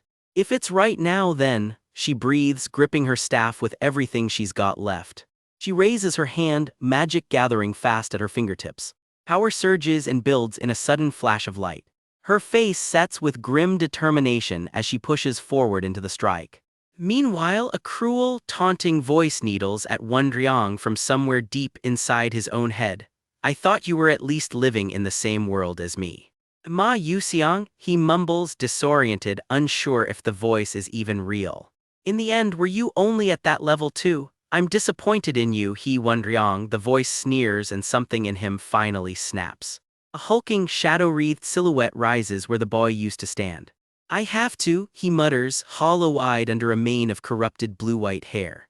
Defeat Ma Yuxiang, he finishes, the obsession swallowing whatever's left of him. Silence, just silence, heavy as a held breath. Someone in the dark braces themselves, jaw tight, before they even move. The words catch in his throat before he can even finish the thought. I need to win though, he mutters, defeat Ma Yuxiang. Whoever that is, this guy's clearly holding a grudge. Rewind the clock, middle school first year, spring back when this whole rivalry started. Meet our guy, Wenryang, 14 years old and about to have a very bad day. Fight me, he says, dead serious, cornering a classmate in the hallway. The other boy, dark, messy hair and an easy grin, just blinks at him, completely caught off guard. For one flustered beat, the tension cracks into something almost sweet, before it snaps right back to business. Are you talking to me right now? The dark-haired boy asks, genuinely baffled. Why fight all of a sudden? I can't accept that you're above me, Wonryong snaps back, teeth gritted. So I'm going to settle the rankings, he declares, properly. Settle the rankings? The other boy just tilts his head at the whole idea. Fine then, let's settle it, he shrugs, like this is really no big deal. And just like that, two kids head out to the field to throw magic at each other. Wonryong grips his staff, all business, ready to prove a point. One clean draw of his weapon, this is happening. You attack first, his rival says with an easy grin, not even bothering to look worried. Tisk, acting all tough, Wonryong mutters under his breath. The other boy just settles into a lazy, unbothered stance. And Wonryong can't help but wonder, is this what a genius actually looks like? See, Wonryong was born heir to the full moon tower. He studied magic since the day he learned to read, training every single day without fail. And yet, the new student rankings go up. First place Ma Yuseong, second place he Wonryong, I'm second, ouch. It hit him like a bolt from the blue, losing the top spot to a total stranger. Yuseong, let's go together, a classmate calls out down the hallway. Shall we then, comes the easy reply, no stress, no ego, just vibes. So that's Ma Yuseong, Wonryong thinks, sizing up the guy who beat him without even trying. But the more he watched him, the more disappointed he got. This kid reads random books that have nothing to do with studying. Doesn't put in any real effort, just naps on a bench like the rankings don't even exist. I can't accept that a guy like him is better than me, Wonryong fumes. I'll prove my effort wasn't meaningless, bold words, the result, absolutely disastrous. The field scorched, his weapons on the ground, and Wonryong's just standing there wrecked. I can't believe it, he mutters, still processing the beatdown. Did I really just lose to that guy? Yep, he did. Meanwhile, Ma Yuseong stands there in the wreckage, staff in hand, not even winded. Calm, unbothered, red eyes just watching. The gap between them could not be more obvious. Oh, I won, huh, he says, strolling up like he tripped into first place by accident. Also, magic duels are seriously fun, tilde. And then he reaches a hand down to help Wonryong up. No gloating, no smugness, just genuinely nice. Thanks, I had fun, let's do it again in. Eyes closed, grinning, the sheer audacity of being both a genius and likable. Wonryong walks off that field carrying something heavier than a loss. His fist clenches. How did I lose, he thinks to someone. Who doesn't train, doesn't study? Just how, damn it, is this what a genius is? He just stands there in the scorched grass, something shifting in him. No, this time I was just lacking in training, he decides, gripping his staff tighter. If I work hard, I can win, and there it is, the resolve setting in. His fingers tighten around the handle, no more excuses. From that day on, I trained like I was going to die. I trained and trained and trained again. But you already know that's never a good sign. This can't be real, Wonryong whispers, staring in disbelief. He just goes quiet, dead quiet. This was a rematch he only called after studying every one of Ma Yuseong's spells inside and out, and the gap between them was still this big. Smoke and dust roll off the field as he goes down again. That same hand reaches out again. This duel was even more fun than last time, Yuseong grins, completely oblivious to how much this is wrecking the guy. Confident, grinning, hand extended, like beating someone twice is just a fun Tuesday. Let's do it again another time, he offers, sunny as ever. The hand just hangs there waiting. And Wonryong just grits his teeth, caught somewhere between fury and something he can't quite name. Haha, I'm looking forward to it, tilde they actually shake on it. Weird way to make a friend, but sure. Wonryong had to admit it, Ma Yuseong really was a genius, but he refused to give up. He had to prove his hard work meant something. Someday, he tells himself, smiling for the first time this whole flashback, I will defeat Ma Yuseong. And now, fast forward to the present. That very Ma Yuseong, he thinks, is in my hands. The guy staring back at us now looks nothing like that scrappy kid anymore. This time I can win, that's what he thought anyway, is this really? Really it? Something about this victory feels wrong, like he's getting drunk on borrowed dark power and losing himself in the process. A hand grabs his wrist. I'm disappointed, he Wonryong, comes the reply. It's Ma Yuseong, even beaten down, still standing his ground. Wonryong's face twists, something dark, something not quite human, snarling just under the surface. His mind flashes back further to the dungeon practical exam when the two of them actually fought neck on neck. That fight split them right down the middle, two rivals evenly matched for the first time. That really shocked me, Yu Seong admits. Turns out I've got a pretty strong competitive streak myself. After that, Wonryong thinks, I trained for the first time in my life, and I've been waiting for a rematch with you ever since. I's never beat you, not once, he admits, the truth finally out in the open. And now is probably my chance, then kill me. Yuseong cuts in, daring him to actually do it. The dark power writhes around him, and for a second it really looks like he might. With that power, pierce my heart, the taunt continues while somewhere in his head a memory flickers. A friend, grinning, glasses catching the light.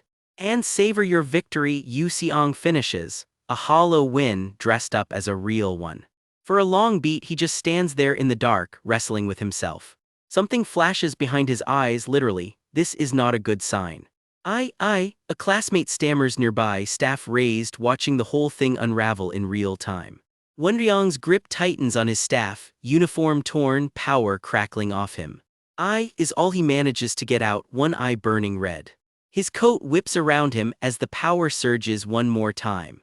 Then finally, I won't kill you, the decision lands. Beating you like this would be denying my own effort, he says. All those years of training weren't for some cheap shortcut win. Thank goodness, someone breathes out in relief. Wonryong's emotions have almost returned to a human state. The shockwave from all that power still rattles everyone nearby, rain hammering down on the whole scene. Light and static crackle through the courtyard as the power keeps discharging. Ugh, he grunts, staggering under the weight of his own power. Teeth gritted, he fights to hold himself together. A green-haired classmate raises her sword on instinct. This power is... She has no idea what she just walked into. Oh my, someone murmurs, eyes wide with worry as the dust settles. Slowly, the sparks fade to something calmer. Footsteps echo as he steadies himself and starts walking it off. Nearby, another onlooker just watches, wide-eyed, still trying to process what she just saw. And just like that, he's back in his academy robes, walking away steady, human again, for now. Somewhere in the rain-soaked academy grounds, a stranger claps a hand to her mouth, tears welling up. Oh my, whatever she just heard, it is not good news. A hooded figure cuts through the downpour without a word, tracking someone down step by careful step. Every footstep lands heavier than it should. Whoever this is, they are not in the mood to be found. The hood slips just enough to catch a flash of fiery auburn hair. Someone new just walked into this story. Spear on her back, zero patience in her voice. Mason Tyron isn't here, Tilda. Looks like the professor has gone conveniently missing. She doesn't linger for an answer, she's already moving on to the next lead. Through puddles and dripping vines, the hunt for Professor Mason keeps rolling on, rain or no rain. Nearby, a quieter voice mutters something a lot more unsettling. That person, I have seen them in the original novel. Turns out she's got the title to match the attitude, Vice Captain Hazen Makarin of the 13th Destructive Assassination Corps. Beside her, a second hunter lets the thought hang in the air, which means... Hazen just shrugs the tension off with a little sing-song jab. In the end, the prophecy was wrong again, Tilda. Don't you think so, Captain? She needles the stone-faced man beside her who clearly does not share her sense of humor. Don't say useless things, Hazen, he mutters, not even breaking stride. His eyes narrow on something only he can sense. He was here too. And there's his own title card for anyone keeping score, Captain Keen of that very same kill squad. He closes in on two shapes huddled in the rain, and neither of them looks like they're doing well. Hazen studies the wreckage of magic still clinging to the air. The wavelengths are faint, but the fact he could make this much power at all is honestly surprising. Keen doesn't blink, so what are you going to do? Her hand drifts toward her weapon, if the target has been confirmed. Keen finishes the thought for her, cold and final, proceeding with immediate execution. Whatever this poor kid has turned into, it is not pretty, and it is running out of time. The verdict lands hard, and nearby, someone else's eyes go wide in horror. For a second, Keen actually hesitates. Are you going to kill him right away? He's still in his early stages, so we could watch for a bit. Hazen counters without missing a beat. If he can make this much power with something like that, then if he ever really explodes, it will be a calamity. So it'd be correct to kill him now. Keen agrees, and just like that, the verdict is sealed. Before either of them can move, Hazen's eyebrows shoot up. Oh my. Someone else has just staggered onto the scene, and Keen can't quite believe it. He's enduring this. Whoever it is, they're walking in on their own 2 feet, weapon already drawn. Hazen sizes him up with a grin. So you're Stella's Ma Yuseong, huh? As expected of the top of the new kid's Tilda. Off to the side, a pair of glowing eyes watches the whole standoff with a lot more interest than it should. However, comes a voice nobody invited to this conversation, and the air changes instantly. Even the corrupted kid flinches at whatever just showed up. Something strikes hard and fast, and the mystery woman just grins wider, clearly enjoying herself. Steel and magic collide in the rain. This fight just picked up a very unwelcome third player. You're interrupting my work, she says, sweet as poison, and you already know this isn't ending well for somebody. She repeats herself with a slash of red energy, just in case anyone missed the point. That somebody turns out to be Captain Keen, down, bleeding and gasping in the mud. Flame's whole body goes rigid at the sight of him down. The air itself seems to ripple, like this fight's about to spiral even further out of control. His state, Flame chokes out, then catches herself thinking, although things have already drifted pretty far from the novel I remember. One thing she's sure of, the power Ma Yuseong flashed earlier was definitely black mana, and that is not supposed to exist in a first year's toolkit. If he burns through the rest of his blue mana here, his secret is out for good, right in front of everyone. And if that happens on top of everything else with Hee Won-ryong, this whole mess is about to get so much worse. Flame grits her teeth, refusing to let go of her staff. I can't lose them both here. Please, please move. The answer she gets back is ice cold. Please, it's over now. Keen, back on his feet and furious, raises his blade over Hee Won-ryong anyway. Azel is here too now, and she's begging just as hard. Someone please. Flame screams the only thing she has left, help me. Keen's expression doesn't crack, his blade starts crackling with lightning instead. Die, dark demonic human, he says, and he clearly means it. Then out of nowhere, a new voice cuts clean through the storm. Please wait one moment. Keen actually stops. Somebody just talked their way into interrupting an execution.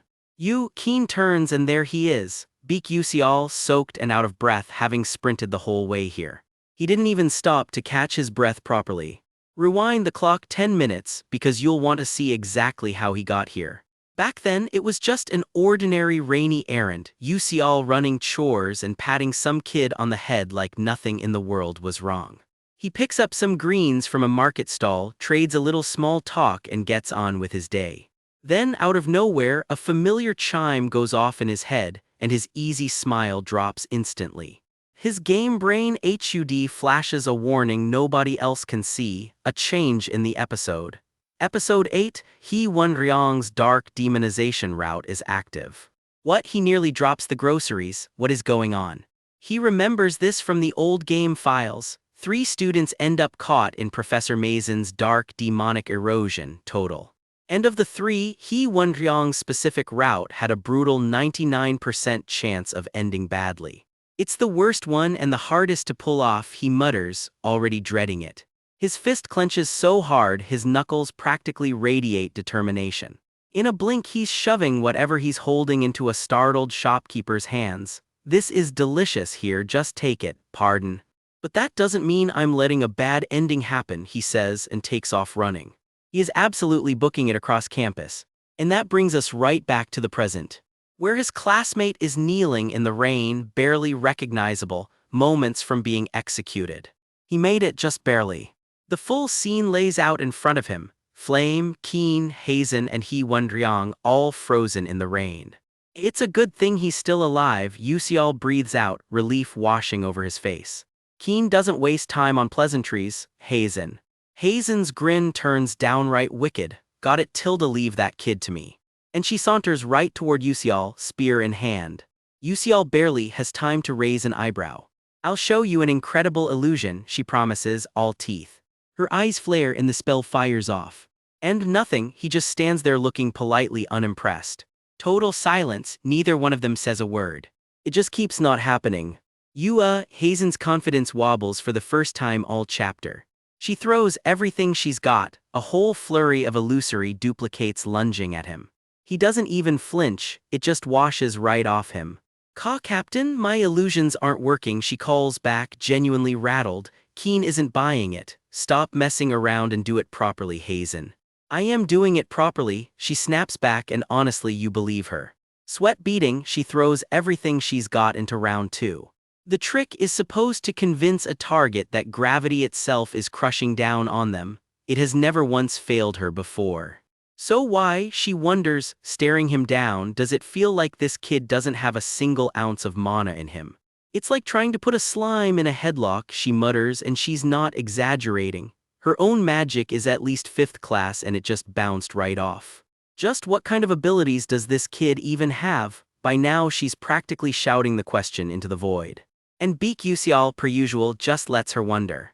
Word is already spreading, just what kind of abilities does this kid have? Beak Yusial catches wind of the question with a wary look, like he already knows this is about to get complicated. Coat buttoned, tie straight, Yusial looks like he's dressed for a confrontation he's not planning to lose. Somebody barks a blunt order, move, vice captain, no pleasantries, no context, just business. The captain doesn't wait around. He closes the distance in an instant, magic crackling around him with his vice captain right on his heels. Under that hood, a hand slides toward something hidden away, small and unassuming and clearly not just for show. Reveal your identity, the hooded stranger demands. Turns out they already know exactly who they're dealing with, Stella Academy's own first-year S-class combat prodigy. Know your true identity, they press. Yusial just blinks back, all innocence. I really am from Stella Academy though. The captain lays out his terms, cold and clipped. He doesn't care where Yusial's really from or why he's hiding out at Stella. But there's a catch, stay out of their business. Yusial is very much not on board with those terms. He can't just let that slide because their business here means killing a fellow student. The captain doesn't even blink, just a flat yes. And there he is, He Wondryong, or what's left of him. His hair has gone an unnatural blue-white, a black aura pouring off his body. He's been consumed by dark demonization. Yusial runs the math in his head, and it's ugly. Fight these two right now and he won't last 5 seconds.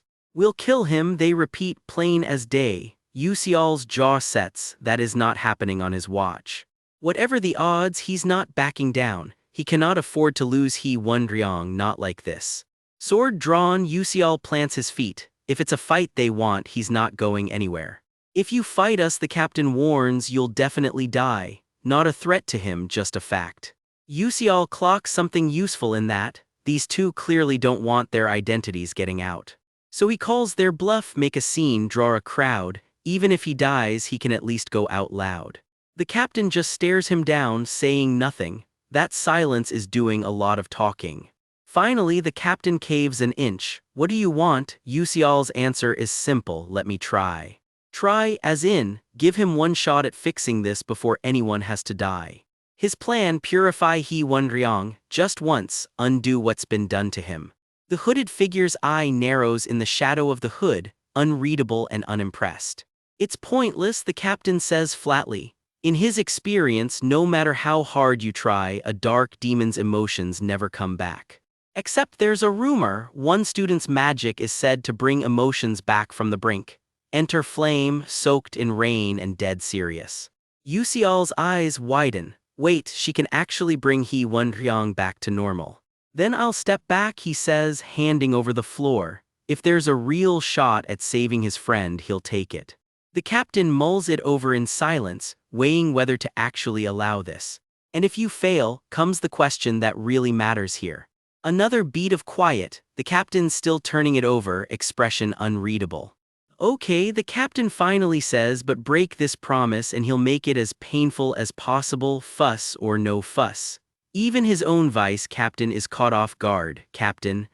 He orders Hazen to kill the illusion spell, hiding just how bad things really are. Hazen can't help but ask if he actually trusts this kid. His answer, if Yusial's lying, he can just kill him later, comforting. With the illusion stripped away, the truth is laid bare. There's no more hiding what He Wonryong has become. Flame's breath catches at the sight. It's worse than she expected. Yusial drops to his knees right in front of her, point blank. You can turn him back to normal. Flame flinches and shuts it down. I'm sorry, but I don't have that kind of ability. Someone presses harder, invoking a name that clearly still stings. Do you want a repeat of Jackie? The question lands like a slap. Flame's whole body goes rigid. No, she says quietly, not again. Yusial just watches her, steady, giving her the room to decide for herself. Flame squares her shoulders and tells herself the only thing that matters, save He Wonryong, she can do this. Her grip tightens on her staff. If Beak Yusial believes she can pull this off, then maybe she really can. And there's a reason his word carries extra weight with her. She secretly knows Beak Yusial is a regressor. If he says she has this power, she has this power. She brushes right past Ma Yusiong, step aside. Her eyes are locked and focused, nothing left in them but resolve. A flash of memory surfaces unbidden, the last time she stood powerless while someone she cared about slipped away. Not this time, she won't just watch powerlessly again. Magic circles bloom to life around her, blazing gold. I will save He Wonryong with my power this time, she declares, and the whole courtyard lights up gold. The spell keeps building, blinding and immense. Wings of light unfurl behind her. This is not ordinary magic. Even Hazen is floored. Captain, that's light magic, right? Yes, he confirms, though something about it clearly bothers him. This isn't holy order magic, and yet it's almost on par with the Saintess herself. The captain's heard whispers about a new Stella student who can wield the power of angels. And there she is, wings of light blazing across her back, proving the rumor true in real time. The light magic surges straight toward He Wonryong's corrupted form. I'm sure she's the one, the captain mutters, watching her work. She holds the spell steady, pouring everything she has into it. The light slams into him, and He Wonryong recoils with a strangled cry. For a moment it's total chaos, light and shadow tearing at each other. The captain isn't convinced it'll work. Using angelic power and actually purging a dark demon seed, he warns, are two very different things. He braces himself, certain this is only a temporary fix at best. Then a cough, something is changing. He Wonryong doubles over, racked with coughing as the darkness sputters and fights to hold on. His hair is shifting back, the corrupted blue fading, replaced by something familiar. He blinks up, dazed and utterly himself again. He looks down at his own hands like he's seeing them for the first time in a while. What a relief. Flame just about melts with relief. You're back to normal. But the spell has taken everything out of her. Flame collapses on the spot and Wonryong lunges to catch her. Flame. He catches her just in time, worry written all over his face. The captain isn't taking anyone's word for it. Then let me confirm, he says, already moving in. He studies He Wonryong carefully, unreadable as ever. The tension hangs in the air while the scan gets underway. Wonryong kneels still while the captain runs whatever mystic scan he's got, the rest of the group watching anxiously from a few steps back. What are the results? Hazen finally asks, unable to wait any longer. The verdict lands like a thunderclap, completely, totally normal. So normal the captain can barely believe this kid ever underwent dark demonization at all. Maybe the host himself was just stronger than most, the captain figures. Now what, Captain? Hazen asks as they turn to go. Let's return, he says simply, case closed for now.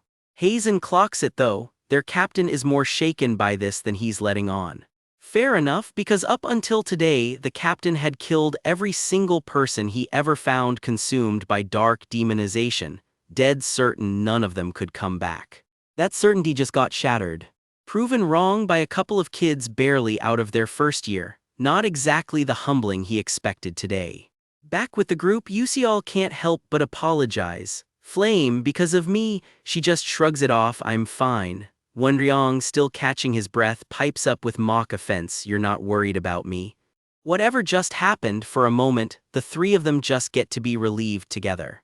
Back near the conference hall, Hazen turns to her captain with a question hanging in the air. Now what, Captain? The captain just exhales. Let's return, mission over for now. Hazen smirks, hand on her hip, clocking that her stone-faced captain looks genuinely rattled for once. The captain's face says it all before a single word comes out. Something in her just shifted. She thinks back on every soul lost to dark demonization that she's ever put down, certain none of them could ever come back, but not anymore. Because a handful of reckless academy kids, Flame included, just proved her dead wrong, refusing to give up on someone everyone else had already written off. Her mind lingers on Flame's face, lit up and unshaken. Maybe Mercy isn't as naive as she used to think. Miles away in the elf capital's glowing night market, some poor guy nearly collides with a stranger and yelps that he does not want a repeat of that. The elf capital's tree-woven streets glow soft blue under the stars, beautiful and a little eerie this late at night. The stone path sits empty. Whoever's moving through here is being very careful not to be seen. A hooded figure slips through the shadows, cloak trailing behind them. Cloaked head to toe in deep blue, they move with quiet purpose through the sleeping district. Something strange, they murmur, scanning the empty street. I followed the dark mana I felt back then, but why are there no traces? Someone covered their tracks and covered them well. Hands rise, weaving a spell. Wind. Tell me your memories, they whisper, right into the empty air. Glowing petals swirl up around them as the spell takes hold. For a beat, nothing, just mist and silence waiting on the wind to answer back. Then it hits and their eyes snap wide. Someone has intentionally erased the memories of this place. Someone didn't want tonight remembered. That is never a good sign. The ground cracks with green light as they strain to dig past the tampering, teeth gritted. Wind, I ask of you with the Elf King's name, time to pull rank on the spell itself. Whisper to me your memories, just a bit more, they plead, hands still raised. Green wisps curl tighter around their cloak. The memory is fighting back. The magic finally gathers into one bright, trembling orb of light. A shape resolves inside it, someone's back caught mid-stride from a night that was supposed to be erased. That uniform, Stella, they recognize the academy crest instantly. The vision flickers violently, almost like it doesn't want to be seen. Their golden eyes blow wide, this scent. A hazy figure comes into focus, wrapped head to toe in pale cloth. There's no doubt about it, this is Ifanal's scent. They practically choke on the name. But Ifanal should be in eternal sleep, so how? None of this should even be possible. Is this related to the person who entered the secret garden a while back? The pieces are starting to click together badly. The strain finally catches up with them, a sharp, pained ugh, as the vision claws back. They stagger, pressing a hand to their face, the magic bleeding right out of their grip. No, I can't read any more memories. Whatever's left is buried too deep to reach tonight. The person who entered the secret garden that day, they think grimly, putting it together. And the culprit who stole Ifanal's heart, a god's stolen heart on that very same night, that is not a coincidence. If they're the same person, then it makes sense why they'd erase this place's memories. Someone's hiding something enormous. Their fist clenches tight. I cannot forgive them. I will get payback on you for what you've done, they vow into the dark, jaw set. Whoever this is, they just made an enemy for life. Cut to a hospital room where Wondryong is out cold, completely unaware of the storm brewing back in the Elf Kingdom. Flame, he jolts awake to find her right there, snack in hand. Ah, you're up, she chirps while a groggy Wondryong blinks around asking where he even is. Turns out it's the hospital and she wants to know how much he remembers. To an extent, he manages. Turns out she already smoothed things over, feeding Professor Lee Hanwal a cover story on his behalf. And made sure Beak Yusial and Ma Yusiang will keep their mouths shut too, so don't worry, she adds around a mouthful of food. Then there's the small matter of the familiar contract ceremony creeping up fast. You can partake if you want, but it'd be best to rest, Flame tells him, gentler than her usual bluntness. There'll still be side effects, she warns. recovery isn't instant no matter how tough he thinks he is. Whoa, you're listening well today for some reason, she teases, clearly not used to him actually taking advice. Good thinking, it's better than hurting your body, she says, and he actually agrees, promising to rest if she's the one telling him to. He turns to stare out the window instead, something clearly weighing on him. Flame HM, she perks up waiting. He opens his mouth like he's about to say something real, and then loses his nerve completely, the words dying before they land. No, it's nothing, he mutters. What's with you, she asks, unconvinced but letting it go. She hops up to leave, tossing back a very flame demand. Buy her some expensive food once he's discharged. She grins back over her shoulder, already halfway out the door. I'm going to choose the most expensive thing, so prepare yourself, got it? Bold and completely non-negotiable. He lets out a small huff of a laugh despite himself. She's exhausting in the best possible way. Alone again, he lingers by the window a moment longer. Her grin sticks in his head long after she's already gone. Then see you later, he Wondryong, she calls, and the door clicks shut behind her. The room goes quiet, just him, the bed, and the plate of fruit she left behind. He sits with it a moment, saying nothing, before finally reaching over. Just a simple sliced snack, nothing fancy about it. He takes a bite anyway. It's sweet, he admits quietly to absolutely no one. Cut to the familiar contract ceremony. Rows of students line up before the World Tree's roots, told they're about to step inside for real.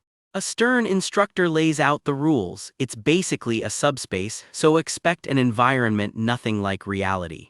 You have 1 week, he warns, and the space they're allowed to use only goes up to the 3rd floor.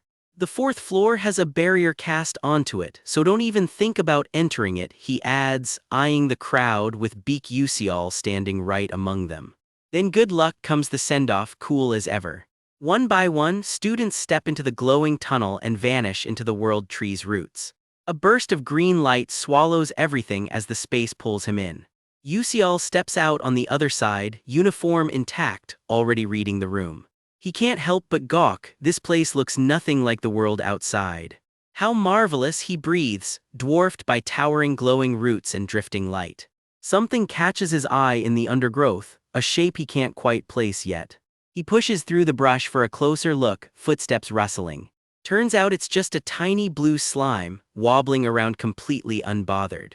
He gives it a poke, just a 7th grade creature, so nothing here to be intimidated by.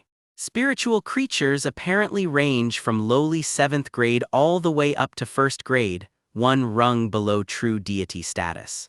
The higher the grade, the stronger the beast and the harder the contract, and even a measly 7th grader only has a 5% success rate.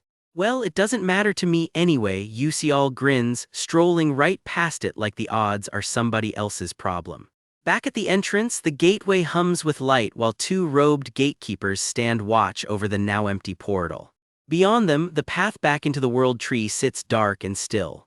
I think they've all entered, so should we close the barrier? One asks, only to get cut off with a sharp, wait. Footsteps echo out of the dark, slow and deliberate. I think one more is coming, the gatekeeper murmurs, watching a hooded figure emerge from the mist. Whoever it is, they're cutting it awfully close, and the chapter ends before anyone finds out just who walked in.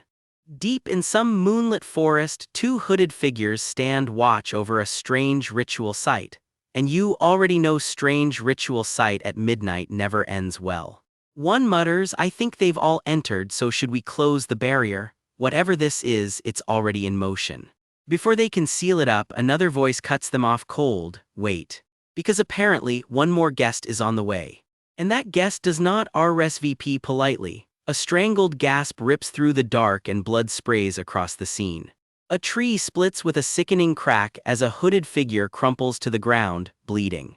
Whatever just tore through here, it's already over, and it clearly wasn't a fair fight. And somewhere nearby, someone's smirking about it. Every good horror cold open needs a creep who's enjoying himself a little too much. Cut to broad daylight, a totally different mood. A squad of academy students marches through a glowing green wilderness, capes and all. Let's head to the 2nd floor, one calls out and the group falls in line without a second thought. But near the back, one girl, the fiery-haired mage everyone calls Arshwang, is breathing way harder than a casual hike should require. And I feel sick, she admits under her breath, hoping nobody heard that. Then her vision swims and she doubles over with a groan. Somebody definitely heard that. Arshwang, the squad's silver-haired princess Hong Bion, shouts, rushing to catch her. The rest of the group crowds in, everyone asking the exact same question: what is wrong with her? Someone theorizes that if your sensitivity to spiritual creatures is bad enough, just standing near their lingering energy can wear your whole body down. Is that what's hitting her right now? Bion makes the call: set up camp here, save the rations, and let everyone recharge before pushing on.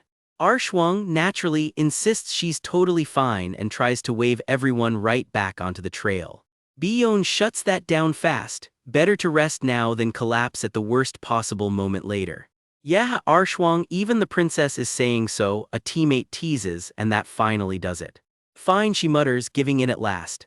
She slips off alone into a glowing clearing to actually try resting for once. Except the second she's alone it gets worse. Her breathing turns ragged and her head starts pounding for no reason she can name. Her mind slides into an old memory. How could this happen? A voice whispers. Talent, the voice marvels, the ability to become an archmage. Huh, is this my childhood? Little Arshwang wonders, surrounded by hooded strangers. Or a dream, she honestly can't tell. One of the hooded strangers leans in close. You'll definitely become an outstanding mage at Stella. Arshwang, you're a genius of flames that only appears once every 100 years, they tell her. With that kind of talent, you'll wield fire like it's your own hands and feet. Really? Little Arshwang asks, eyes lit up with hope. Yes, the stranger answers, as long as, and the rest gets swallowed by static in her memory. Of course, that's the one part she can never quite hear. She jolts awake for real. What that dream just now? Before she can even process it, the group's already calling her to get moving. Arshwang, feeling any better? Can you even move? A friend checks in. Yeah, I think so, she lies through her teeth. They push on and hit the dungeon's second floor, and it wastes zero time announcing itself. A creature made of raw flame roars to life right in front of them. Weirdly, mid-fight Arshwang feels sharper than ever, her focus locking in like it never has before. Once the dust settles, something else catches her eye.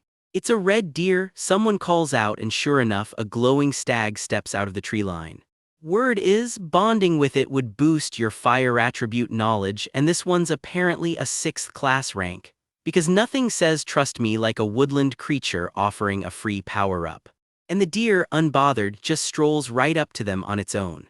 Yeah, it might not be 5th class, but a 6th class red deer, Bion notes, clearly impressed.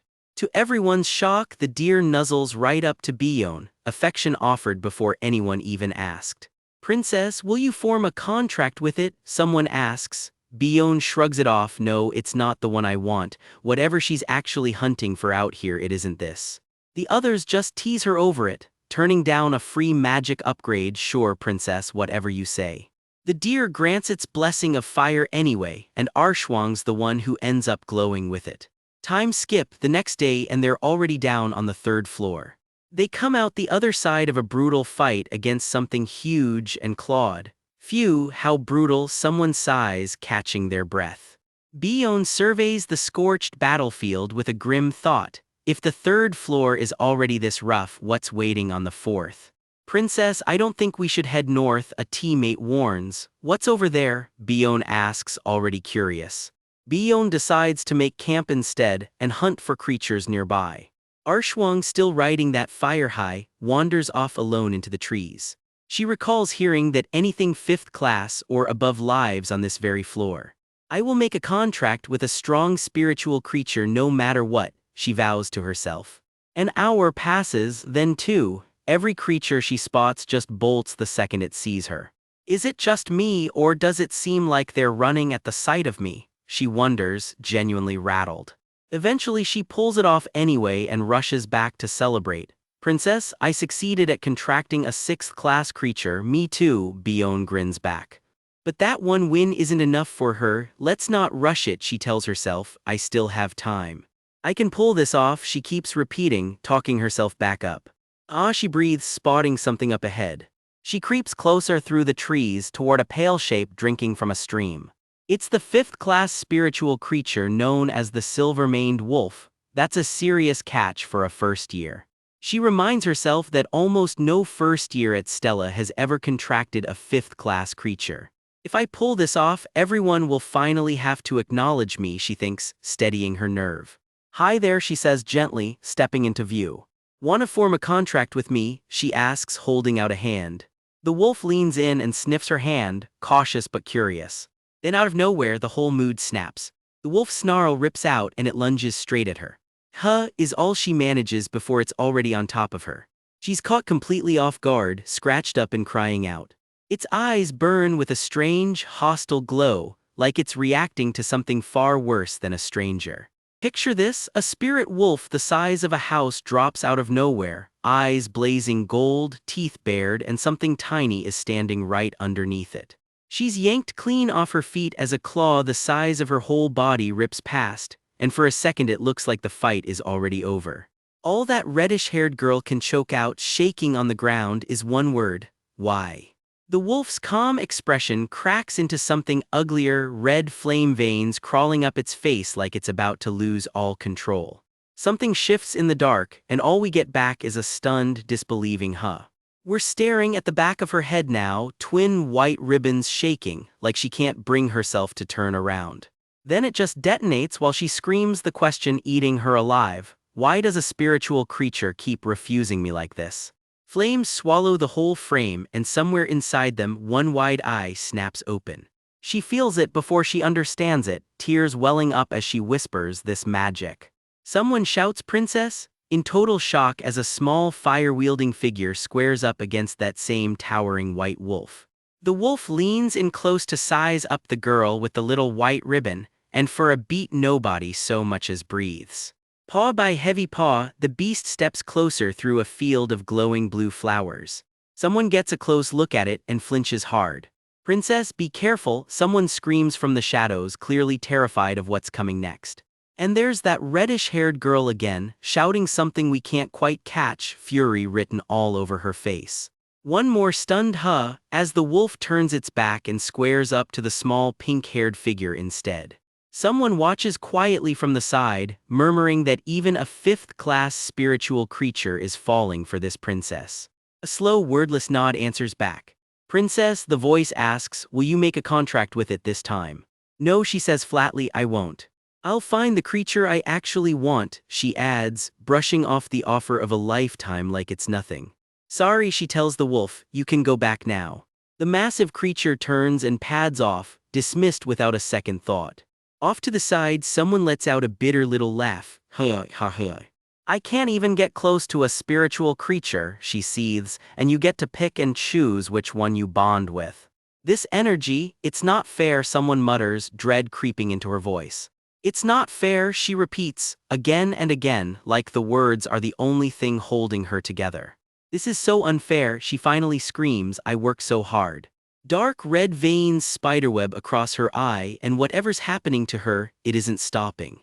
"Don't make me laugh," she snarls, and something like horns start pushing through her hair. Raw magic detonates around her, completely out of control. A second figure fires back with a burst of ice and lightning, trying to hold the line. The blast just keeps tearing through everything around them. And then she's the one getting cut down, crying out in pain as the vision cuts to black. Snap back to right now, that same white and pink-haired girl is doubled over, hand pressed to her chest, breathing hard. Her red eyes go sharp and steady, like she's bracing for whatever happens next. "Shuang," she says quietly, watching the reddish-haired girl grin back with something dangerous flickering behind her eyes. A caption confirms exactly what we all just watched brewing: dark demon erosion is officially in progress. "But this is way too close to the fourth floor," she warns. "If this turns into a real fight, the barrier behind me could get caught in it." She catches herself thinking, what would that commoner do in a situation like this? Shuang, because that's who this is, turns her back and starts to walk. The other girl watches her go, jaw tight, clearly not ready to just let this end here. "Shuang, don't do something you're going to regret," she calls out, stepping forward to face her head-on. If the erosion keeps going, you won't be able to come back to being human, she warns. You're still thinking about who's superior here. Arshwang laughs it off bitter. Must be nice being the princess of Adolbit blessed with fire, she spits. So you'd never understand what it's like being born with just ordinary talent, she adds. Something flickers behind the princess's eyes, like she's about to prove that assumption dead wrong. What exactly are you going on about now? She asks, arms crossed, unreadable. She has the fate of death, right? Arshwang says, and for once she has nothing to say back. Meaning that for me to survive, she goes on, all my other siblings have to die. I figured that out when I was 7 years old, she says, standing alone on cracked, blood-streaked ground. You said you had a childhood full of love, right? She asks Arshwang, who visibly flinches. Hearing that story, I was jealous, she admits. I never got expectations, I sure never got love. Not even, she says, from the woman who gave birth to me. Her eyes well up despite herself, one tear cutting a track down her face. How far do you think I've gone just to earn the right to become king? She asks. Arshwang just breathes out a small, uneasy HM. Instead of food, she says plainly, I swallowed fire. And I even showered in flames, she adds, like she's reciting a grocery list instead of a nightmare. My skin was covered in pus, and it itched so bad I thought I'd lose my mind, she says. Even drinking water afterward just made it worse since my insides were already full of burns, she goes on. I can't taste anything anymore. My tongue's been paralyzed this whole time, she admits. Fire is my best weapon, she says quietly. As well as my worst fear, she finishes. You, Arshwang starts and can't finish the sentence. You're lying, Arshwang finally shouts, refusing to believe any of it. It's pointless trying to win my sympathy with lies, the princess says coolly, walking away. Arshwang just stares, completely thrown. Then a tiny flame flickers to life, balanced right on the tip of her bare finger. She holds it there without so much as flinching, letting it burn. The flame keeps licking at her skin like it isn't even there. What are you doing? Arshwang shrieks, panic finally breaking through her anger. A sharp sizzle cuts through the air as something snaps. Dark, blade-shaped magic lashes out on instinct, aimed straight at her. She flinches, then blinks, confused. She's fine. Arshwang, she asks, do you still honestly think this is some kind of blessing? To boost my attribute affinity, I went through that training ever since I was a little kid, she explains. The whole time thinking it'd honestly be easier to just die, she adds, so. Tears streak down Arshwang's face as she takes it in, completely undone. I just hope you never talk about blessings or talent in front of me again, the princess says, since I'm so jealous of you. Jealous of someone who never had to live through any of that, she says, that it honestly makes me want to cry. Her expression softens, red eyes steady but gentle now. For once, there's no anger left on her face at all. Arshwang walks off alone for a moment, finally sitting with everything she just heard. I just assumed everything you had came easy, she admits, looking back on it. I had no idea about any of this and… A memory flickers by, a gentle spirit dear and a figure who never got to just be a kid. I'm sorry, Arshwang finally chokes out, breaking down completely. I'm sorry, princess, she repeats, leaning into her as all the fight drains out of her. The two of them walk on together through the grass, side by side now instead of squared off. The princess just smiles, soft and a little tired, all that fire finally banked down to embers. She lets an arm settle around her, letting the moment sit for a second. We open on a quiet memory. Hong Bion, alone with a pale lily in hand, admitting to herself that she used to treat everything around her, even people, as if it were owed to her. Beside her stands a gentle antlered spirit, and she confesses she never really understood any of this before now. The memory turns colder fast, a blade left resting in frost-covered grass, a reminder that peace like this never lasts long around her. Cut to Arshwang, eyes red and brimming, breaking down as she forces out a shaky apology. She bows her head low before her princess, sobbing out I'm sorry again, clearly gutted by whatever just happened between them. The scene shifts to someone trudging alone through dark, waterlogged ground, the mood still heavy and unresolved. Another flash of that same pale, pink-tinted face lingers, unreadable, eyes glinting with something she's not saying out loud. A single, quiet yes answers whatever was asked, closing the memory on a note of grim resolve. Back in the present, students come sprinting through the wreckage, insisting they definitely heard an explosion and frantically calling out for their princess. They find her standing amid scorched, cracked earth waving them over. Confusion turns to relief once they realize the dark demonic energy that had been radiating off Arshwang is completely gone. In the quiet after, Bion studies Arshwang's exhausted, tear-streaked face, still processing how close that came to going very badly. She admits to herself that the old her would have gone straight for the kill the instant Arshwang turned dangerous, no hesitation, no mercy. A grim vision of that old, unforgiving version of herself flickers past, staff already raised to strike. But she held back this time, and she can't help crediting the change to a certain commoner who's clearly been rubbing off on her. She quietly orders the others to take care of Arshwang since she's clearly not okay, and someone blinks in confusion, half expecting a harsher call. Bion shuts the idea down flat. Whatever anyone else thinks, Arshwang is still a real talent and she's not about to punish her over this. An older memory of her own voice echoes back, cold and commanding, telling Arshwang to stay loyal and apologize, exactly the kind of order she used to hand out without thinking twice.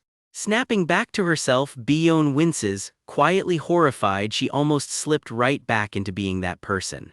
Determined to move forward, she suggests they get back to hunting for spiritual creatures together, and Arshwang agrees. A flicker of alarm crosses her eyes, like some old instinct just tripped a silent warning. Someone screams princess, in raw panic, and whatever calm they'd found instantly shatters. Bion whips around wide-eyed, bracing for whatever's coming next. Time skips ahead. We're now on the third floor of a glowing, spirit-filled tower, sparkling branches lighting the way through the dark.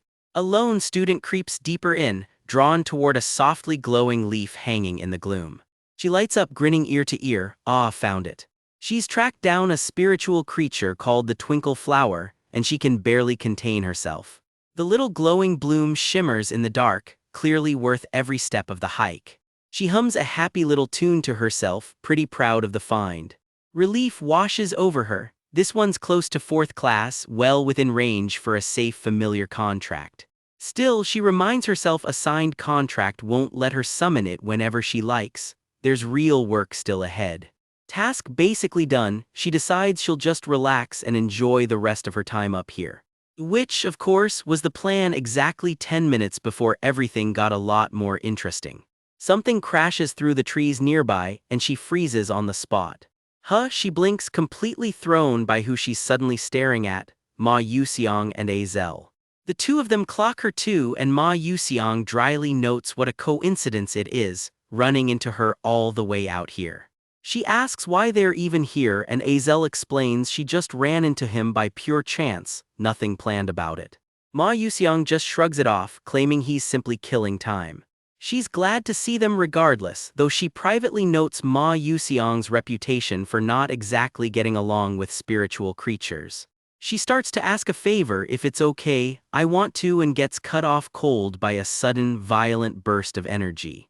Azel freezes mid-step, this feeling, something is very wrong.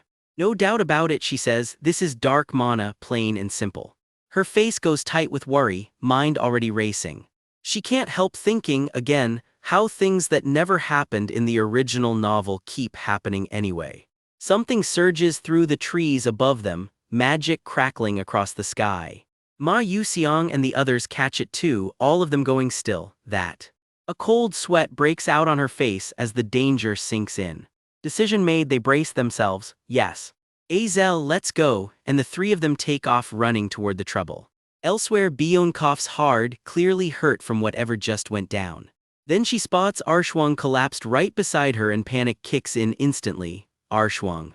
She shouts her name again, staring down at Arshwang's unconscious face. Bion flinches, snapping to full alert. She realizes dark mana is bleeding out from somewhere inside the barrier itself. The dark mana erupts violently, a jagged burst of black energy tearing through the clearing. Bion takes the hit, blood on her cheek, gritting her teeth through the pain. Her eyes lock on something ahead she reaches a hand out, stunned. It's a frost flame dolphin, twisted and corrupted, the very creature they'd all been chasing. Bion steadies herself in the dark, cloak whipping around her, gathering every ounce of resolve she has left.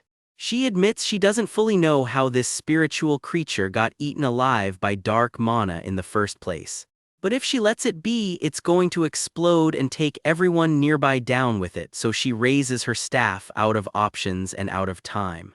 She feels something shift, someone else is closing in fast, She channels everything she's got, magic surging out in a shimmering wave. Chains of light lash around the corrupted dolphin as it shrieks in protest.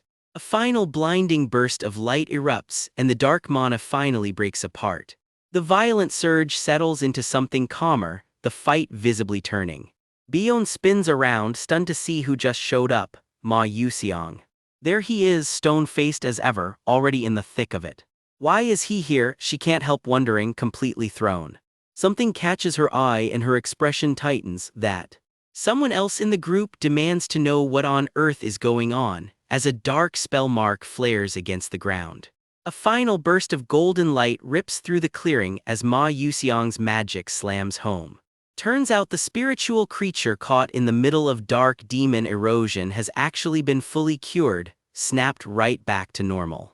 Ma Yuxiang and the familiar hunter combine their magic power surging out between them. A blinding wave of light washes over the dolphin as it's freed from the corruption. Down below, the rest of the group watches from a distance, taking it all in. She reaches a hand toward the light, quietly relieved it actually worked. The frost-flame dolphin soars free overhead, fully restored, while everyone below just stares up in awe. Nice, treatment is done, someone says, and the group finally lets out a breath.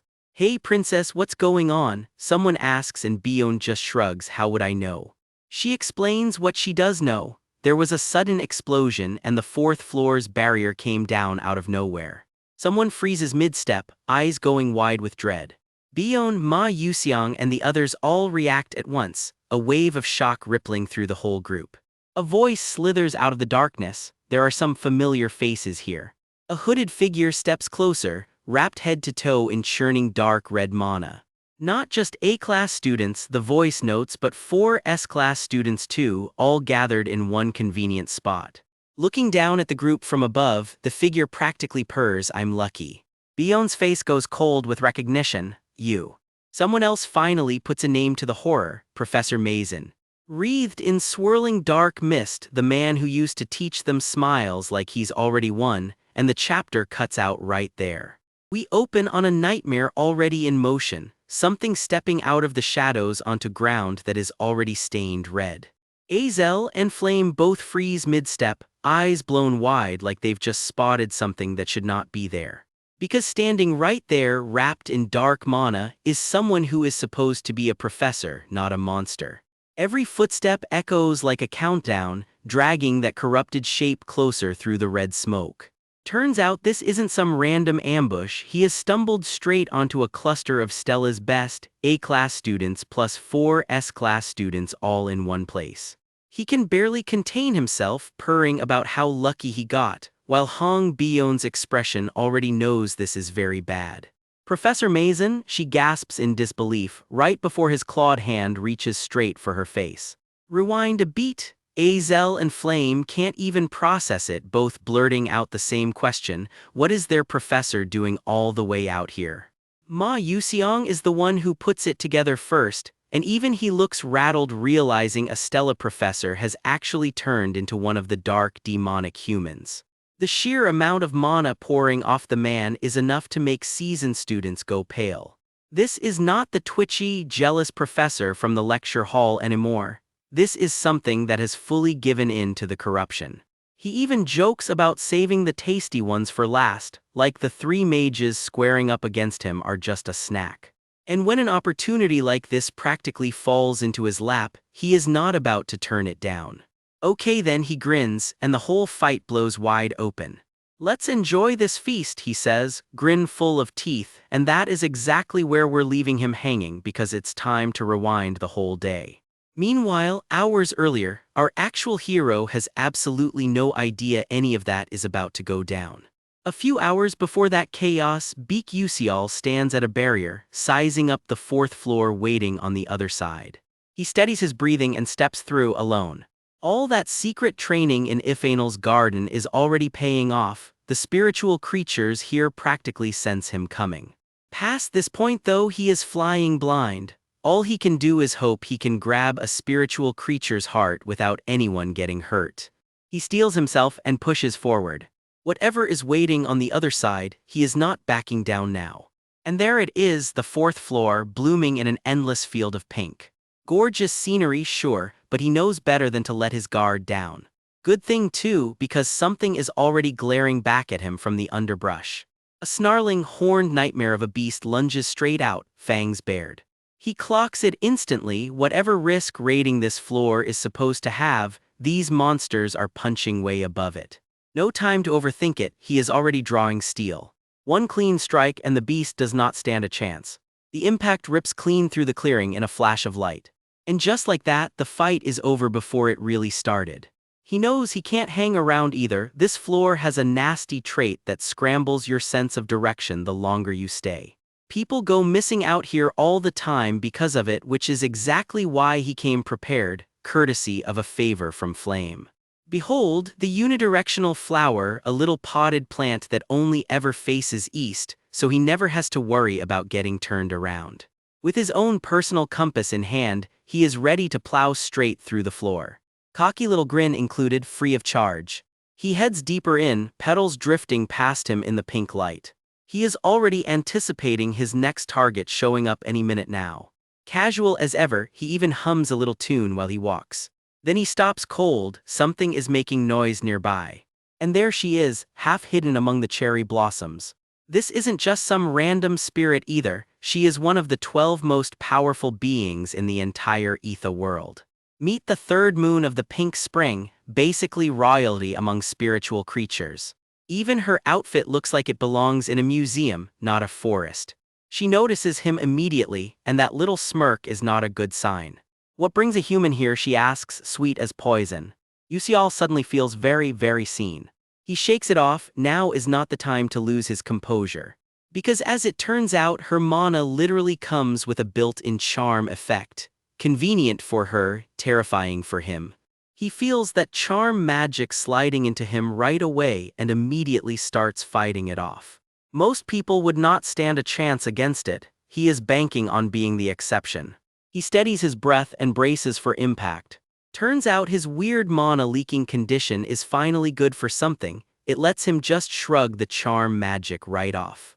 The backlash rips through him in a blaze of light. But he holds his ground, teeth gritted.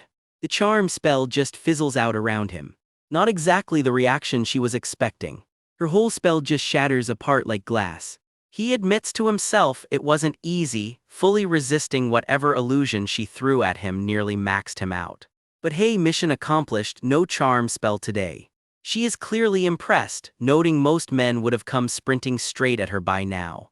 Looks like you already know who I am, she says, sizing him up properly now. So she asks again, this time for real, what is he actually doing here?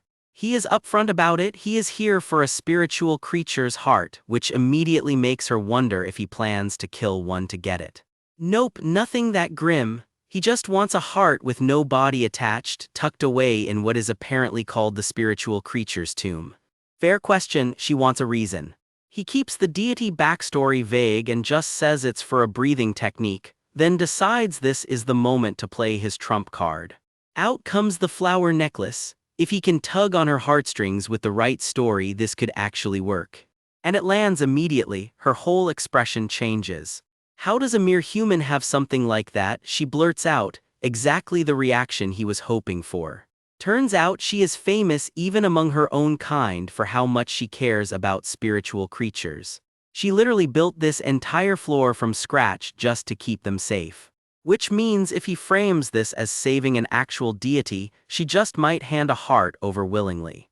I see, she murmurs, admitting she'd already caught a strange spiritual creature's scent on his breath and couldn't place it.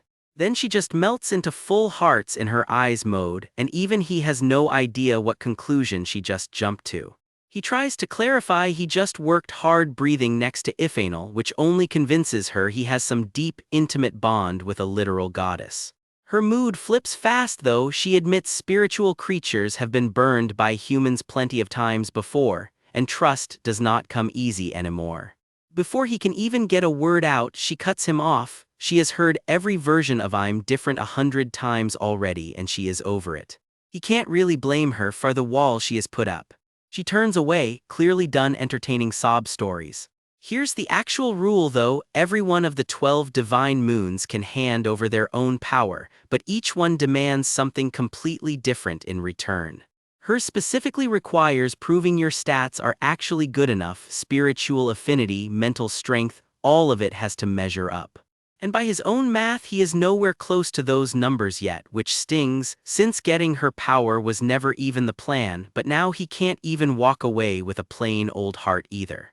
So he drops the strategy entirely and just goes straight for honesty. His friend is dying and he is begging her to help save her. That actually gets her attention.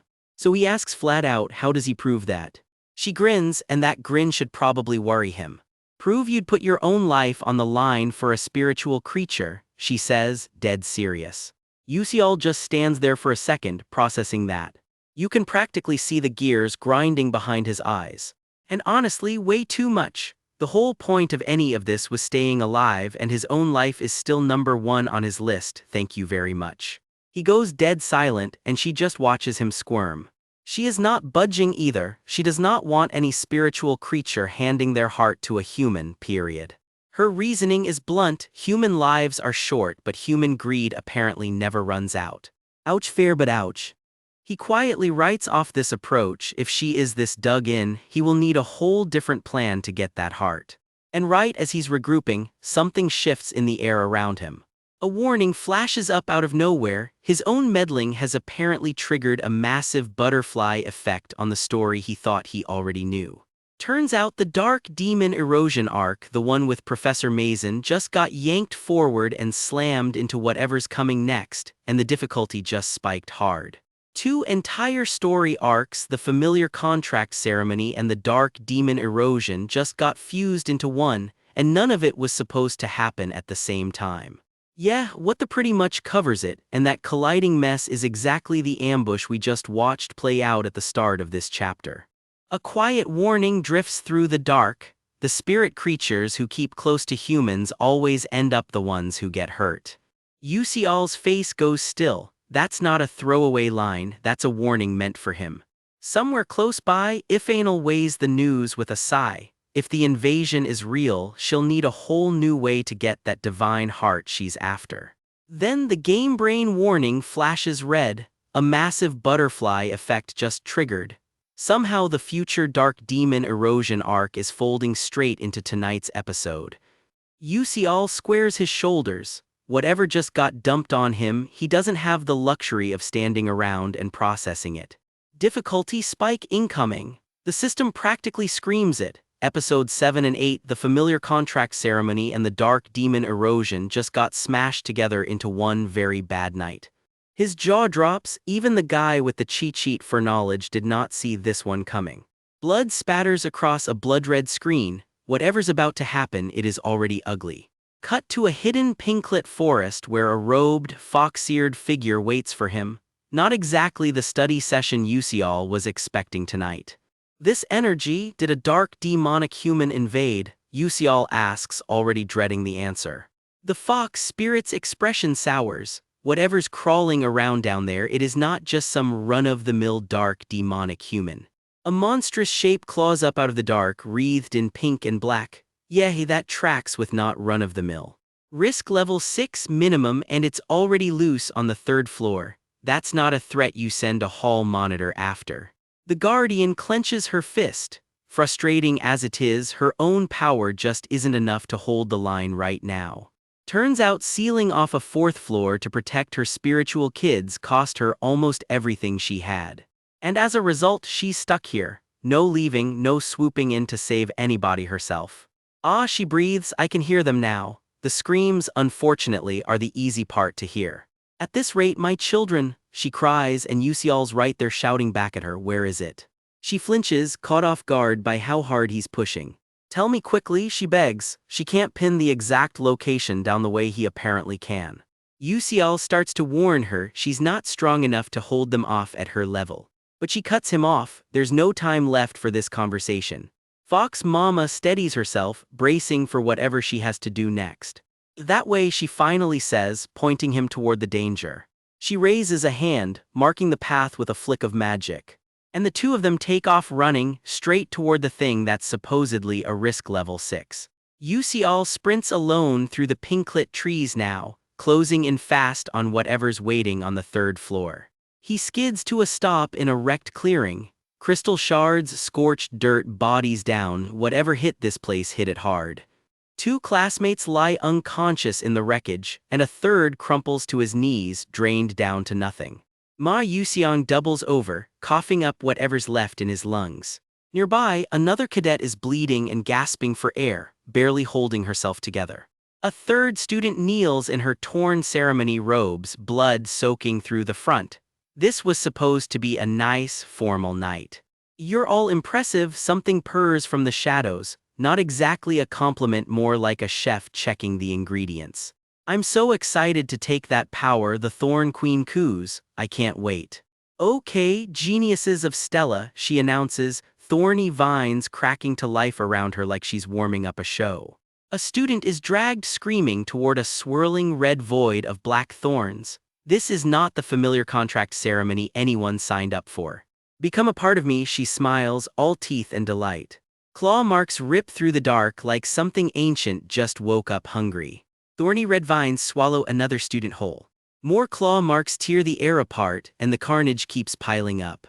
Red lightning crackles through the vines. Whatever this thing is feeding on, it's working. Alone in the red mist, the injured cadet from before just whispers it to herself, "I messed up. Will I die here?" she asks the dark, and honestly, nobody's around to tell her otherwise. She braces for the hit, eyes screwed shut. Her necklace flares to life, instead the Merkin's pendant, cashing in its one-time absolute defense against 6th class magic and below. Lucky Charm earns its name. Even saved, she's still screaming, still very much in danger. But something's closing in fast from the tree line. Stella arrives bleeding from the shoulder, clearly having already fought her own battle to get here. "Gosh," is all she says, in what might be the single most words anyone's ever heard out of her.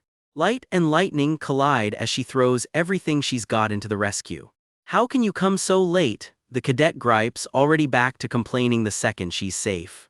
Yusial moves on through the wreckage, a hand brushing over the pendant that just saved a life. He takes in the little crystal charm for a second before letting it go. His jaw tightens. This whole mess is starting to add up in his head. Luckily, no one died, he tells himself, but this is my fault. Because he provoked Professor Mason Tyrn, the kids here got caught in the blast radius. "I can't," he starts and doesn't need to finish the thought. No cavalry is coming. If he wants to survive tonight, he's going to have to kill her himself. "Hey Yusial," a familiar voice calls out from behind him. "Ma Yusiang, are you okay?" Yusial asks, finding his rival battered but alive, glasses still somehow on straight. The two of them regroup and Yusial lays it out. The problem is how. Facing her head-on, he admits, is a losing bet from the jump. Mist rolls over the ruined ground, thick enough to swallow whatever's coming next. "I have a way," Yusial says, a plan already forming behind his eyes. "There's only one chance to make it work though." He pulls out a thin, twisted black branch like it's the answer to everything.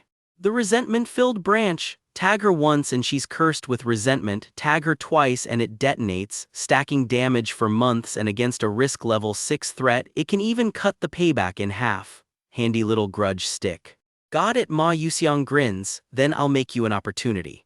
This is a little unsightly, Yusial admits, branch in hand, but this isn't the time to care about that.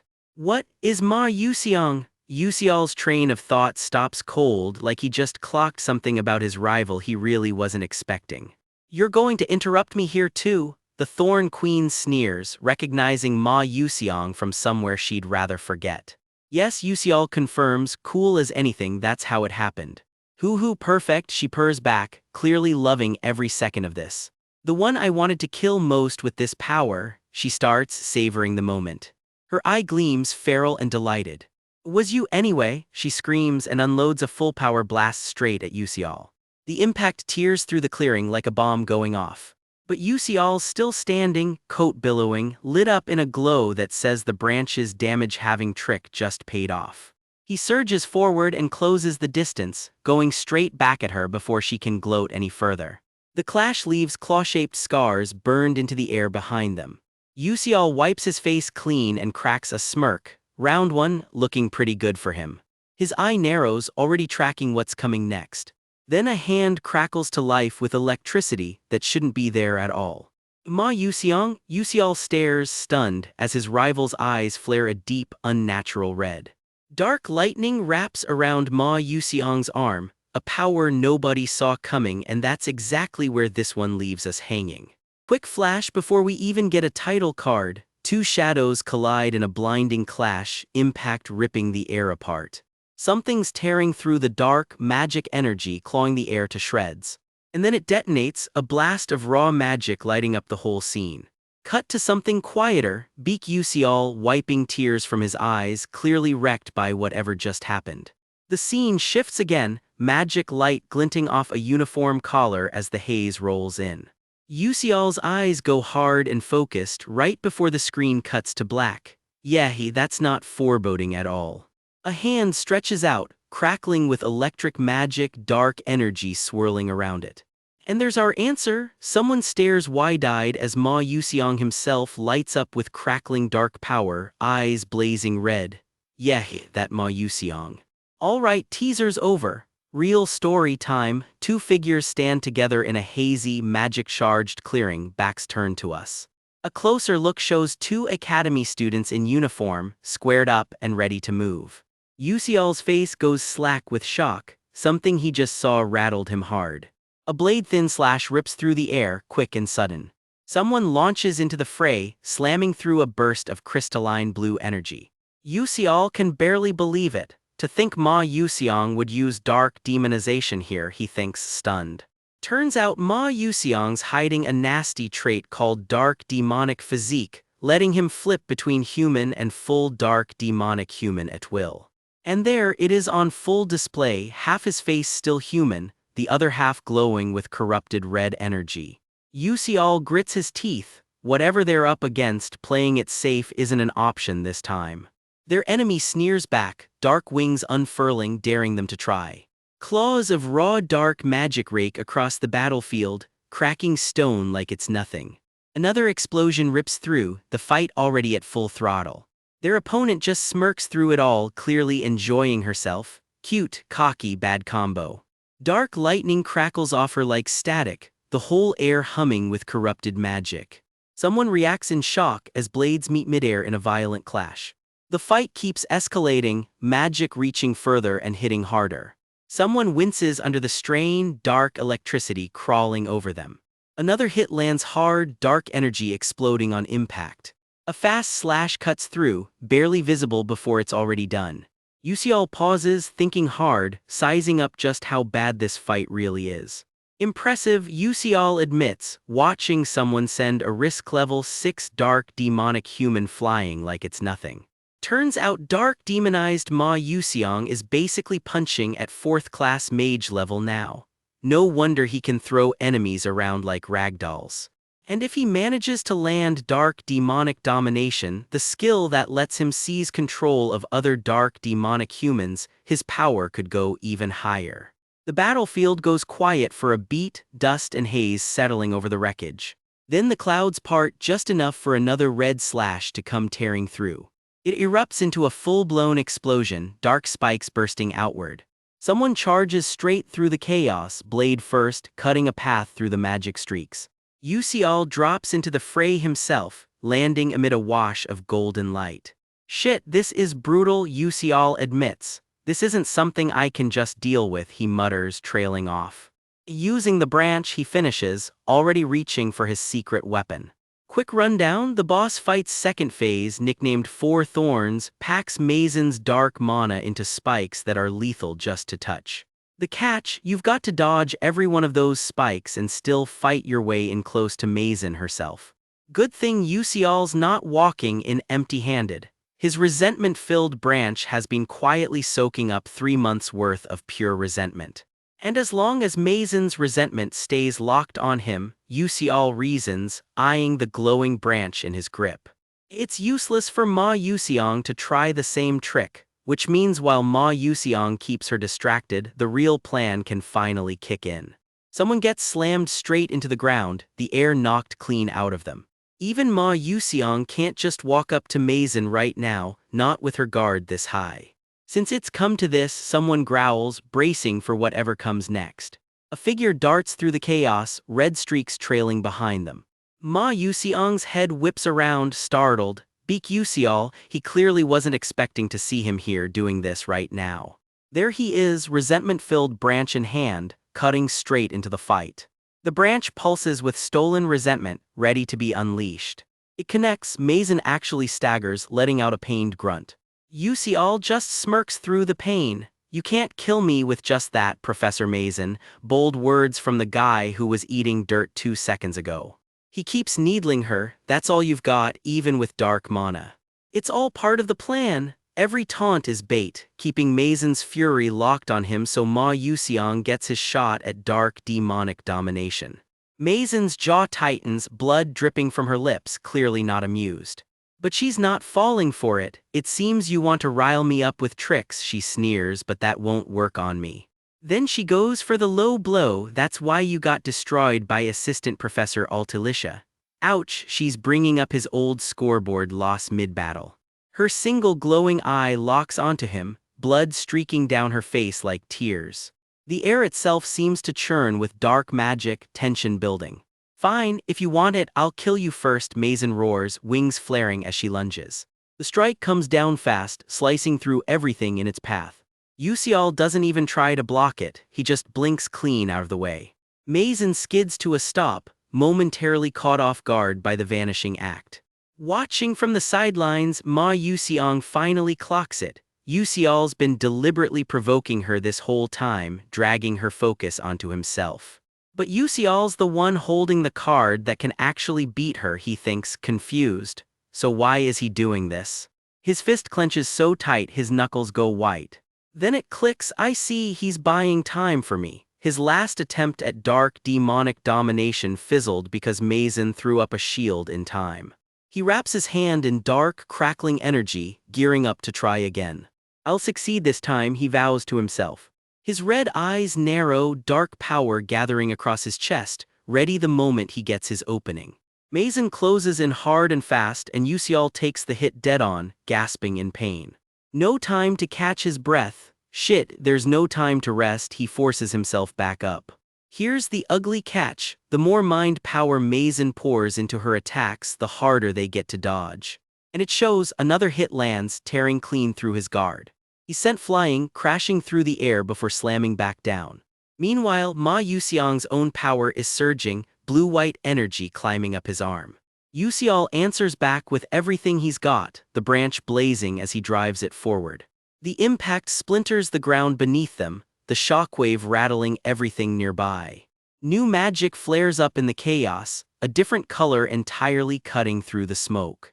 And then a familiar voice cries out, "Teravan." Someone just spotted Yusial's battered blade and it hits her hard.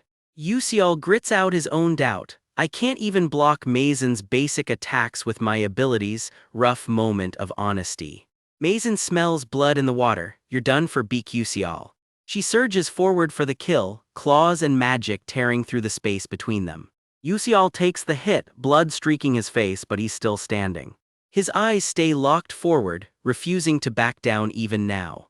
Then a voice cuts through everything. "You waited long," someone says, finally arriving. "Cavalry's here."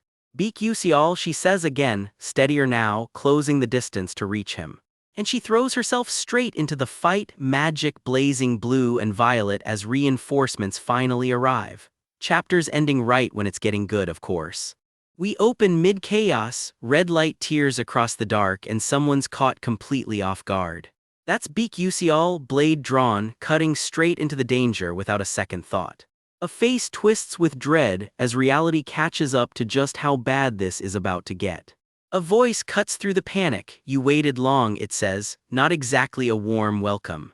Then it says his name outright, Beak Yusial. Whoever this is, it already knows exactly who it's here for. Deep in the dark, something huge and twisted is taking shape, a nightmare still forming. One of UCL's classmates watches it happen with a stare sharp enough to cut glass. Turns out it's all part of a plan. Professor Mason just walked straight into the radius of Ma Yuxiang's secret skill, dark demonic domination. Apparently the strongest first year has been hiding way more than good grades. Twisted wings and shadows spill out where a person used to stand. Ma Yuxiang locks in, eyes blazing, hand crackling with power he's clearly been sitting on for a while. A demonic eye snaps open under all that darkness, and it does not look happy about being caged. The skill's name flashes bright and red, dark demonic domination, right as something underneath grins with way too many teeth.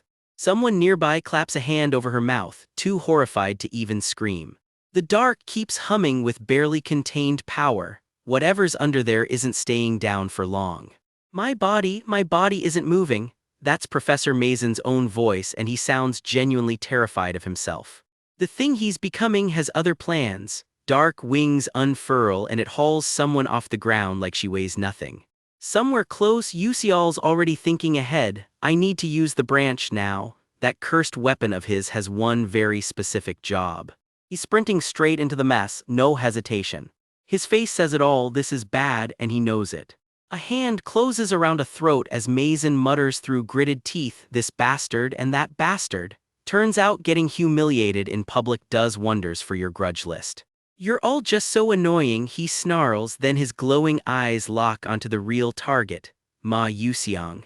I don't know why you can use such a power, he seethes, staring Ma Yuxiang down like he's trying to burn a hole through him. But Mason, someone chokes out, barely able to get the name past her own fear. This isn't the mentor she used to know. Will make me submit, the thing screeches, denial and rage thrashing against whatever's holding it. Wings slash down through the dark like blades of their own. Mason's face contorts with pain and fury as the attack lands, and he does not take it well. A shockwave rips through the clearing, and Yuxial's already moving through the light. He carves a line straight through the dark with a blast of raw power. Somewhere off to the side, a classmate watches the exchange with held breath. The strike connects and Yuxial gets knocked back, absorbing more than he'd like to admit. A single golden eye goes wide, watching every second of it unfold. Someone screams Ma Yuxiang's name in warning because Mason just shrugged off dark demonic domination way faster than anyone expected. So much for the easy plan. Still, there's a silver lining. Those black thorns are noticeably slower than before. The binding spell hasn't worn off completely. This is the only chance, Yuxial tells himself, sizing up the opening. Now, while dark demonic domination's influence is still in effect, he's not wasting a single second of this window. He surges forward in a blur, cape snapping behind him. I can approach Mason, the gap's finally closing. A wound flashes across someone's back mid-fight. This thing isn't going down without leaving marks. Yuxial launches into a full sprint, kicking off the ground with everything he's got. A blade of light rips through the dark in one clean strike. Off in the trees, Hong Bion watches with wide eyes, completely floored by what she's seeing. Yeah, join the club. You're all out, beak Yuxial, the corrupted Mason taunts, sensing an opening of his own. Now die, dark energy floods out of him in a wave. For a split second, something almost human flickers across his face. I have no choice, like some part of him is still fighting the corruption from the inside. Yuxial answers with the big guns, deity's breath, third step, that forbidden breathing technique that's basically borrowed time made physical. The stat boosts flood in, sensitivity up 147%, but so does the price tag as his spiritual creature erosion ticks up. Every use of this thing costs him something real. He explodes into motion wrapped in green light while the erosion warning spikes even higher. He's burning the candle at both ends and he knows it. The clock's ticking, 15 seconds and not a moment more. He tears through the dark forest at a dead sprint, trailing green fire behind him. A blinding streak of white cuts across the battlefield as he closes the distance. His speed just spiked, someone clocks the sudden burst and it throws them completely. How? Mason barely gets the word out before Yuxial's already on top of him. Yuxial looks him dead in the eye, weapon raised. It's over, Mason. No hesitation left in his voice at all. The impact lands hard, teeth grit through the pain. Blood-red streaks tear across the frame as the blow connects for real.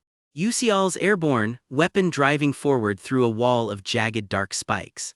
Kaya haha, I finally got you, Mason cackles because apparently he thinks he's the one winning this exchange. A clawed spiked hand lashes out, dripping with dark energy. Yusial plants his weapon and leaps clear, the forest lighting up blue and white around him. His grip tightens around the branch, sparks crawling up his fist as it starts to wake up. Two silhouettes clash on a broken outcrop, all momentum and violence. The impact blurs everything, and one wide, disbelieving eye stares back through the chaos. A status ping chimes through the noise, quiet under all that fury. You have made contact with the target of resentment. Translation, that cursed branch just found exactly what it's been hungry for. The maximum value of resentment is exploding. A scream rips out of Mason that barely sounds human anymore. Dark wings wrap around Yusial mid-explosion, the two of them consumed in a blast of raw purple light. Wood cracks and splinters as the shockwave rolls outward, catching everyone off guard. Why you? Mason stammers, mouth open, finally afraid. Yusial just stands there, calm as anything, like he's already decided how this ends. I'll kill you, Mason snarls, still refusing to accept it. Beak Yusial, his name torn out in one last desperate scream. Yusial answers with everything he's got, driving the finishing blow home in a wall of light. The branch clatters to the cracked ground spent. A message flickers into view, rewards promised from the Constellation Project for handling this the ideal way. Even the universe itself is taking notes on how well he just pulled this off. It's over, just 2 words, but you can hear the exhaustion behind them. Yusial lets out a breath he's clearly been holding for a while. And Mason, what's left of him, lies still on the shattered ground. Whatever comes next for him, it isn't going to be pretty. Yusial's uniform is torn and bloodied. That fight cost him plenty too.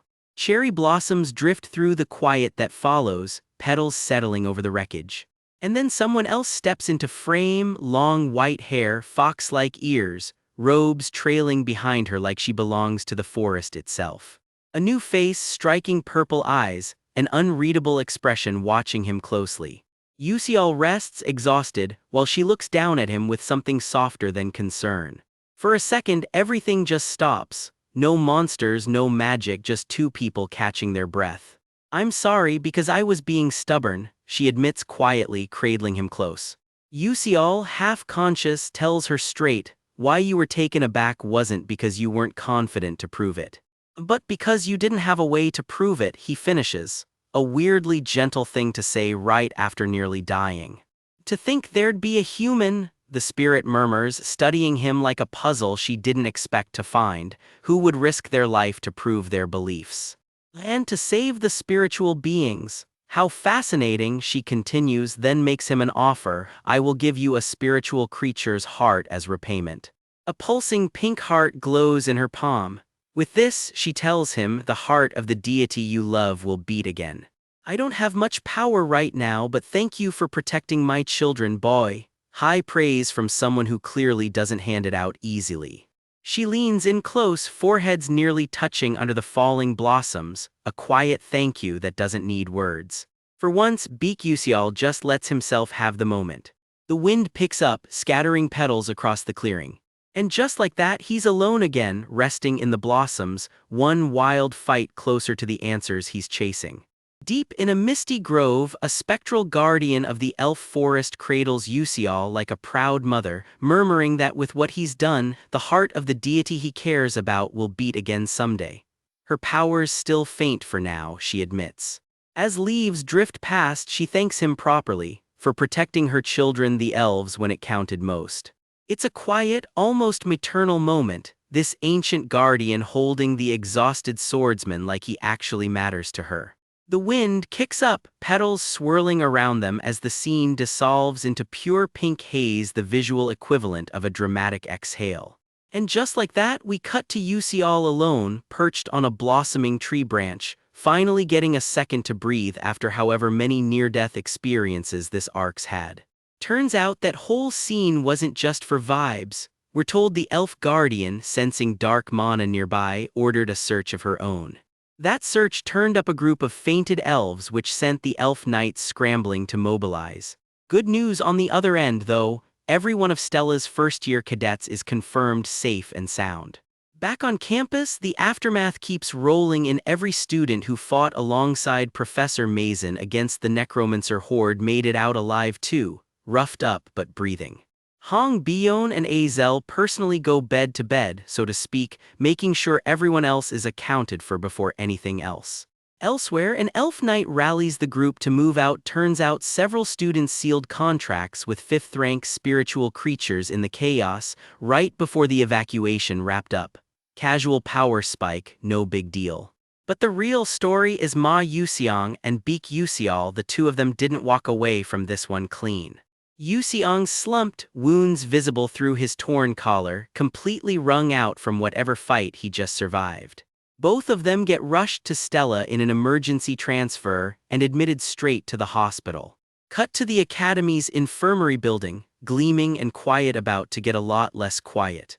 Inside, a doctor freezes mid-sentence, genuinely stunned by whatever's sitting in front of him.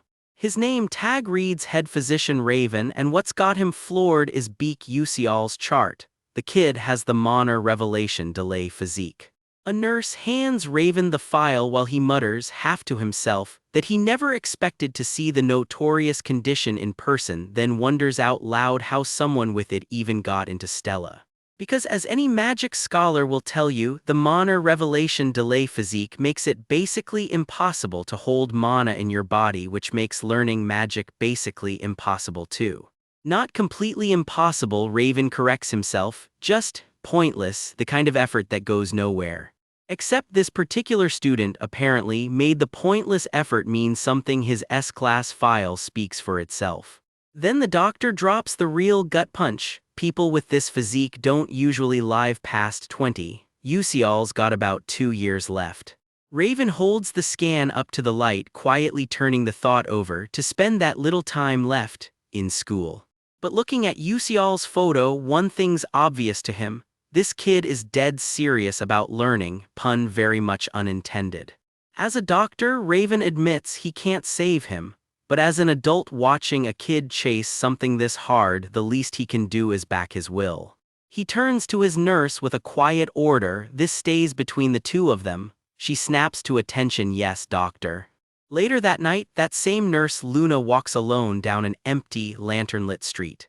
A voice stops her cold. Are you Nurse Luna? She spins around, unsettled, only to find a strikingly pink-haired girl beaming at her, all faux innocent charm. Could we talk for a moment, Tilda? Whoever this girl is, she's clearly not here for small talk. She just wants Yuxial's medical secret, and she's not leaving without it. Somewhere else on campus, a heavy wooden door marked with looping runes hints at exactly whose room we're about to walk into. Sure enough, the nameplate spells it out. This is Ma Yuxiang and Beek Yuxial's shared hospital room. Inside, 2 beds sit close together, and somewhere in the quiet, someone lets out a long, tired sigh. Azel's parked at the bedside, golden fruit in hand, worry written all over her face. It's already been 3 days, she mutters. She's also apparently mid-argument with herself, deciding flatly that Flame is a liar. Turns out today was supposed to be their little 3-person delicious restaurants club outing, and with 2 members flat on their backs in hospital beds, Azel's not thrilled. Exhibit A and B, Ma Yuxiang, mouth taped shut mid-recovery, and Yuxial, eyes closed, both very much not going anywhere. Then footsteps. Azel's head snaps toward the door. Who's there? Her eyes go wide, pupils shrinking. Whoever just walked in, it's not who she expected. Something about this person clearly puts her on edge. She's up and moving fast, cape snapping behind her, heading straight for the door. And there she is, Hong Siwa Adolbit, striding in like she owns the place. Every inch of her, from the collar to the smirk in her red eyes, says she came looking for trouble. The two of them size each other up in total silence. Siwa breaks first, all syrupy sweetness. You grew up so pretty, Tilda. Do you want to get married to me later? Azel, unimpressed, cuts straight to it. Why are you here? Siwa shrugs it off. She just came to see the heroes who saved her sister, that's all. Then the smile turns sharp. Or do I need the permission of a traitor's child? That one lands. Azel freezes, blindsided. Her fist clenches, shaking as the thought forms, the one who turned me into a traitor's child. Is you, she says it out loud finally straight to Siwa's face. Ice magic flares off her without warning, cape and hair whipping years of buried anger just found an exit. Siwa, completely unbothered, needles her further. I guess you're close with these kids. Well, you do have to stick close to get the crumbs. Then casually, if you're really Beak Yusial's friend, you must know his secret. Azel blinks secret. Siwa just smiles, file in hand, clearly enjoying this way too much. That smirk says she's about to enjoy this even more. This Beak Yusial kid will die soon, she says, flat as anything. Azel's whole world tilts. You've heard of the physique that kills people before they turn 20 because they can't hold mana in their body, right? Siwa asks, glancing at the sleeping Yusial. This kid has it, she says, and he has no idea any of this is happening around him. No way, Azel's paperwork slips right out of her hands. It's unfortunate but true, Siwa says. Did you really think you knew what kind of person he was? Azel's mind flashes back grainy memories of everything Yusial's quietly done for her, and for everyone around him. It's true, she admits, shaken, I've gotten so much help from him, but I don't actually know that much about him. Then she squares up, nor did I try to know. Some things you don't need a file to trust. Siwa isn't done, so stop acting like you're close with him. A straggler should act quietly like a straggler should, she adds before a new voice cuts through the room. Enough. That voice doesn't hold back either. To think an Adolbit princess would stoop to threatening a mere student. The speaker steps into view, it's Hong Bion, unimpressed and disgusted. How unsightly, she says, straight to her own half-sister. She doesn't stop there either, and it's been so long since you graduated, why are you still wearing a Stella uniform? A 27-years-old tag pops up next to Siwa just to twist the knife. Siwa just laughs it off with a dry haw, clearly used to her sister's jabs. Bion isn't playing around though, you only got the position you're in because someone died after all. That one actually lands. Siwa's composure cracks for half a second. I too. Bion's stare doesn't waver. This is clearly old, unhealed family business. Siwa recovers fast, hand at her collar. I too am a princess and a legitimate heir with the king's own right. Silence, just two sisters staring each other down. The standoff hangs in the air, neither one backing off an inch. Azel finally cuts in. Aren't you the shameless one? She's not about to be quiet while people talk about her friend behind his back. She doesn't go bragging about secrets she dug up by spying, unlike some people. Real friends, she adds, wait for the other person to actually tell them things themselves. Even Siwa looks a little caught out by that one, even if I don't know much about Beak Yusial. She admits, looking genuinely, briefly guilty. She recovers her cool fast though, breezing toward the door. Kids these days have so much energy, Tilda, show me that energy again next time. Then bye, she chirps, and just like that she's gone. The door slams, Azel and Bion both jump. What the? Standing there next to the fruit basket Siwa apparently left behind. Bion's face lingers on something heavier though, the family wound Siwa just reopened still sitting there. Through all of it, Yusial's just asleep, blissfully unaware his entire life story just got dragged through a hospital room. Bion gives a small bye then of her own and leaves the gift basket behind somewhere under all that royal frost. She cares. Azel just stands there dazed. Okay, I don't know what's going on, but how chaotic. She lets out a small, worn-out and turns back toward the beds. Then out of nowhere, someone shouts his name at the top of their lungs. Beak Yusial. Hong Bion drops by with a fruit basket, mutters a polite excuse me and ducks back out before anyone can make it weird. Azel catches the tail end of the parade of visitors and just stares. I don't know what's going on, she mutters, but this is chaos. She just sighs it out with an clearly done trying to make sense of Yusial's revolving door of well-wishers. Then somebody bellows his name down the hall loud enough to rattle the windows. Yusial jolts awake, hair a disaster, groaning the universal complaint of every recovering patient, why is it so loud? Night falls over the academy grounds, the chaos finally dying down to a quiet hush. He grabs an apple from that gift basket and bites in with a satisfied crunch. Turns out recovering from near death is a lot more bearable with fruit. His thoughts drift back to how things wrapped up with Ma Yuxiang, a stiff, awkward sorry, don't ask for details, followed by an even more awkward sure, I guess. Bigger picture, they actually took down Maison Tyron. Relief, sure, but Yuxiao privately admits pushing a skill he never uses nearly wrecked him. He makes a mental note not to let that happen again, then perks right up remembering the system owes him a reward for it. A status window pings open, laying out his stats, skills, and traits in cold, hard numbers. He blinks at the screen. Wait, why did his stats jump this much?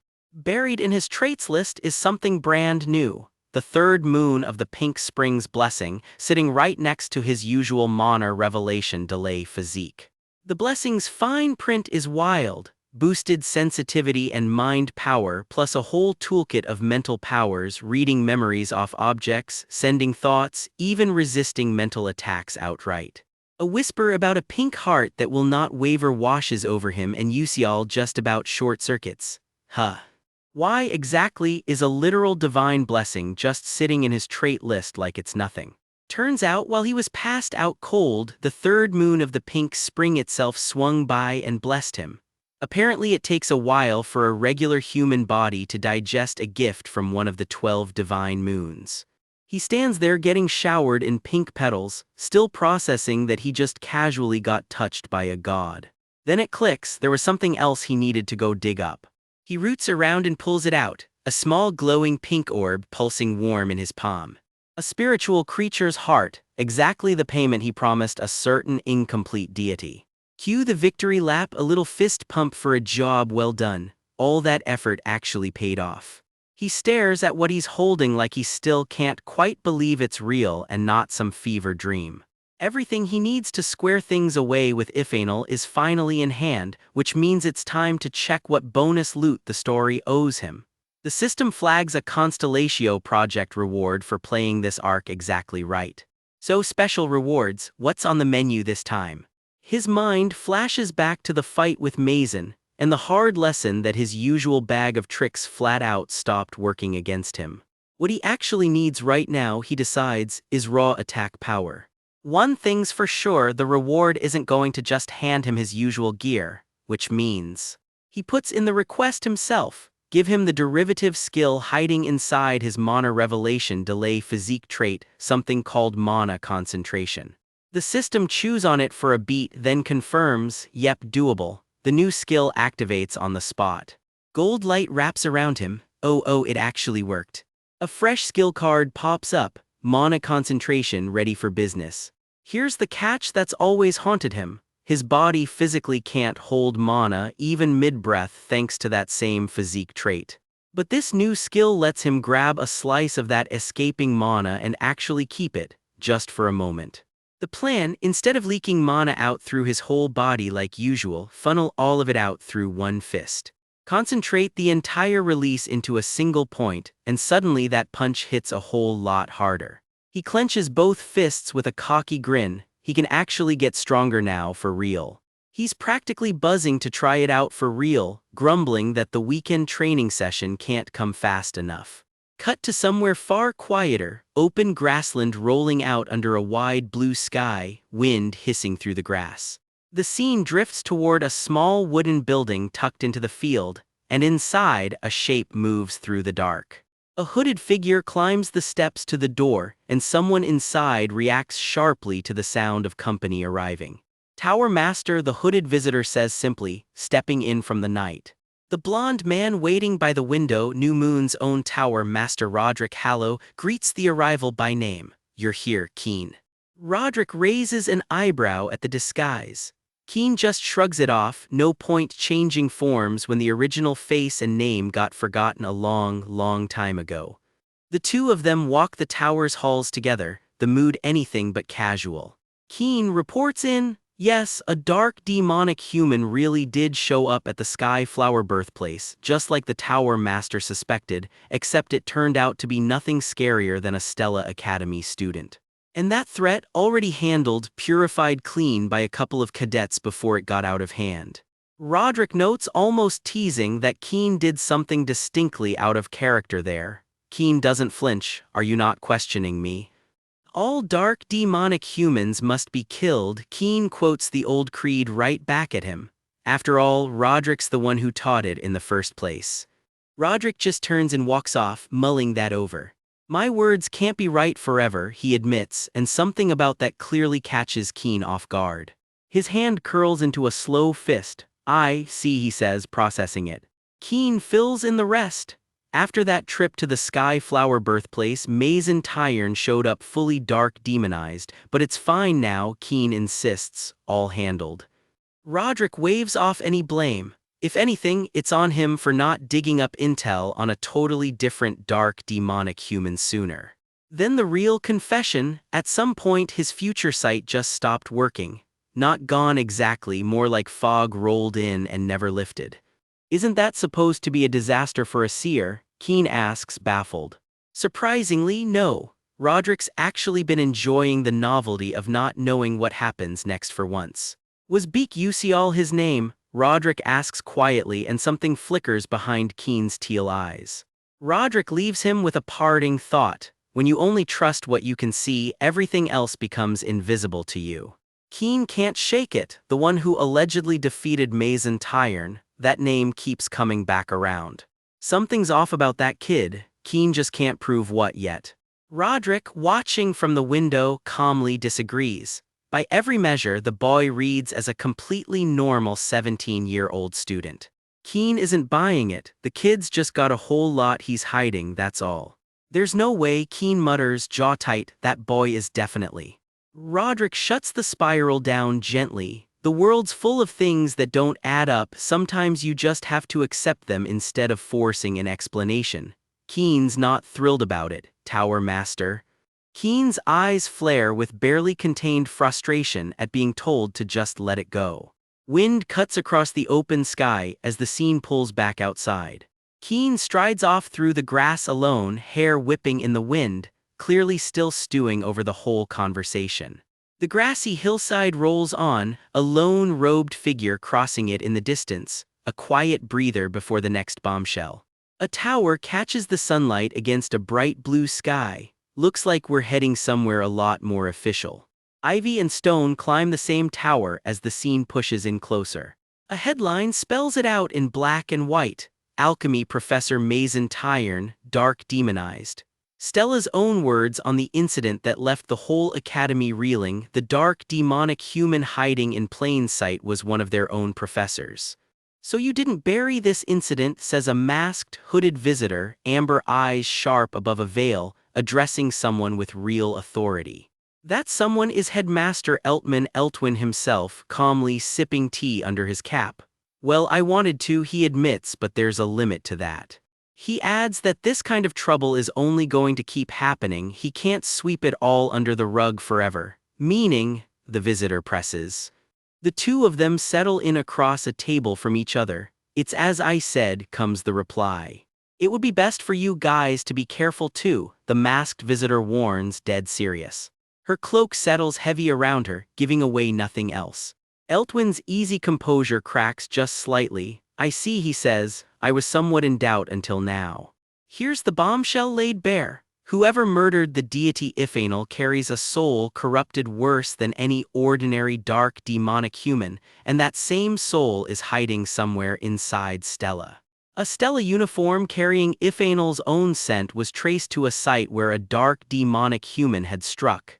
If that's the same person, then there's simply no way Eltman himself hadn't already sensed that filthy soul lurking somewhere close, not with senses like his. Unless, that is, the dark demonic human's mana masking has gotten scary good lately.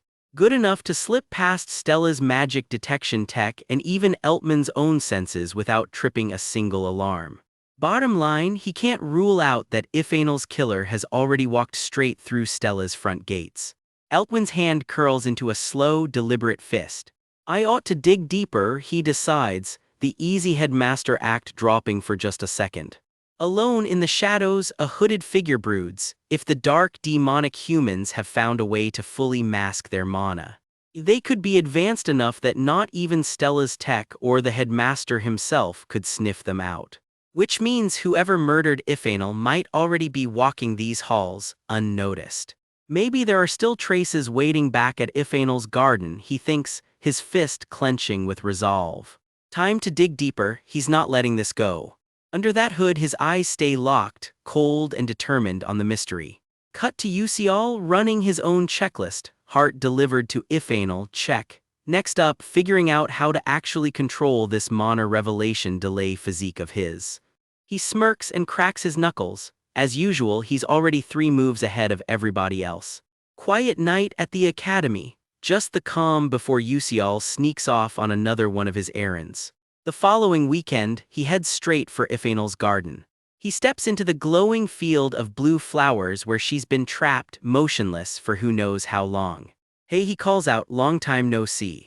Ifanel practically screams back at him, demanding to know what took so long and why he's ignored her, and Ucial winces, clutching his ears. He just grins, clearly used to her dramatics by now. He gives a little smug scoff, straightening his jacket. Then he holds up a small glowing pink orb, and Ifanel gasps a stunned woe. Under the night sky he presents it properly, a spiritual creature's heart, exactly what she asked him to bring back. He offers it forward, right into her waiting hands.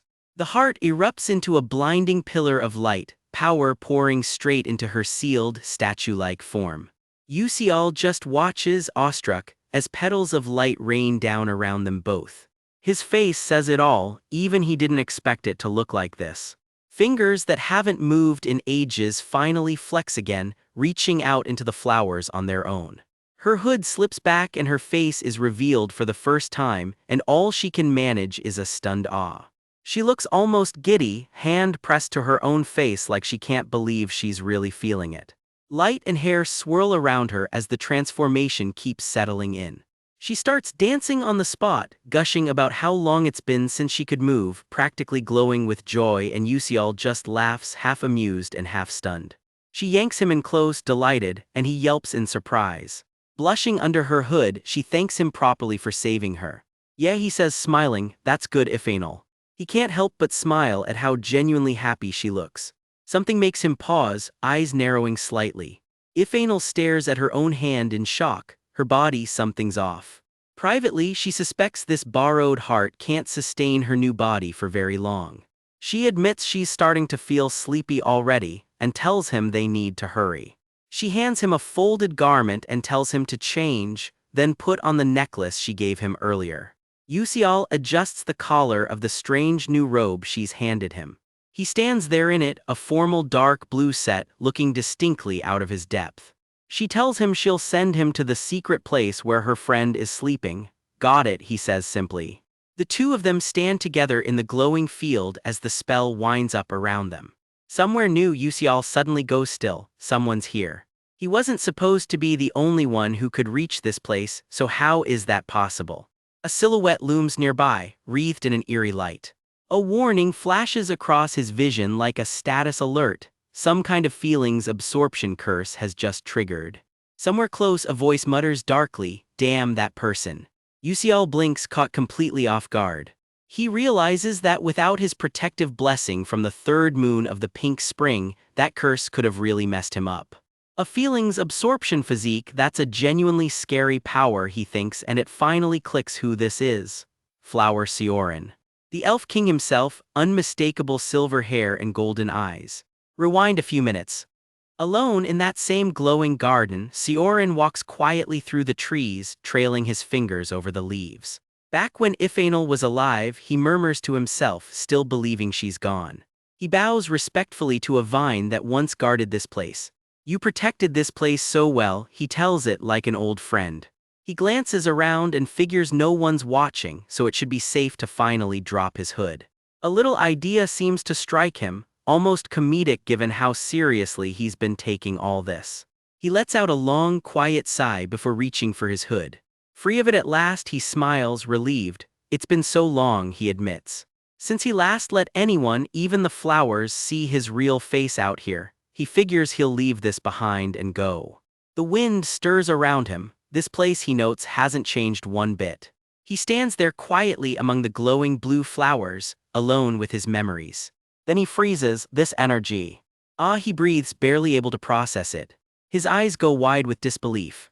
Ifanel is alive, he thinks, stunned. In the distance, Ifanel walks toward him, hood half down. Overjoyed, he starts to call out her name. But he catches himself mid-word. He spots a necklace, then someone else standing right beside her. There's someone with her, he realizes. Both he and the stranger lock eyes, equally stunned. Wait, he shouts, reaching out on instinct. Too late, Yusial blinks clean away in a streak of light. Sioran blinks baffled, he just disappeared. He turns back to Ifanel, the two of them standing together in the flowers. She looks at him almost disbelieving, Flower Sioran. His expression softens completely at the sight of her. Ifanel, he breathes, how did you come back? He got me a heart, she explains simply, and it hits Sioran all at once. That boy really did save her. She smiles warmly at him, I'm so happy to meet you again. But her eyelids are already drooping. She admits almost apologetically that she's just so sleepy. She says she'll rest just for a little while, and Sioran quietly reasons that this borrowed heart probably still isn't stable enough to hold her. As she drifts off in his arms, he admits privately he'd wanted to talk with her so much longer. His mind keeps circling back to one question, just who was that boy? Then something clicks and his eyes widen. Wait, he realizes in a panic, my face wasn't even covered. He recalls that the boy looked him dead in the eye and still calmly stepped back, completely unaffected. That's not normal, he thinks, how is he rejecting me? Sioran sits with the thought, quietly turning it over. He might be the one person, he realizes, who can actually talk to me face to face. I need to find him, he decides. I must find that boy, he vows, practically storming off with the thought. Elsewhere, a glowing rune flares to life in the middle of a forest, the ground shaking with it. Yusial grumbles, rubbing himself sore. If she was going to teleport him, she really could have done it more gently. Then he stops He's standing at the base of some towering rock formation, deep in unfamiliar terrain. He's already landed somewhere and grumbling about it. If you're gonna teleport a guy, at least aim properly. He glances around the wild, rocky woods, and something up ahead catches his eye. A hidden cave tucked into the cliffside. Naturally, he goes exploring. His hand brushes something smooth and out of place, way too polished for a random cave wall. This is it, he wonders. Deeper in, torches flicker to life along the walls, almost like the place has been waiting for him. He shrugs and pushes forward anyway. I saw the cave, so I came in for now, but is this the right place? Solid plan, really. He mutters that he really should have gotten better directions out of Ifanel before running off on this errand. And there's the wild part still nagging at him, that the reclusive elf king himself somehow turned up all the way out here too. Still, he figures, running into Sioran out here could have spelled real trouble if things had gone differently. He's turning over another plan too, that a certain fox spirit's blessing might finally lift a curse he cares about. Problem is, at his current strength, he's nowhere near ready.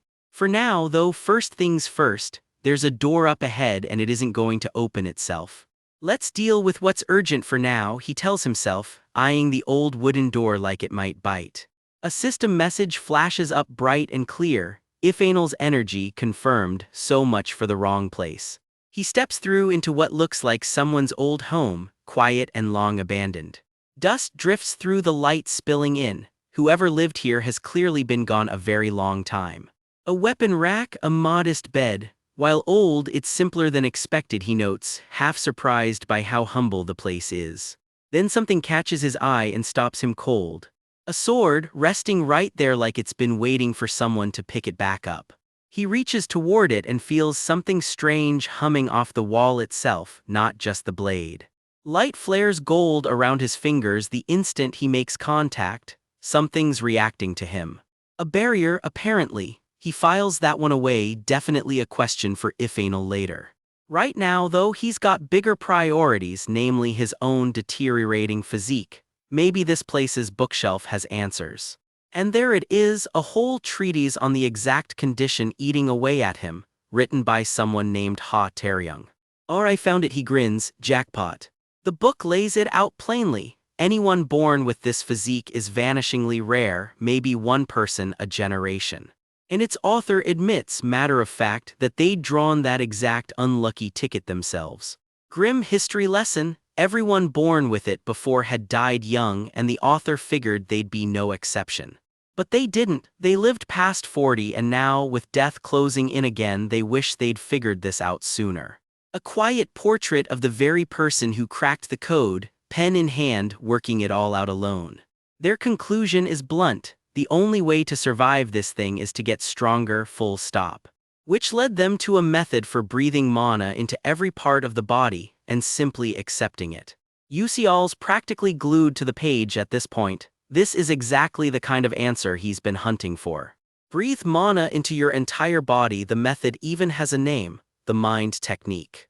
The idea is to sync your mind with nature itself, so your body just naturally accepts whatever mana comes its way.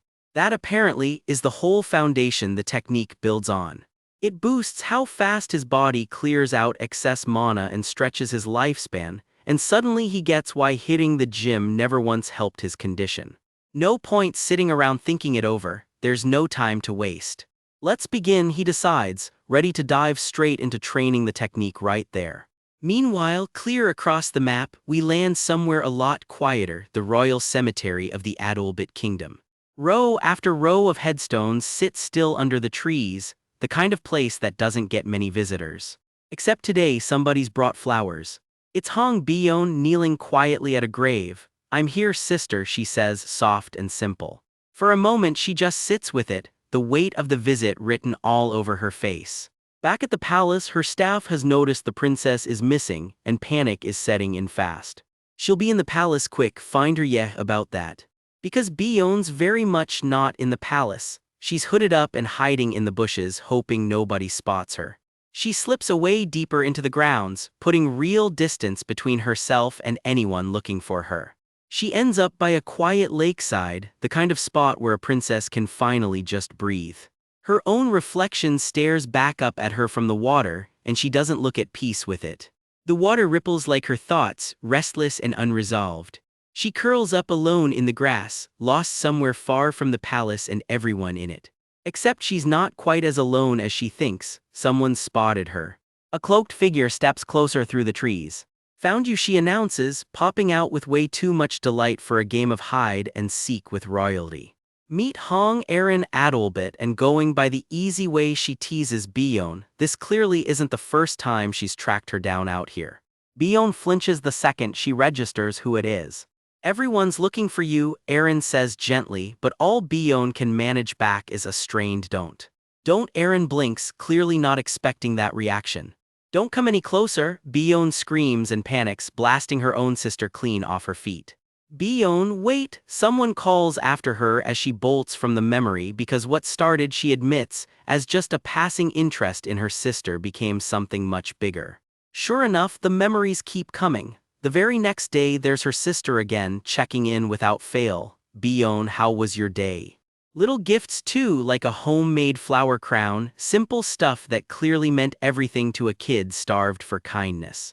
Turns out those brutal fire affinity training days left young Bion completely isolated, and her big sister was the only one who ever bothered to reach out. Deep in the Adolbit Palace, an old family secret is about to resurface, one written in fire. This is the fire spirit flower, a legendary Adolbit heirloom said to let the incarnation of fire itself possess your body the instant you smell it. But the price is brutal. Use it wrong and you don't just lose all your magic forever, you could torch an entire nation. That's exactly why it's banned. And yet here she is, blood on her cheek, seriously weighing whether to break that ban anyway. Absorbing that much raw mana would supercharge her, but there's no guarantee it would even cure the condition she's desperate to fix. Still, right now, it's the only option on the table. The flower is locked in the palace vault and only the Adolbit king can touch it, which means she'd have to go around him entirely. Her reason is simple: she's willing to risk her own neck before Beak Yusial's life runs out. Cut to Yusial himself, cross-legged on a straw mat, deep in the kind of training montage nobody puts in the brochure. No flashy magic here, just breathing, discipline, and grinding out a technique one exhale at a time. Days blur into a gorgeous string of sunsets while he just keeps at it. The strain is starting to show on his face. This technique is not gentle on the body. Sure enough, he doubles over coughing. This power comes with a price and he's paying it in real time. Then breakthrough, his whole body lights up gold and he can't help but grin, it actually worked. A status window pops up. He's just unlocked the Taryung Divine Arts, a breathing technique that purifies his blood mana and can even channel the 5 elements. Even better, his old trick, Deity's Breath, gets folded in as an official subskill under this new art. The system flags it, Taryung Divine Arts just got enhanced. Downside, spiritual erosion means he can't spam it, but every use still boosts his blood mana purification rate. He puts it together out loud. Deity's Breath is officially riding shotgun under this new divine art now. Which means the payoff scales up too, more than anything he's had before. He thinks back to getting caught flat-footed in a past ambush and mutters that it won't happen again. New toys, new tricks, time to actually test them. He calls on the technique properly this time, and the air itself responds. Golden flame wraps around him like a second skin. His stat window updates on the spot. Mana Revelation Delay Physique just hit level 3 with real jumps in strength, agility, and sensitivity. Even he's stunned, he only just learned this and his stats are already spiking this hard. Blade in hand, he decides it's time to actually put this to the test. He channels the new power straight into his sword. See, Teravan is built to catch the mana his cursed body constantly leaks and give it form, so the stronger he gets, the more the blade can hold. He steadies himself, ready to see just how far that goes. He's brought backup too, an item Altalicia built him because on its own his output still isn't strong enough to wield Teravan properly. He fires off mana concentration, funneling everything into one focus strike. Every ounce of breath and mana gets poured straight into the blade. The sword starts crackling like it can barely contain what's inside it. Sparks fly off the edge as the built-up power strains to get out. He lets it loose in a single decisive strike. It connects clean, whatever shadowy thing he's sparring against doesn't stand a chance. The impact rings out, and his dagger clatters to the straw mat from the sheer recoil.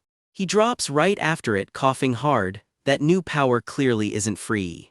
Wrecked but grinning through the pain, he's still got that stubborn look in his eyes. He reasons that stacking mana concentration on top of everything else just isn't practical for a real fight yet. Still not impossible, just not there yet. The blade briefly held its true form mid-strike, which means with enough practice, he'll be able to call it up whenever he wants. There's no shortcutting this kind of growth. It's going to take real time, put in step by step. So that's exactly what he commits to doing. From there we jump to a place called the Sky Flower Birthplace, a hidden tower tucked into cliffs and waterfalls.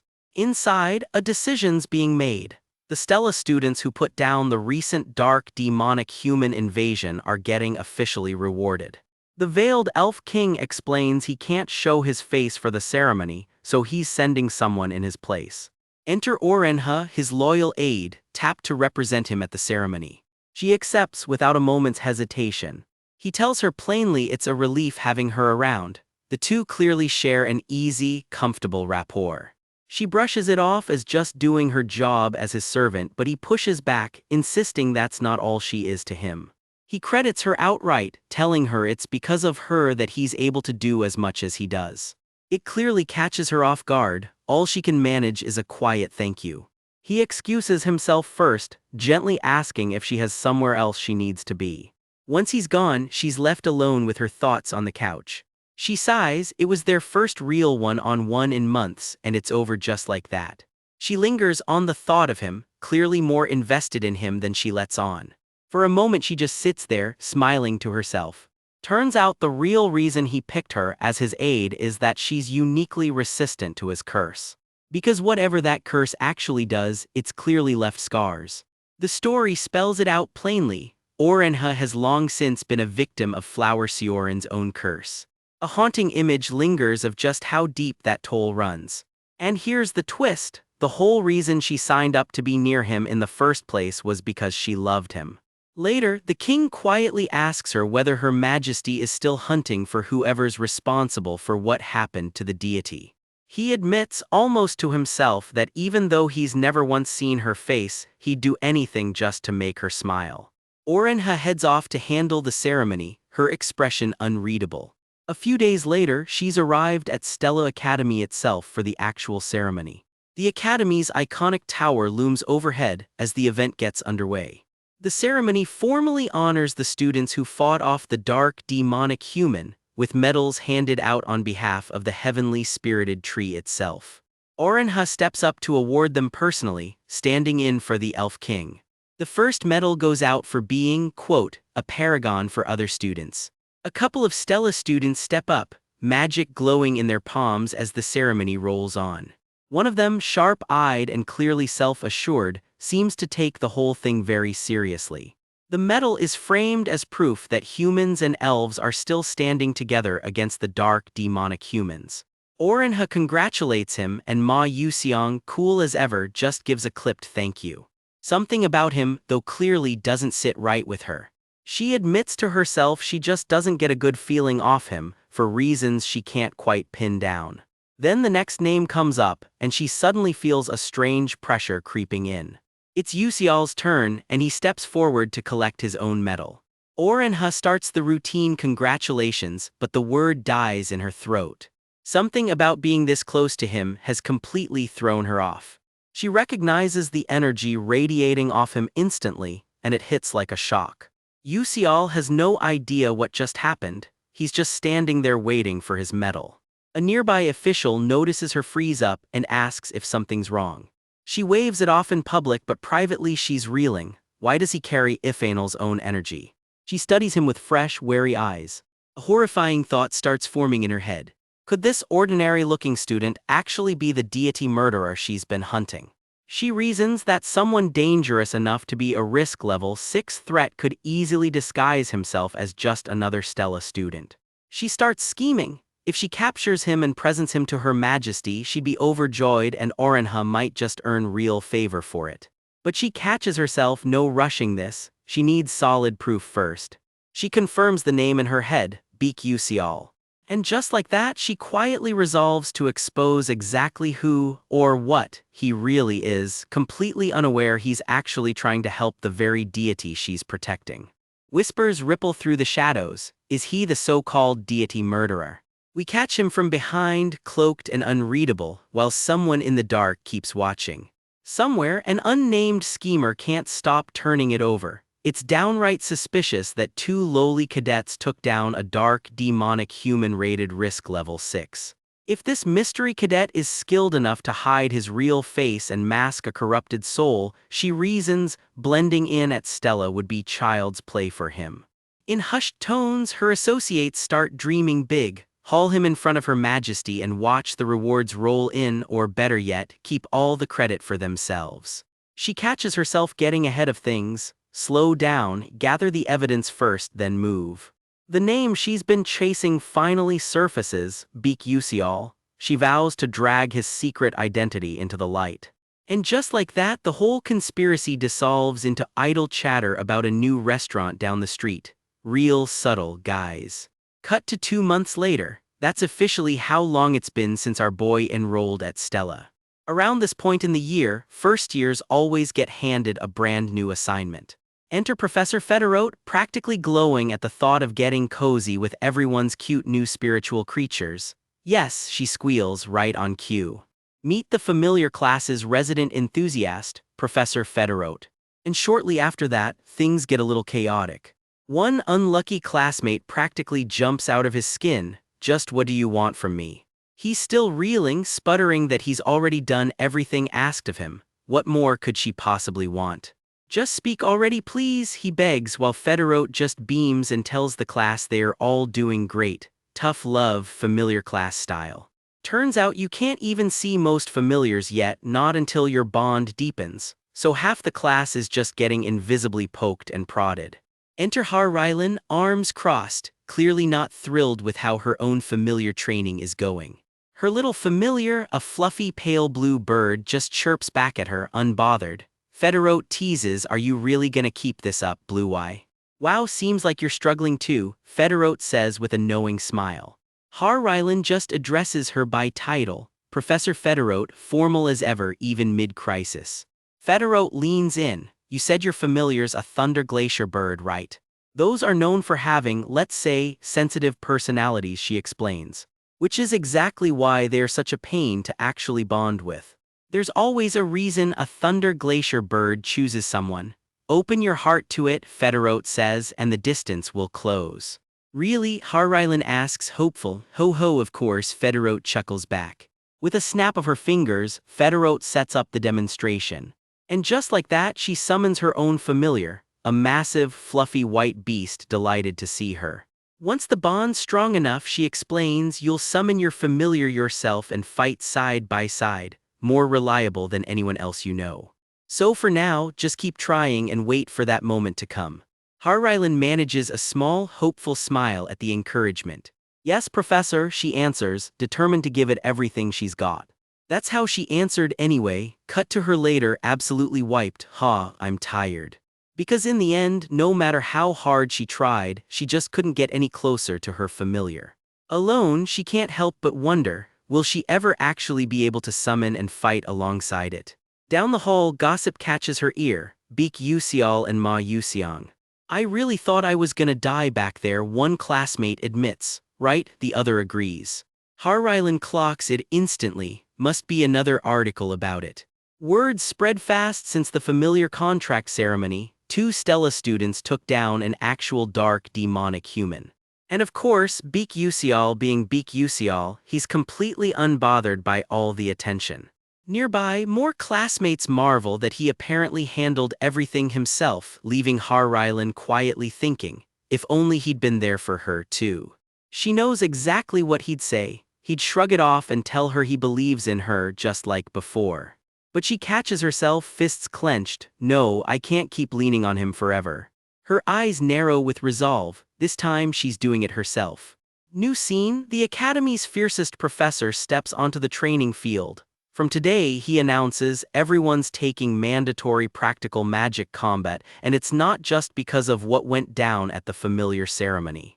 Live as a magic warrior, he says, and sooner or later you will end up fighting other mages. Raw power alone won't save you. What actually matters is knowing the right magic to use for the moment you're in. Take shooting magic. Fired straight from the caster's body, it hits hard from a distance but takes real time to cast, giving your opponent a window to react. Target magic locks onto fixed coordinates instead, weaker and short range but brutally hard to see coming. A beam of light rockets straight into a training dummy's chest, dead center, no wind-up required.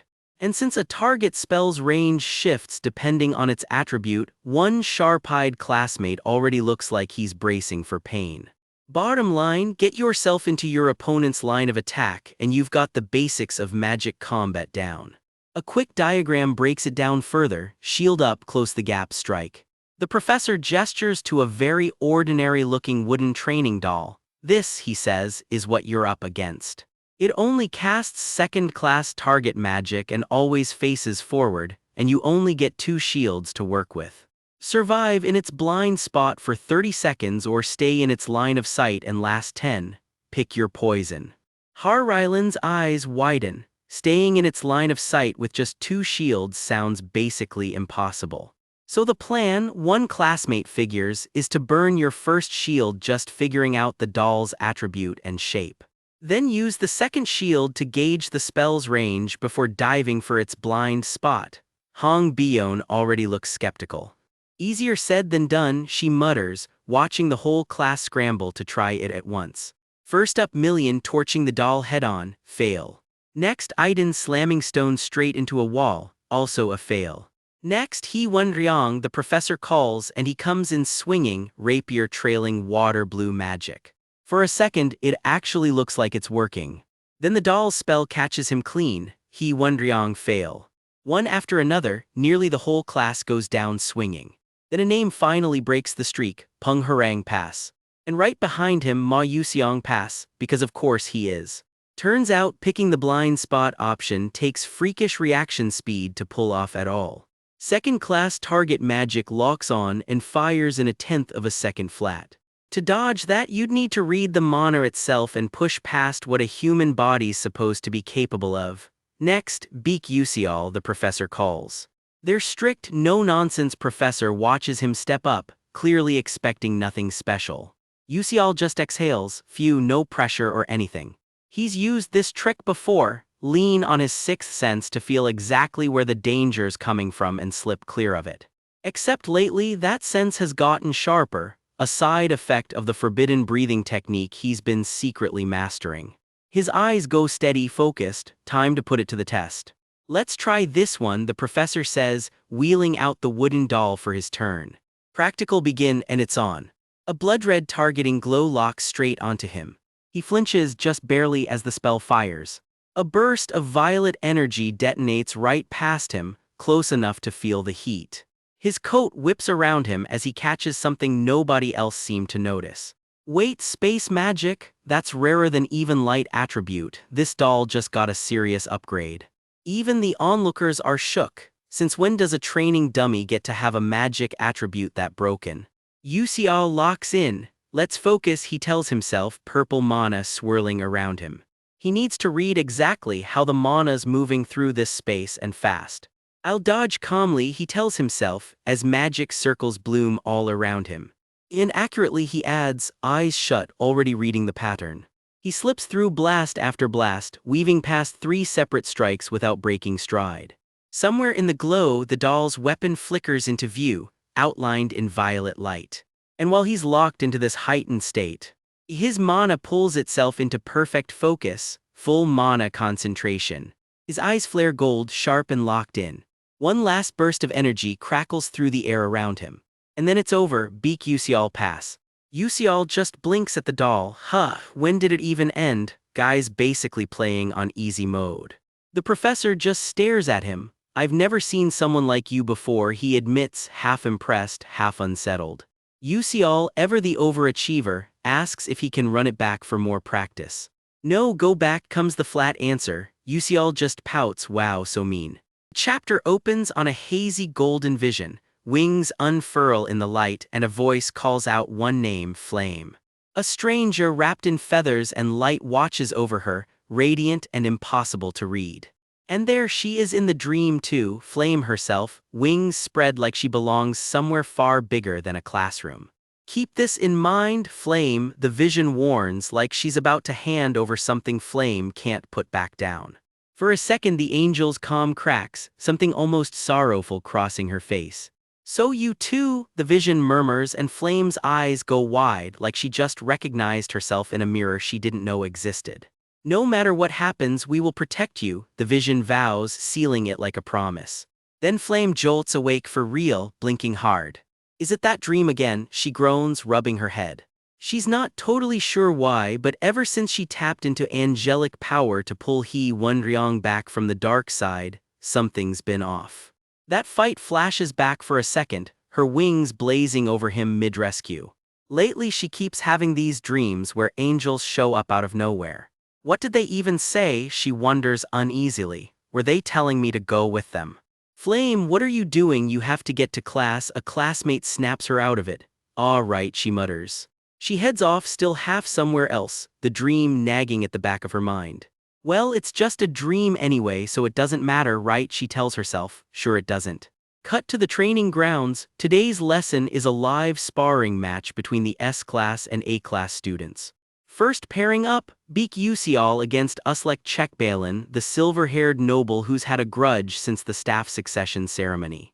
The crowd perks right up. Everyone already knows this one's going to be good. The two face off on the platform, and the onlookers can already tell it's about to get interesting. Both sides, arm yourselves with your staff, comes the call, and the two glare each other down. Yusial doesn't even reach for a staff, he just grips his sword instead. Uslek wastes zero time, slamming his staff down and chanting rise, blue waves. Duel begin, the referee gives the word and Uslek explodes forward in a burst of blue. The crowd's already writing the outcome. That A-class guy is impressive right from the get-go. Meanwhile Yusial just stands there, arms loose, not moving an inch. Uslek can't resist a jab. You beat dark demonic humans with a risk level of 6 without even chivalry or magic. There's a limit to exaggeration, he finishes, grinning like he's already won the argument. I haven't liked you since the staff succession ceremony, Uslek adds, glad we finally met here. Strike down, he unloads his whole grudge into one attack. Water crashes across the platform like a tidal wave. But Yusial's already gone. One blink later and he's standing clean on the other side, not even damp. You only know how to use blink to dodge like a rat, Uslek snarls, refusing to let up. He keeps chaining spells one after another, giving Yusial no room to breathe. Then he pulls out the big one, Water Dragon Cannon, a wave shaped like an actual beast.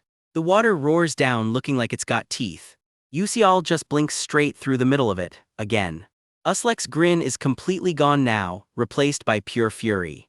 He keeps swinging, Yusial keeps vanishing. You've entered the target range, beak Yusial, Uslek shouts, sure he's finally got him locked in. He's grinning like the fight's basically over. Yusial looks about as concerned as someone waiting for a bus. The crowd can't believe what they're watching. He dodged every single one of my target spells, Uslek thinks, that's insane. Then how about this? He refuses to believe it's over. Another wall of water crashes in. This time Yusial actually does something, gathering his own mana for real.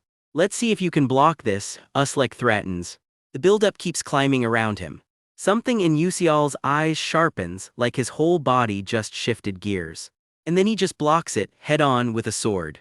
He closes the distance in a single beat. The finishing blow lands clean. The arena's soaked and Yusial's the only one still standing steady. Practice over, both sides withdraw your staff, the referee calls it. Did you see that? Someone gasps, beak Yusial is seriously amazing. I guess it's true he took down dark demonic humans at risk level 6, another admits, before the referee moves on to the next match. Flame watches quietly, noting he did the same thing at the last practice too, but this time he's just showing it off in the open. Well, since he even hunted Mason, there's no reason to hide his strength anymore, someone reasons, while a classmate gushes that the technique was so cool and Yusial just shrugs out a thanks. Next up, Prince Jeremy Scalvin, and he does not waste a second either. Golden light rips across the sky like a spear thrown by something divine. Impact, it's over before his opponent really even started. Jeremy barely breaks a sweat, all smug confidence. Practice over, comes the call. Wow, it hasn't even been a minute and the winner's already decided, someone marvels. As expected of the Crown Prince, the crowd swoons and Jeremy blows them a playful kiss. Somewhere in the crowd, someone mutters ugh, he's doing that again and decides it's safest to just pretend not to know him. Cut to later, a couple of younger classmates catch Yusial right after his win, one of them teasing him with a very deliberate "Mister, you were pretty good this time." "Hey, who are you calling mister?" he snaps back, clearly offended. "Well, who else is there but you?" she fires right back. Later that night, someone's watching a familiar face with a knowing sigh. Deja vu, apparently. It's that same girl from the sparring grounds, hunched over her desk looking anything but casual about whatever she's working on. "But it can't be helped," she mutters, sounding like she's already talked herself into it. The dorms settle into quiet as the night wears on. Footsteps creep down the hall, someone still awake sneaking around after hours. "Sigh, I'm so sleepy," she groans, opening her door while clutching an envelope sealed shut like a declaration of war. "To think I'd be studying again at my age," she grumbles, which is a weird thing to say about a love letter, but sure. "Lamilka, what are you doing up?" And there's the name, caught red-handed. "Wah what?" Lamilka yelps, nearly jumping out of her skin. Her roommate's already jumping to conclusions. "Since when did you start dating without telling me? I'm so disappointed." Cut to Lamilka cornering Flame with a favor that's clearly going to be a whole thing. "Hey, Flame, I have a favor to ask." The target, a dorm door marked S109.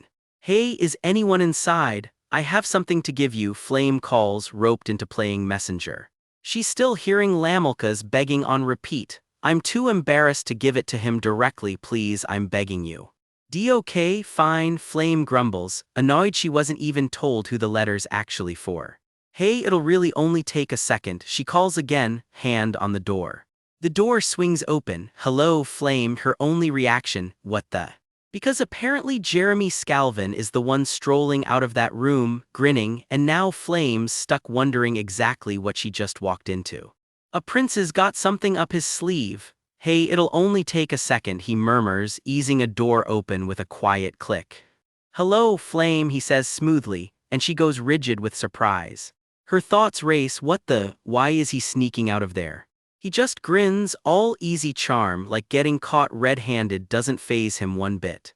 Did you call for me? Oh, what's this, a letter from you to me? He teases, eyeing the note in her hand. The two of them linger together in the corridor, and just like that, the rumor mill gets its spark. No, a friend just asked me to pass it along, she clarifies fast, making sure he doesn't get the wrong idea.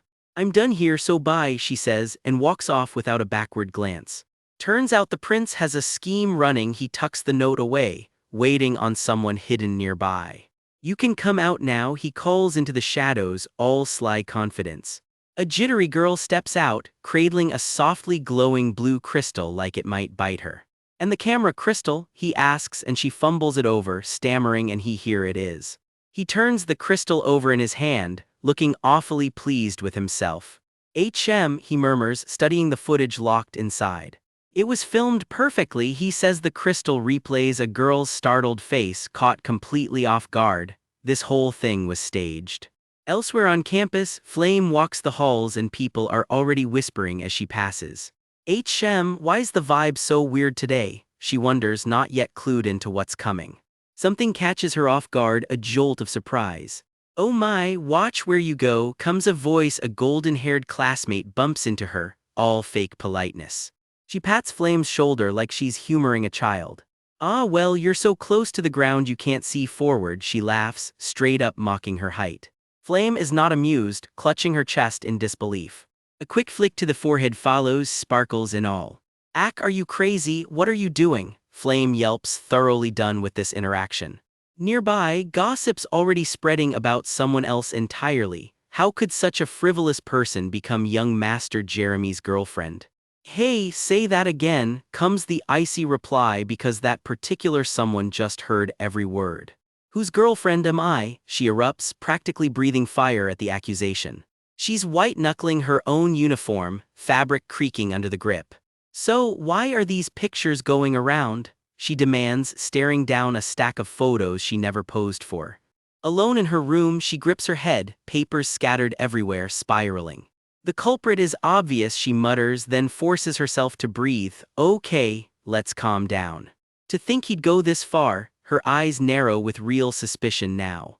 Rewind a bit, back in class, then today's lesson is over, the professor announces, and the real trouble is about to start. Students start packing up, filing out row by row. Flame, someone calls her name and she goes stiff. Her expression says it all, she already knows exactly where this is going. Do you want to go get dinner with me? The prince asks, right out in the open, beaming like it's no big deal. Whispers ripple through the room instantly. Young Master Jeremy came to find her himself. The rumors must be true. The Crown Prince and Flame have that kind of relationship. The gossip snowballs. Flame steels herself. Even if she says no here, he'll just spin some excuse and keep pushing. There's no dodging this, she has to end it now. Hey, why would I eat with you? She says flatly, and for once he looks genuinely thrown. Then I'll go there first, he tries to push forward anyway. No, why do you keep acting like we're in some kind of relationship? She cuts him off cold. Well, because, he starts to explain himself, actually caught off balance for once. Cornered, Flame scrambles for an excuse. The person she's supposedly dating right now, let's think. Someone she could call in a favor from a boy, an S-class first year. What, he asks, sensing exactly where this is headed. Is Baek, she decides. Baek is my boyfriend, she announces flat out, no takebacks. Nearby classmates, including a stunned Hong Bion, freeze completely, and even the prince's eyes narrow with sudden interest. Who has a boyfriend? Go to your room, he deflects with a smirk, but Flame's already made up her mind. I'm leaving. I have dinner plans with Yusial. She brushes past him without a second thought, footsteps echoing down the hall. And just like that, he's left standing there in silence. Nearby students whisper in genuine terror, if we make a sound, we're dead. Haha, he finally lets out, more amused than annoyed. That evening, the scene shifts to a cozy restaurant, lanterns glowing against the dusk. She really isn't easy, he admits to himself, almost fond about it. Meanwhile, Yusial just blinks, utterly lost. How did that happen, he asks, and Flame admits, well, there was a bit of a situation. Is it about that rumor I heard earlier? He guesses, narrowing his eyes shrewdly. He takes a casual bite, privately thinking this is a cheap way to dodge the Jeremy route, the one with a 99% chance of ending badly. Well, if I was of help, that's good, Flame says, relaxing into a small, pleased smile. Thanks, I'll buy you food often in exchange, he offers, gesturing at the spread between them. Huh, so, she stammers, caught off guard and clearly a little pleased. Fixing his tie, Yusial privately admits it'd be weird to say out loud that being her first thought for this favor actually means something to him. She trails off and he just gives a small, bashful smile over his food. Anyway, I'm sorry about everything, Flame says. What? He blinks, surprised she's apologizing at all. That's because you already— No, never mind. How boring, he teases, clearly wanting the rest of that sentence. Privately, worry creeps in. What if getting tangled up with her makes Azel misread things? And even knowing that risk, she still asked him for this favor. Doesn't that make her the kind of friend who secretly moves in on someone else's crush? No, perhaps, she reconsiders, this could also be a way of shielding Azel from the prince altogether. Across the table, a charged little moment passes between them. This is the plan of someone who regressed for the person they liked, she realizes, the thought landing harder than expected. Boss, we'll order more here, eat lots, and she calls out cheerfully, already moving past it. Have strength, old man, he laughs, then catches himself. Hey, we have enough, so stop ordering. And that's how Flame and Yusial talked it out and agreed. 1 month fake relationship deal sealed. For some reason, though, Yusial finds himself staring up at the sky with a bad feeling. Cut to Hong Bion and she looks absolutely furious. A very pissed off Hong Bion was in class and somehow Yusial's already sweating like he knows exactly why. See you next chapter. The next day, practical combat class rolls around and Yusial's about to wish he'd called in sick. For some reason, Hong Bion walks in looking like she wants to set something on fire, probably him. Yep, a very pissed off Hong Bion is in class today and nobody's quite sure why. She ignites like a human bonfire and Yusial's easy smile freezes right off his face. Across the arena, classmates go quiet. She seems especially annoyed today, one whispers, or am I just imagining it? Even Bion doesn't really know why, she just really wants to unload every spell she's got on him. Before he can get a word out, she cuts him off cold. This fight will not go like their last one, commoner. She's got that look, the one that says she's done playing nice. The second the match starts, he's already gone, vanishing before her first swing even lands. So she does the next best thing, she fills the sky with fireballs. Standing dead center in a blazing summon circle, she is clearly not pulling any punches. Yusial keeps teleporting through the inferno, staying a heartbeat ahead of every blast. One stray fireball is enough to blast an entire stone staircase to rubble. And judging by her eyes, she's only just getting warmed up. He keeps blinking through the smoke, dodging by the skin of his teeth. For a second he lets his guard down, muttering that one was close. He barely gets the words out before she's shouting that she isn't done yet. A new magic circle flares to life beneath her feet and the whole arena goes up in flame. He braces hard, coat snapping in the heat, ready for whatever's coming. Somewhere in the blast, a scream rips loose, and the classmates watching from a distance flinch. Word spreads fast through the crowd, her flames have never looked this vicious. Somewhere in the crowd, someone's quietly rooting for her under their breath. A grinning classmate saunters over to Azel, all casual, wanting to know what everyone's up to. What else, he laughs, cheering the princess on, obviously. Azel side-eyes him. She'd figured he was close with Yusial through the club, but there's something a little too sharp behind that grin. Anyway, he shrugs it off and moves right along. He turns and needles Azel directly about cheering Bion on too. I'm just watching, she stammers, fooling absolutely nobody. Send him flying, princess, he cheers, cracking up at his own joke. Mid-dodge, Yusial clocks it himself. Her attacks are fast and worse, they keep changing shape. Give him even 4 seconds and he could pull off a mana concentration cut. 4 seconds is a luxury he does not have. Fire pillars erupt wherever he turns. Then flaming arrows come screaming in from every angle at once. And just as he spots an opening, a wall of fire slams it shut. He's boxed in now, flame licking at him from every side. Shit, he thinks there is nowhere left to dodge. Of course, there's also a trap waiting right where he's forced to land. He feels it a second too late, this is bad. As if the firestorm wasn't enough, now there's a trap stacked right on top of it. He taps out instantly, I give up, I give up. Somewhere a personal record for fastest surrender just got set. Official result, Hong Bion Adolbit wins, no argument needed. She stares down at the scorched arena, genuinely thrown by her own win. I won, she asks like she can't quite believe it herself. Yu Seol, still catching his breath, admits he genuinely thought he might die there. Good thing this was just a practical, the dome's built-in safety wards did the actual saving. He catches his breath, something clearly turning over in his head. Hong Bion has absolutely no idea what she just pulled off. That little outburst was easily fourth-class magic, and Yu Seol figures those goofy riddle lessons of his actually paid off. Their homeroom professor strolls over to check on him, if you can call "Are you okay" delivered with zero warmth checking on someone. Yu Seol jokes he'll come back as a ghost to haunt him if he dies. Go to the nurse, the professor deadpans unmoved, thanks, Yu Seol grins. Meanwhile, Bion's already getting mobbed by her friends. That was incredible, of course you crushed him, he could barely even use his powers, they gush. The whole clique's buzzing over the win. One of them, though, the fire fangirl, just stares at Bion and says nothing. Aren't you happy you won? Someone asks. Can't you tell? Bion replies flatly, he went easy on me. What? She remembers it clearly, that commoner once cut straight through third-class magic with nothing but his sword. This time he barely drew it and just ran until he gave up. Something clicks for her, ah, she murmurs now that I think of it.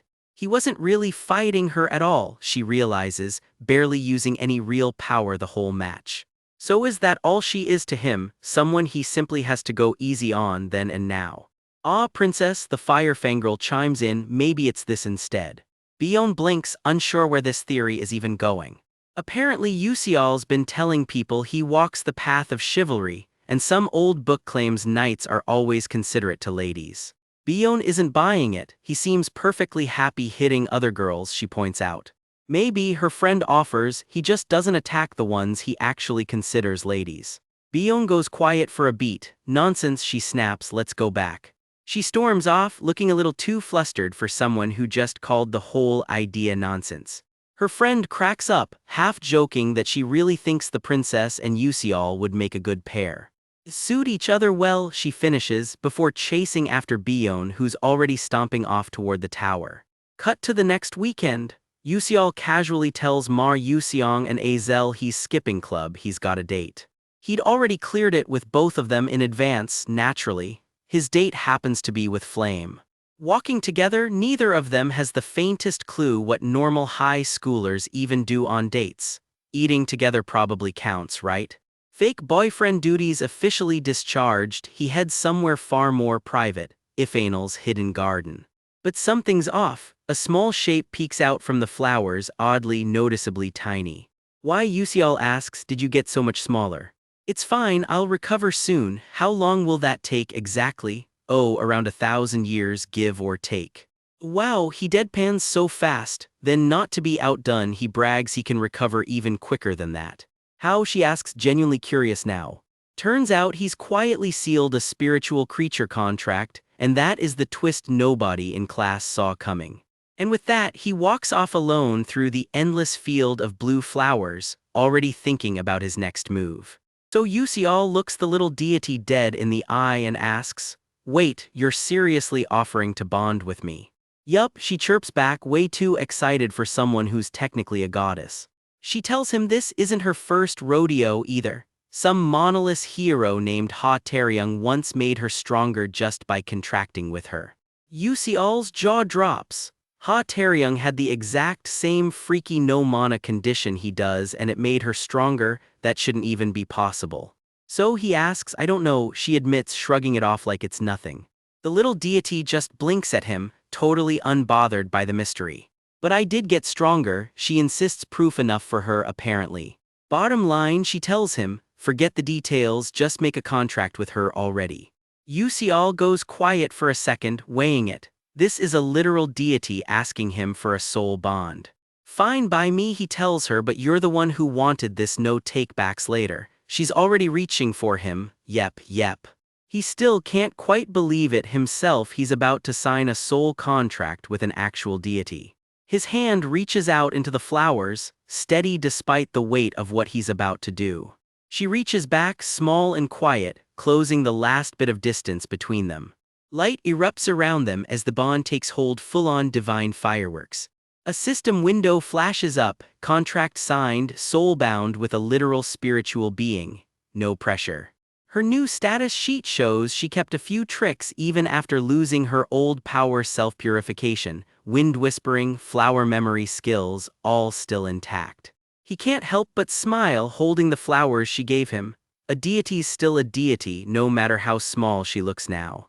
One trait catches his eye though: memories of the flowers. What's that even do? Turns out sniffing the right flower can temporarily borrow the trait tied to its meaning. Cool in theory, so what's the actual perk? Oh, that, she says, smelling flowers just puts you in a good mood. That's it, no other effect, you get happier. Ah, okay, riveting stuff. He didn't come here expecting any of this, but hey, free spirit contract, courtesy of fictional.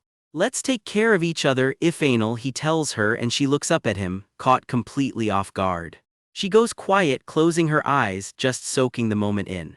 A happy little sound effect later, she's grinning ear to ear. Yup. He smiles to himself as the scene fades to black. Time to jump forward. Cut to the International Alchemy Association, because apparently a deity contract wasn't enough excitement for one guy. The place is massive, all spires and gold light. This is where the real magic tech nerds hang out. Inside, his sword Teravan sits on a table, humming and glowing like it's not thrilled about something. Assistant Professor Altalicia, how's Teravan holding up, he asks. She frowns at it. Worse than I thought. Have you been overusing it? He admits it's been damaged and run hard in training. She notices its mana output's been acting weird too. It's sturdy, she says, but it really needs mending now. The item presentations coming up come back after that, she tells him. Okay, thanks, he says. He asks how the presentation prep's going. She, surrounded by coworkers, groans that she's about to die from the stress. You'll do fine, he reassures her. She perks up, curious what item she's actually unveiling, then waves off his worry entirely. Cue the reveal, a sleek little black bracelet sitting in a display case. This is what I'm working on, she explains. Wear this choker and you can summon a full robe out of nowhere, still unfinished though. Want to try it on? Nearby, students are already gossiping that he's the secret co-creator of alchemic magic engineering. Sure, he shrugs. The choker clicks shut around his collar. And just like that, poof, a full robe materializes around him out of thin air. Oh, that's nice, he says. She beams, explaining it also throws up a basic shield, though the design's still rough. She goes a little red, fumbling with her clipboard, not used to praise landing quite like that. Then Yusial, glasses on, drops straight into engineer mode. What if we set a boundary at the particle reduction line before adding shape memory circuits? Cue a screen full of glowing tech diagrams. Shape memory, what now? She blinks. He breaks it down. Etha World, old game bones and all, still runs on an avatar enhancement system. The diagram lights up with 3 avatar types, each wired with its own circuit pattern. When you enhance an avatar, you can literally install circuits into it, he explains, quietly noting he'd saved all this from his old game files. Right now it just folds and unfolds. Add shape memory circuits and it can actually save its form. Get the particle boundaries right and you could build in sleeves, a hood, the works. He's grinning now, fully in his element, explaining the fix. The robe reshapes itself right on cue, so what do you think? She just stares. That got solved that easily. As I thought, Yusial's a genius, she mutters, then catches herself staring. Huh. Nearby staff are losing it to a method that simple. What if we used it on other items? One of them wants to try implementing it right there. That's nice, Yusial says, playing it cool. Someone calls Altalicia away for business. He just smiles, pretty pleased with himself. She flashes him a warm look before heading off. Yup, and she's gone. I'll be off then, he says, giving a little wave as he walks away. The scene lingers on the two of them talking, a moment worth remembering. She stands there afterward, still turning the whole exchange over in her head. He walks off with that same easy, confident smirk. Just his boot hitting the floor, unhurried, like the guy's got nowhere urgent to be. Narration cuts in. Soon, the whole world of magical items is about to get flipped upside down. It's the kind of leap, we're told, like going from a flip phone straight to a smartphone. The gap between regular magic engineering and this new alchemic magic engineering, enormous. A golden scale piled high with coins hammers the point home this discovery is about to be worth a fortune. Right now it's still being figured out, he says, watching the sunset, but that's fine. Later, he and Altalicia walk together through a lantern-lit street as evening festivities kick off. Caption not long afterward. Fireworks explode over the city as a banner unfurls for the big event. The whole skyline lights up. This city knows how to throw a party. Somewhere above the crowd, a glowing invitation catches the light while a shadowy figure watches from a rooftop. The event finally gets its name, the Alchemy Castle Golden Alchemic Show, Altalicia Academy's big item presentation. Hooded figures move quietly through the celebrating crowd. Whoever they are, they're not here for the fireworks, watching, waiting, saying nothing. The sky keeps blazing with color, oblivious to whatever's creeping through the crowd below. Elsewhere, a sharp-eyed stranger watches the same fireworks, clearly here for reasons of his own. Someone else, entirely wrapped in a long, flowing coat, moves with the kind of confidence that says they're used to being obeyed. In a quiet room far from the noise, a striking red-haired woman sits calmly with a visitor from her past kneeling close by. Every one of these players is converging on Alchemy Castle, and every one of them is smiling like they already know how this ends. A hand closes around a glowing white orb, its light spilling over rich purple sleeves. Footsteps echo down a gilded hallway. Someone's on the move. Back with our actual heroes, Yusial and Altalicia stroll the festival together, easy and smiling, like none of that shadowy stuff is even happening.